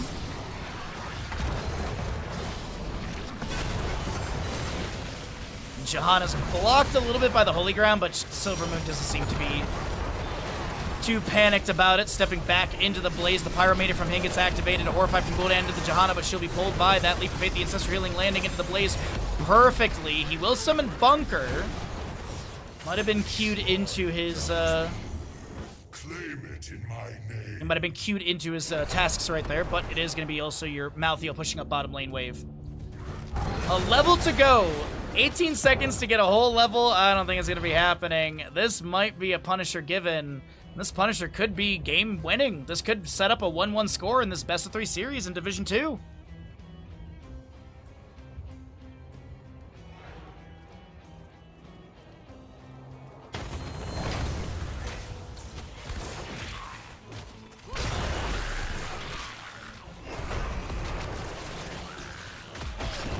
Half a level for 20 to go.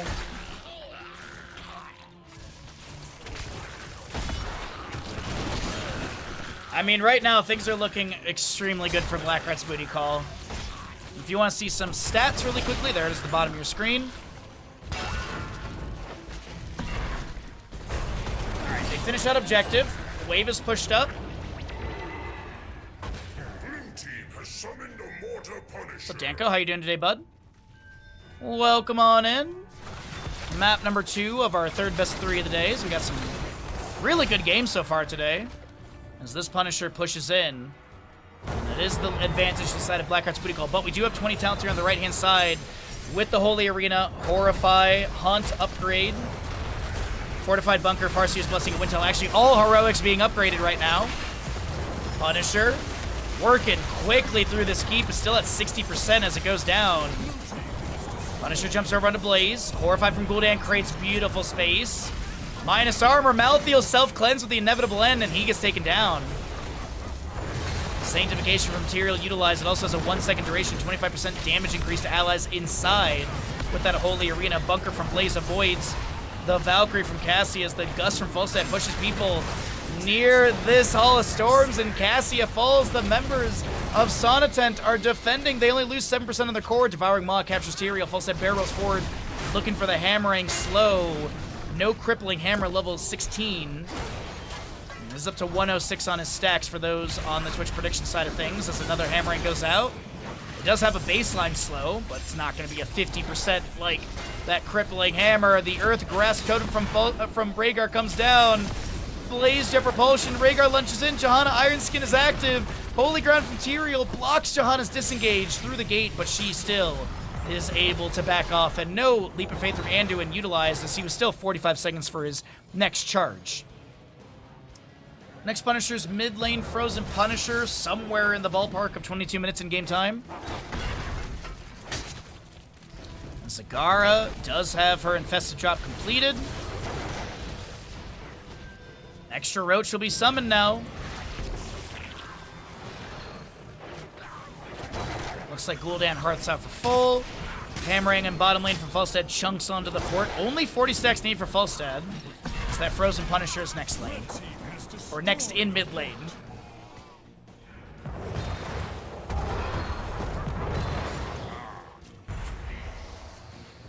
Catapult cleared away by minions and such. Damage over time, I think, actually, Gul'dan. Got it.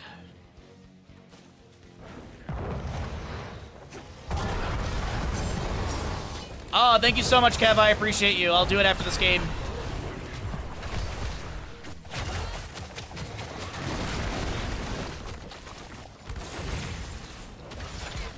All right, Sonatent are setting up for the next objective. They're at least clearing out some of the creep tumor. Uh-oh, Blaze.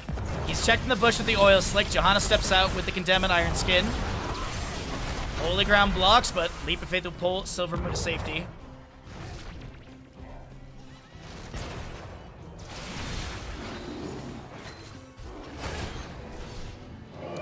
Oh, Horrify from Gul'dan.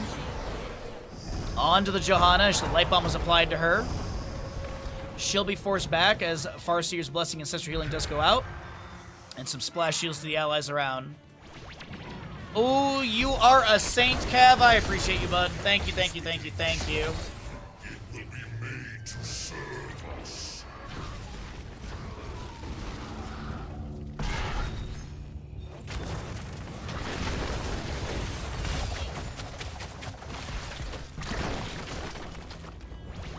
All right, next Punisher. Mid lane, Frozen. I mean, if the members of Blackheart's Booty Call get this at 22, 23-minute ballpark area, this is going to be a really scaled up Punisher going towards the keep. And keep in mind, the fort gate is still, the fort is still available in mid lane. Malthael, starting out the objective. It looks like they're going to ignore the Fallen Shaman of top lane. Just want to peek really quickly and see how things are looking. And Fallen Shaman might get this, but I think this is a commitment from Blackheart's Booty Call for the objective to maybe win the game. Sanctification coming down from the Tyrael. Johanna with the Bless Shield into a Light Bomb into the backline. The Wind Tunnel from Falstad activated as well. Johanna trying to get away. Lazarites from Malthael applied to the Gul'dan. Don't take them down. Jet Propulsion from Blaze. Maybe to disengage, maybe to find the Malthael, as that is going to be a Valkyrie answered by a Horrify. Bunker is going to be jumped into by this Gul'dan. Jet Propulsion finds a decent stun of the enemies. Malthael still on the objective, and the top lane fort did go down to that Fallen Shaman. Bottom lane is being pushed up by the Khazar camp. You have a Jet Propulsion met by a Chastise of Anduin, and Vertebrae hit with the Fend from Cassius. Zagara steals the kill. And Frozen Punisher moves in through mid lane. Is this game winning?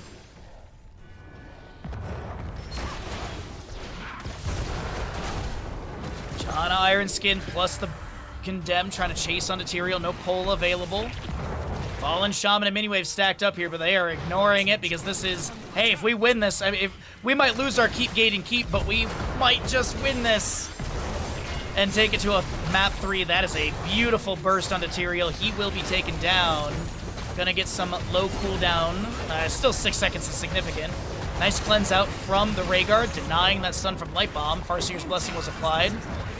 Bottom lane keep has been taken down. The Impaler can't moving in. The Valkyrie misses onto the Gul'dan. Last rights is mitigated by jumping into the Hall of Storms. And this is going to be Blackheart's Booty Call, setting us up for the map number 3 in this best of 3 series. You love to see it.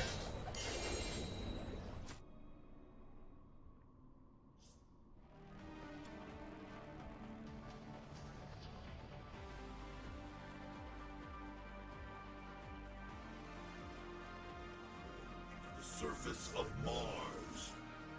I had to turn it down really quickly. Hold on. You can't just shoot a hole into the surface of Mars. I appreciate you, Cav, so much. All right, that alert will be available tomorrow. I'm not going to make a sub goal for it or anything. I've just wanted that to be an alert for the longest time. Falstad, by the way, did not complete the quest, so incomplete quest.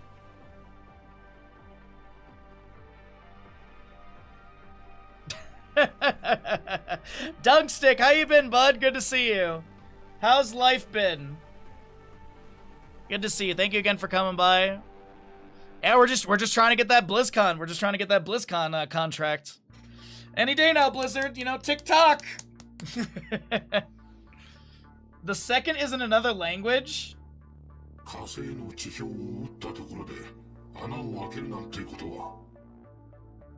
It's good, but it's not as good as. You can't just shoot a hole into the surface of Mars. Any day, Blizzard. Summon Bahamut for the. I know, right? Like, ugh, that'd be amazing. But either way, hope you've been well, bud. Thanks for coming on by.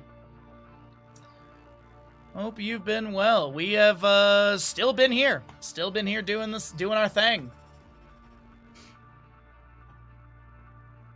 The German version made me laugh. Was that this is the Japanese, right?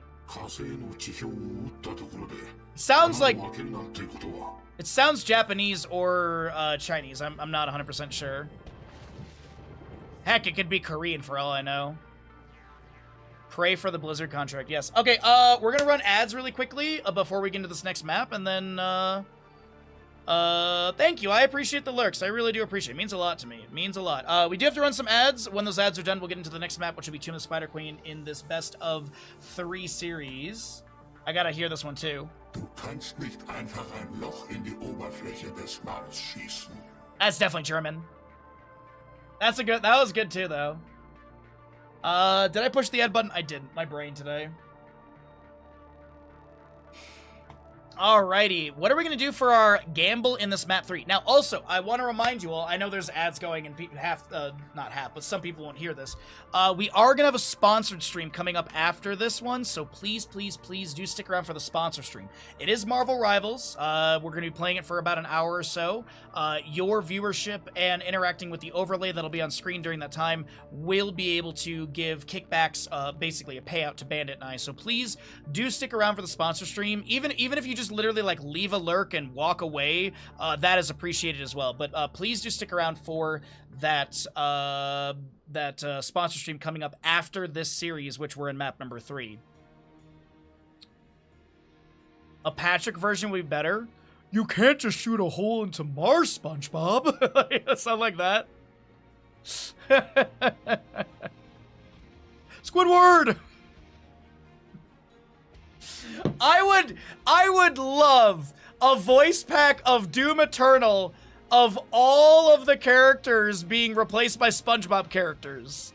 Like the initial like AI voice and stuff is like Sandy or something.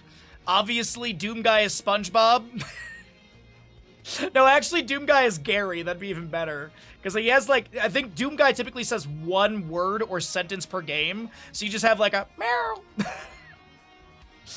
Like, you could have Samuel Hayden as like Mr. Krabs. Like, oh dude, the opportunities are endless. Oh my god, dude, that'd be so funny. Like a SpongeBob mod. What do we want to do for this gamble? You know what we should do? We should do a boss prediction. That feels very fitting on a map 3. Alright, while the ads finish out, I'm gonna go get myself some water, because I am a thirsty boy. I am out of tea. So I'll be right back. I'm gonna go get some water, and when I come back, we'll get into the next map of this. Voice lines with sound effects, ridiculous recordings, takes me back. Oh my god, that's so good. That's so good, Brand Flakes. I love that. Alright, I'll be right back. I'm gonna go get some water.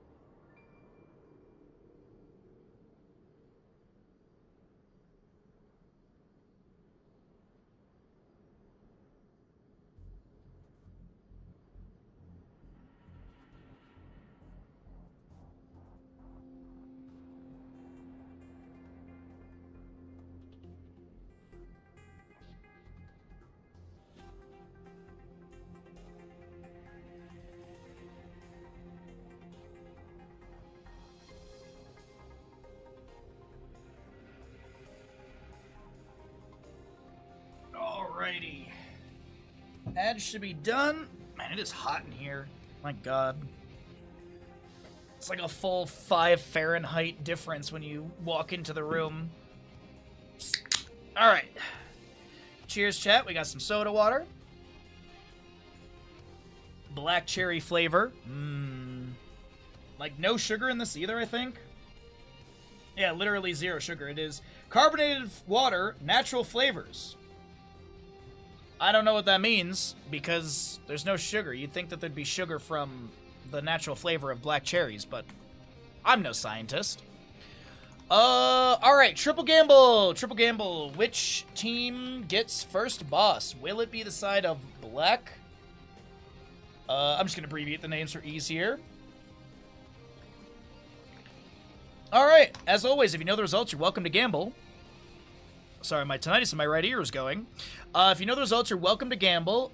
Just don't spoil it in chat, and let's get into the map number 3. And as a reminder, in roughly half an hour, we're going to be getting into our Marvel Rivals sponsor stream. So I hope you all stick around for that. Help us hit our max payout of $30. And $30, hey, that is 1/5 of a internet bill for me. Also, you can't see the gamble because it's triple. They don't have triple things yet. But either way, it works. Prepare yourselves.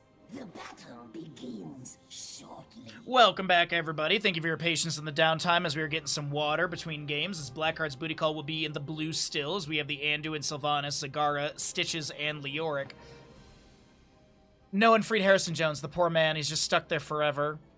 Right side is going to be the members of Sonatent with the Johanna, Falstad, Hogger, Brightwing, and Sergeant Hammer. Poor Harrison Jones. 5, 4, 3, 2, 1. Alright, Mighty the Banshee Queen. You've got your corpse feeders for the Zagara as well on her infested drop. You do also look at the Anduin with the Lightwell, Stitches with his Patchwork Creation, and Oisin's Renewal on the Leoric. Falstad, though, picks up his auto attack, Frequent Flyer, Zealous Glare on the Prowl, Hypership Brightwing, and a Advanced Artillery for your big ol' Sergeant Hammer. Stationary Sergeant Hammer for the time being up against hooking Stitches will, I'm assuming, see Siege Tactics at level 4 for the Sergeant Hammer to try and get some self-cleanse value up against those hooks, but this could be a rough game for the Sergeant Hammer. Hover Siege will give her some mobility, but not going to be the quickest mobility, as it's a 60% movement speed, if I'm not mistaken. Not 160, 60, that's it. Bottom lane camp is grabbed. Hogger's going to use Hog Wild just to get to the fort gate a little bit safer. No CC coming in. 31 stacks for the Sylvanas. A hook will land onto that Hogger. He heads his way into mid lane. York Wraith walking forward, but won't be able to close the distance. Sylvanas, no level 4 just yet, but she's going to try and get some baseline stacks. Meanwhile, Sergeant Hammer, though, is blasting onto the Sylvanas. The mini wave is getting some value, but Sylvanas is getting chunked here. And Sergeant Hammer's going to boost forward to try and get the kill, but won't be able to do so. Hey, we got odds on all 3. Thank you, everyone, for your Twitch predictions. Still another 2-minute 30 to get those gambles in if you'd like.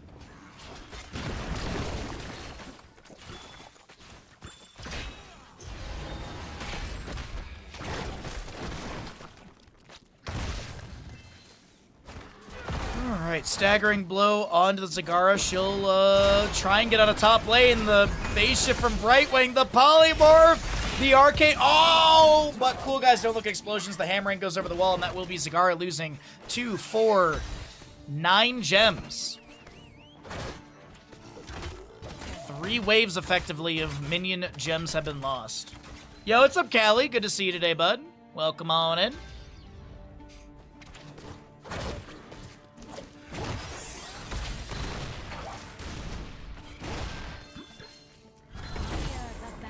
Divine Star goes out. Sylvanas gonna use possession onto the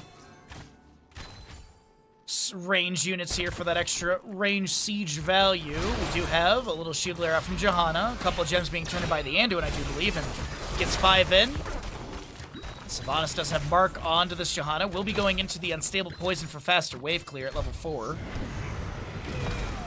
big paralyzing rage slow as well for your Leoric, as he's got that 60% slow in the skill to swing now.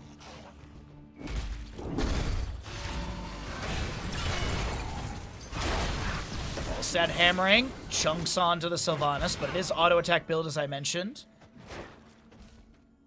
And Hogger's gonna be fine in the bottom lane. I thought they might be able to they might be stepping into him, but that doesn't seem like it'd be the case. Phase shift from Brightwing into bot. Yeah, I think they're trying to bait the phase shift out from Brightwing. Looking like they were about to collapse onto Hogger. Good attempt. If that is going to be the case. Hogger gets some gems turned in if he had any. I think Leoric was trying to step up for the interrupt. In the top lane, though, of this Tomb of Spider Queen game, Sylvanas has the Shadow Dagger applied to your Johanna. She'll just double back and grab the gems in lane. Turn availability. You see the glow on the right-hand side. 2450 turned in, 28 held. Leoric looking to get a few more into the clutch, but this will be an easy throw dynamite from Hogger to delay one time. And Hammer does have that Siege Tactics level 4.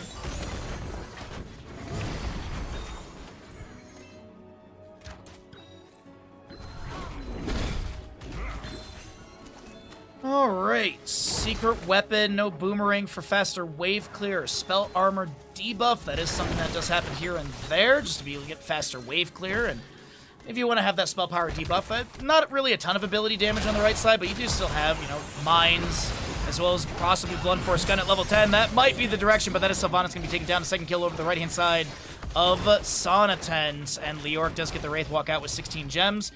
Siege Giants will be picked up by Sonnetent, and these head into bottom lane as Zagara will get some gems turned in. Anduin as well, 50 turned in. 6 more to go. It's actually Leoric with the entire turn in right now. He has all 16 of the gems. Hammer is blasting through bottom lane Fort Gate. A little concussive blast to push back Stitches here. Hook onto Brightwing, but she'll only be pulled into the sidewall.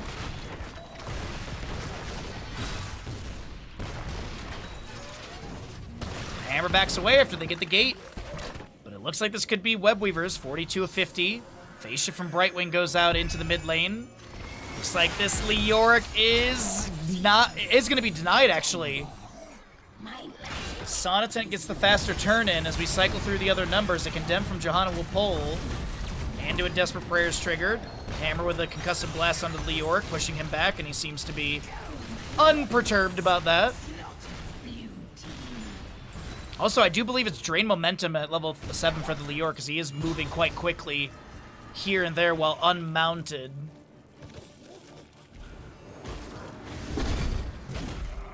So the Red Webweavers are in lane. Leoric is just going to be working on this. Johanna actually finishes Subdue in mid lane. Able to condemn all 4 members in with the punish. The Death Wave from the Webweaver nearly taking down Ashe on the Anduin. Throws out the Divine Star and backs away. It is going to be Blink Heal, Blunt Force Gun, Vortipult, Gust, and your Blessed Shield, as that is the double kill off of the Blunt Force Gun. Hammer will take down Stitches. Anduin falls after Hogger. Vortipult's it for the fatal hit. And what are we looking at for gem count? 19, 20, 40, just under the turn-in at 47. 8 more gems to go, about 3 waves. We got a 4-0 game in kills, 11-10. With your Entomb, Gorge, Devouring Maw, Mind Control, and Light Bomb. And 21 gems held by the Leoric currently. Johanna does not get the turn in. Zoned by the presence of Stitches. Hogger looking to grab this right side camp as well with the help of Hammer. Falstad gets a small wave pushed up and bottom. Leoric gets the turn in before Falstad can get a hammering poke. And Falstad sits at 79 stacks currently.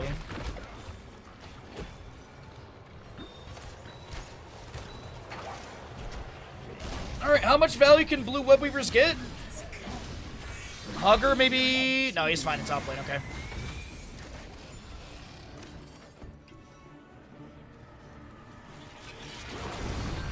Well, the Chastise going out, Stitches stepping up. Slam on the ground, a little staggering blow from Hogger on top of that. A hook bonks off the fort gate sidewall.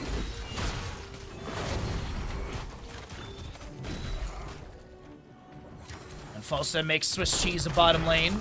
Hammer clears out top. Mid lane seems to be the priority push for Blackheart's booty call. Last shield gets ripped. Condemn. Hortipult. Blood Force gun. The light bomb is an attempted answer. Devouring Maw misses. Falstad gusting the enemies into the fight further. That gust is absolutely phenomenal, and so many gems are going to be lost. 46 are currently held by this Leoric, as he does get a few picked up, but that is just absolutely Falstad chasing in. Can they get the kill? Can they deny these stacks? Leoric has the drain. He's going to Wraithwalk a short distance, and I think he's out of there. Falstad unable to get the kill. That would have been huge to deny those gems. Red Webweavers descend into Blackheart's booty call side of the map with waves pushed up pretty much onto the forts in almost all three lanes, actually in all three lanes. Cigar's going to try and clear things out in this top lane, but there's already another mini wave coming in. Anduin is going to get a Divine Star out, but they want to play it safe as they're down by 2 levels, 8 kills, and a talent tier. Hook misses. Polymorph from Brightwing into the Stitches immediately. He is not used Gorge still. Does tap well. As the Shambling Horror active for a few seconds. You did see that sort of pulse around Stitches. Webweaver bottom lane guarantees the fort with the current setup. Hogger in mid lane being zoned by Leoric and Sylvanas, so that'll be an easy clear onto that. Bottom lane Webweaver the hardiest and healthiest, but this is looking like a lot of top lane pressure. The Blunt Force gun fired out. Devouring Maw catches your Johanna and Sergeant Hammer. And this top lane fort will be saved. Still the 2-level lead, though. And talent tier advantage. Stitches might be looking for a hook. Now, keep in mind, Stitches in less than quarter level will be able to have that 40% range increase. That's a hook. No Gorge. Hog Wild from the Hogger. Saving Gorge till next game.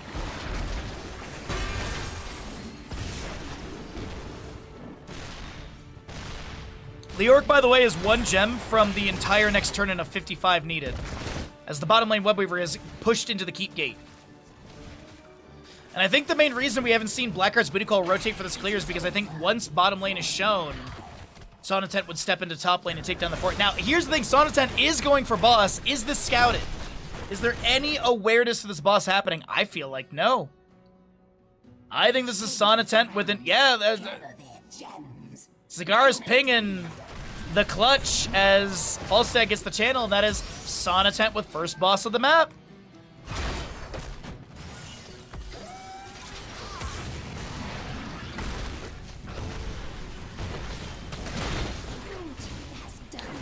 Blue Webweavers do counter siege, or get the counter summoning.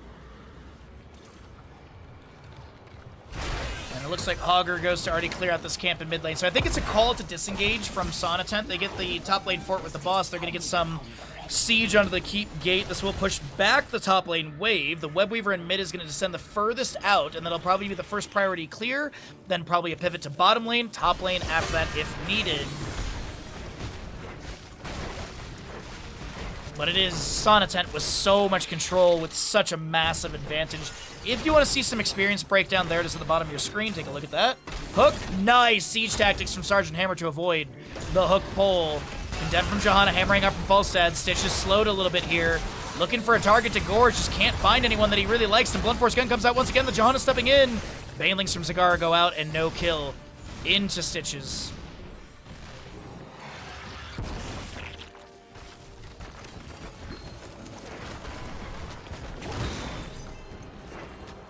Shift from Brightwing onto the Hogger. He just hog wilds in. Light bomb goes out. Sylvanas taken down by the Brightwing. Falstad has a gust to push them up against the wall, and he's just not going to use it. Doesn't need it. Why go for it? Stitch is now being chased, and he will be the next to go down. That is so many gems lost. And this is the clutch open back up once again. And Sonatent will have the summoning for the Webweavers, but while there's 4 enemies dead, anywhere from 25 to 6 seconds, as Leoric is actually just respawning, mid-fort will fall. Hogger gets bottom lane camp. Probably a back off to grab Webweaver summoning next.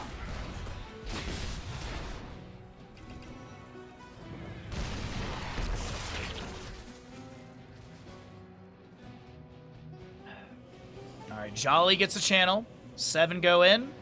Falstad as well as Johanna with a nice big chunk as well of 31? 41 or something. I don't know. Math is hard, chat. Stay in school.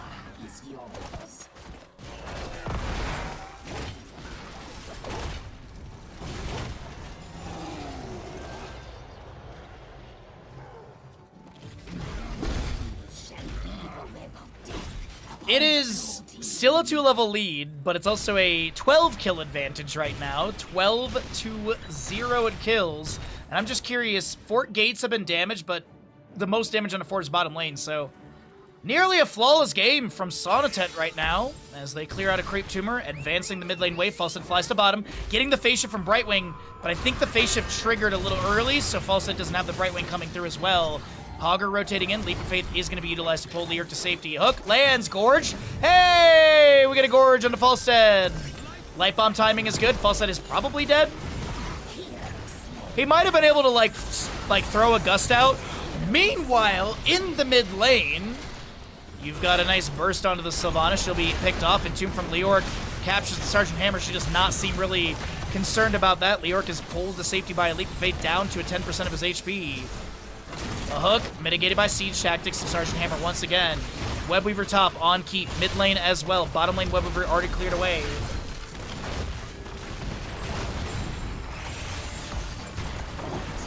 I know the level 20 for Sergeant Hammer is the Orbital. I really wish the Orbital was changed because, like, no one takes it. Because it doesn't deal damage to structures anymore. And they actually changed it to, like, BFG 4000 or whatever. Like, they actually did more of a Doom reference, because it already is a Doom reference.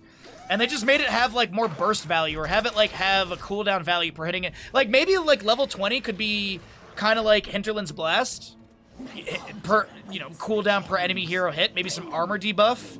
Maybe a width increase. Maybe a bigger bullet. I don't know. I feel like Orbital is just so not taken ever that maybe we could find some sort of new version. By the way, while I'm rambling about level 20 for Sergeant Hammer, Leoric gets bursted down. He loses so many gems. And the turn-in is no longer available for Blackheart's Booty Call.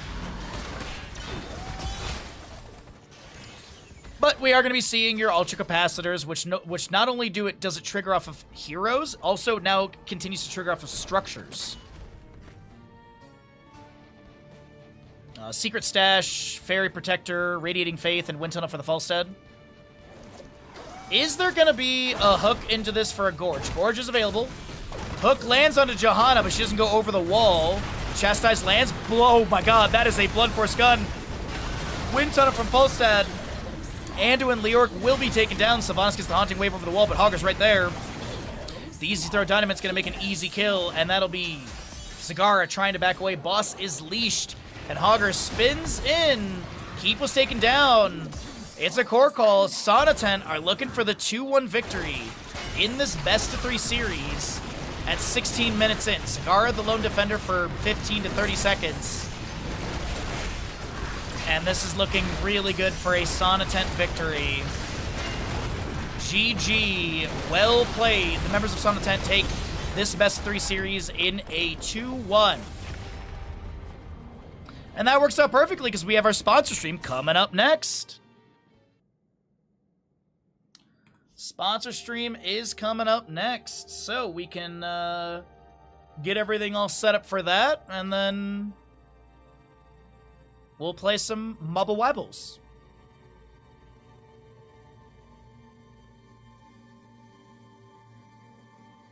A good clap back, if you will, from the members of Sonatent there. Really, really fun series. I was told it was fun. I didn't know what to expect outside of that it was a fun series. Yeah, my pleasure, my pleasure. Yeah, my pleasure to cast. It was a good time. Okay, let's get everything all set up here.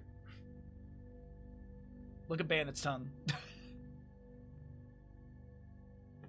Alrighty, so let's go over to this page. And let's go Steam Deck profile. I'm just going to shut that off really quickly for my own ease.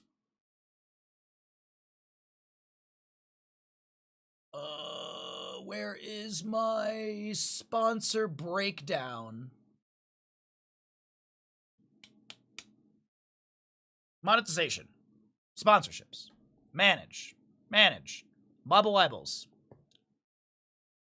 Alright. Play 1 hour of Jubilee gameplay. So we're going to be focusing on Jubilee. Alright, so this is going to be, so we have...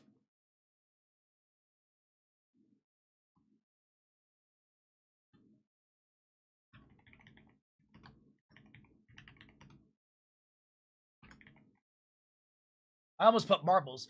Marvel Rivals. Season 9. Hashtag ad. Bandit, you okay, buddy? You honking over there. Alrighty. That should be all good. I get some music in the background. This is just kind of quiet right now with me and the typing.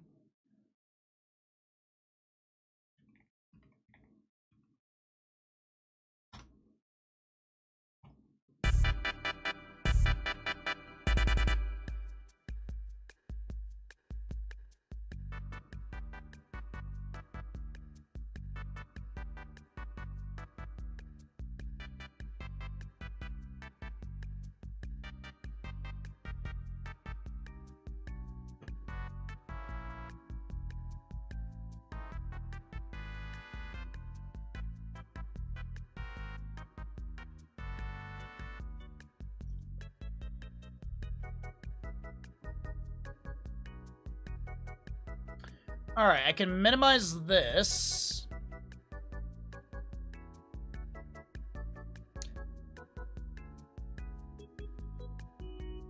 I have not read any patch notes.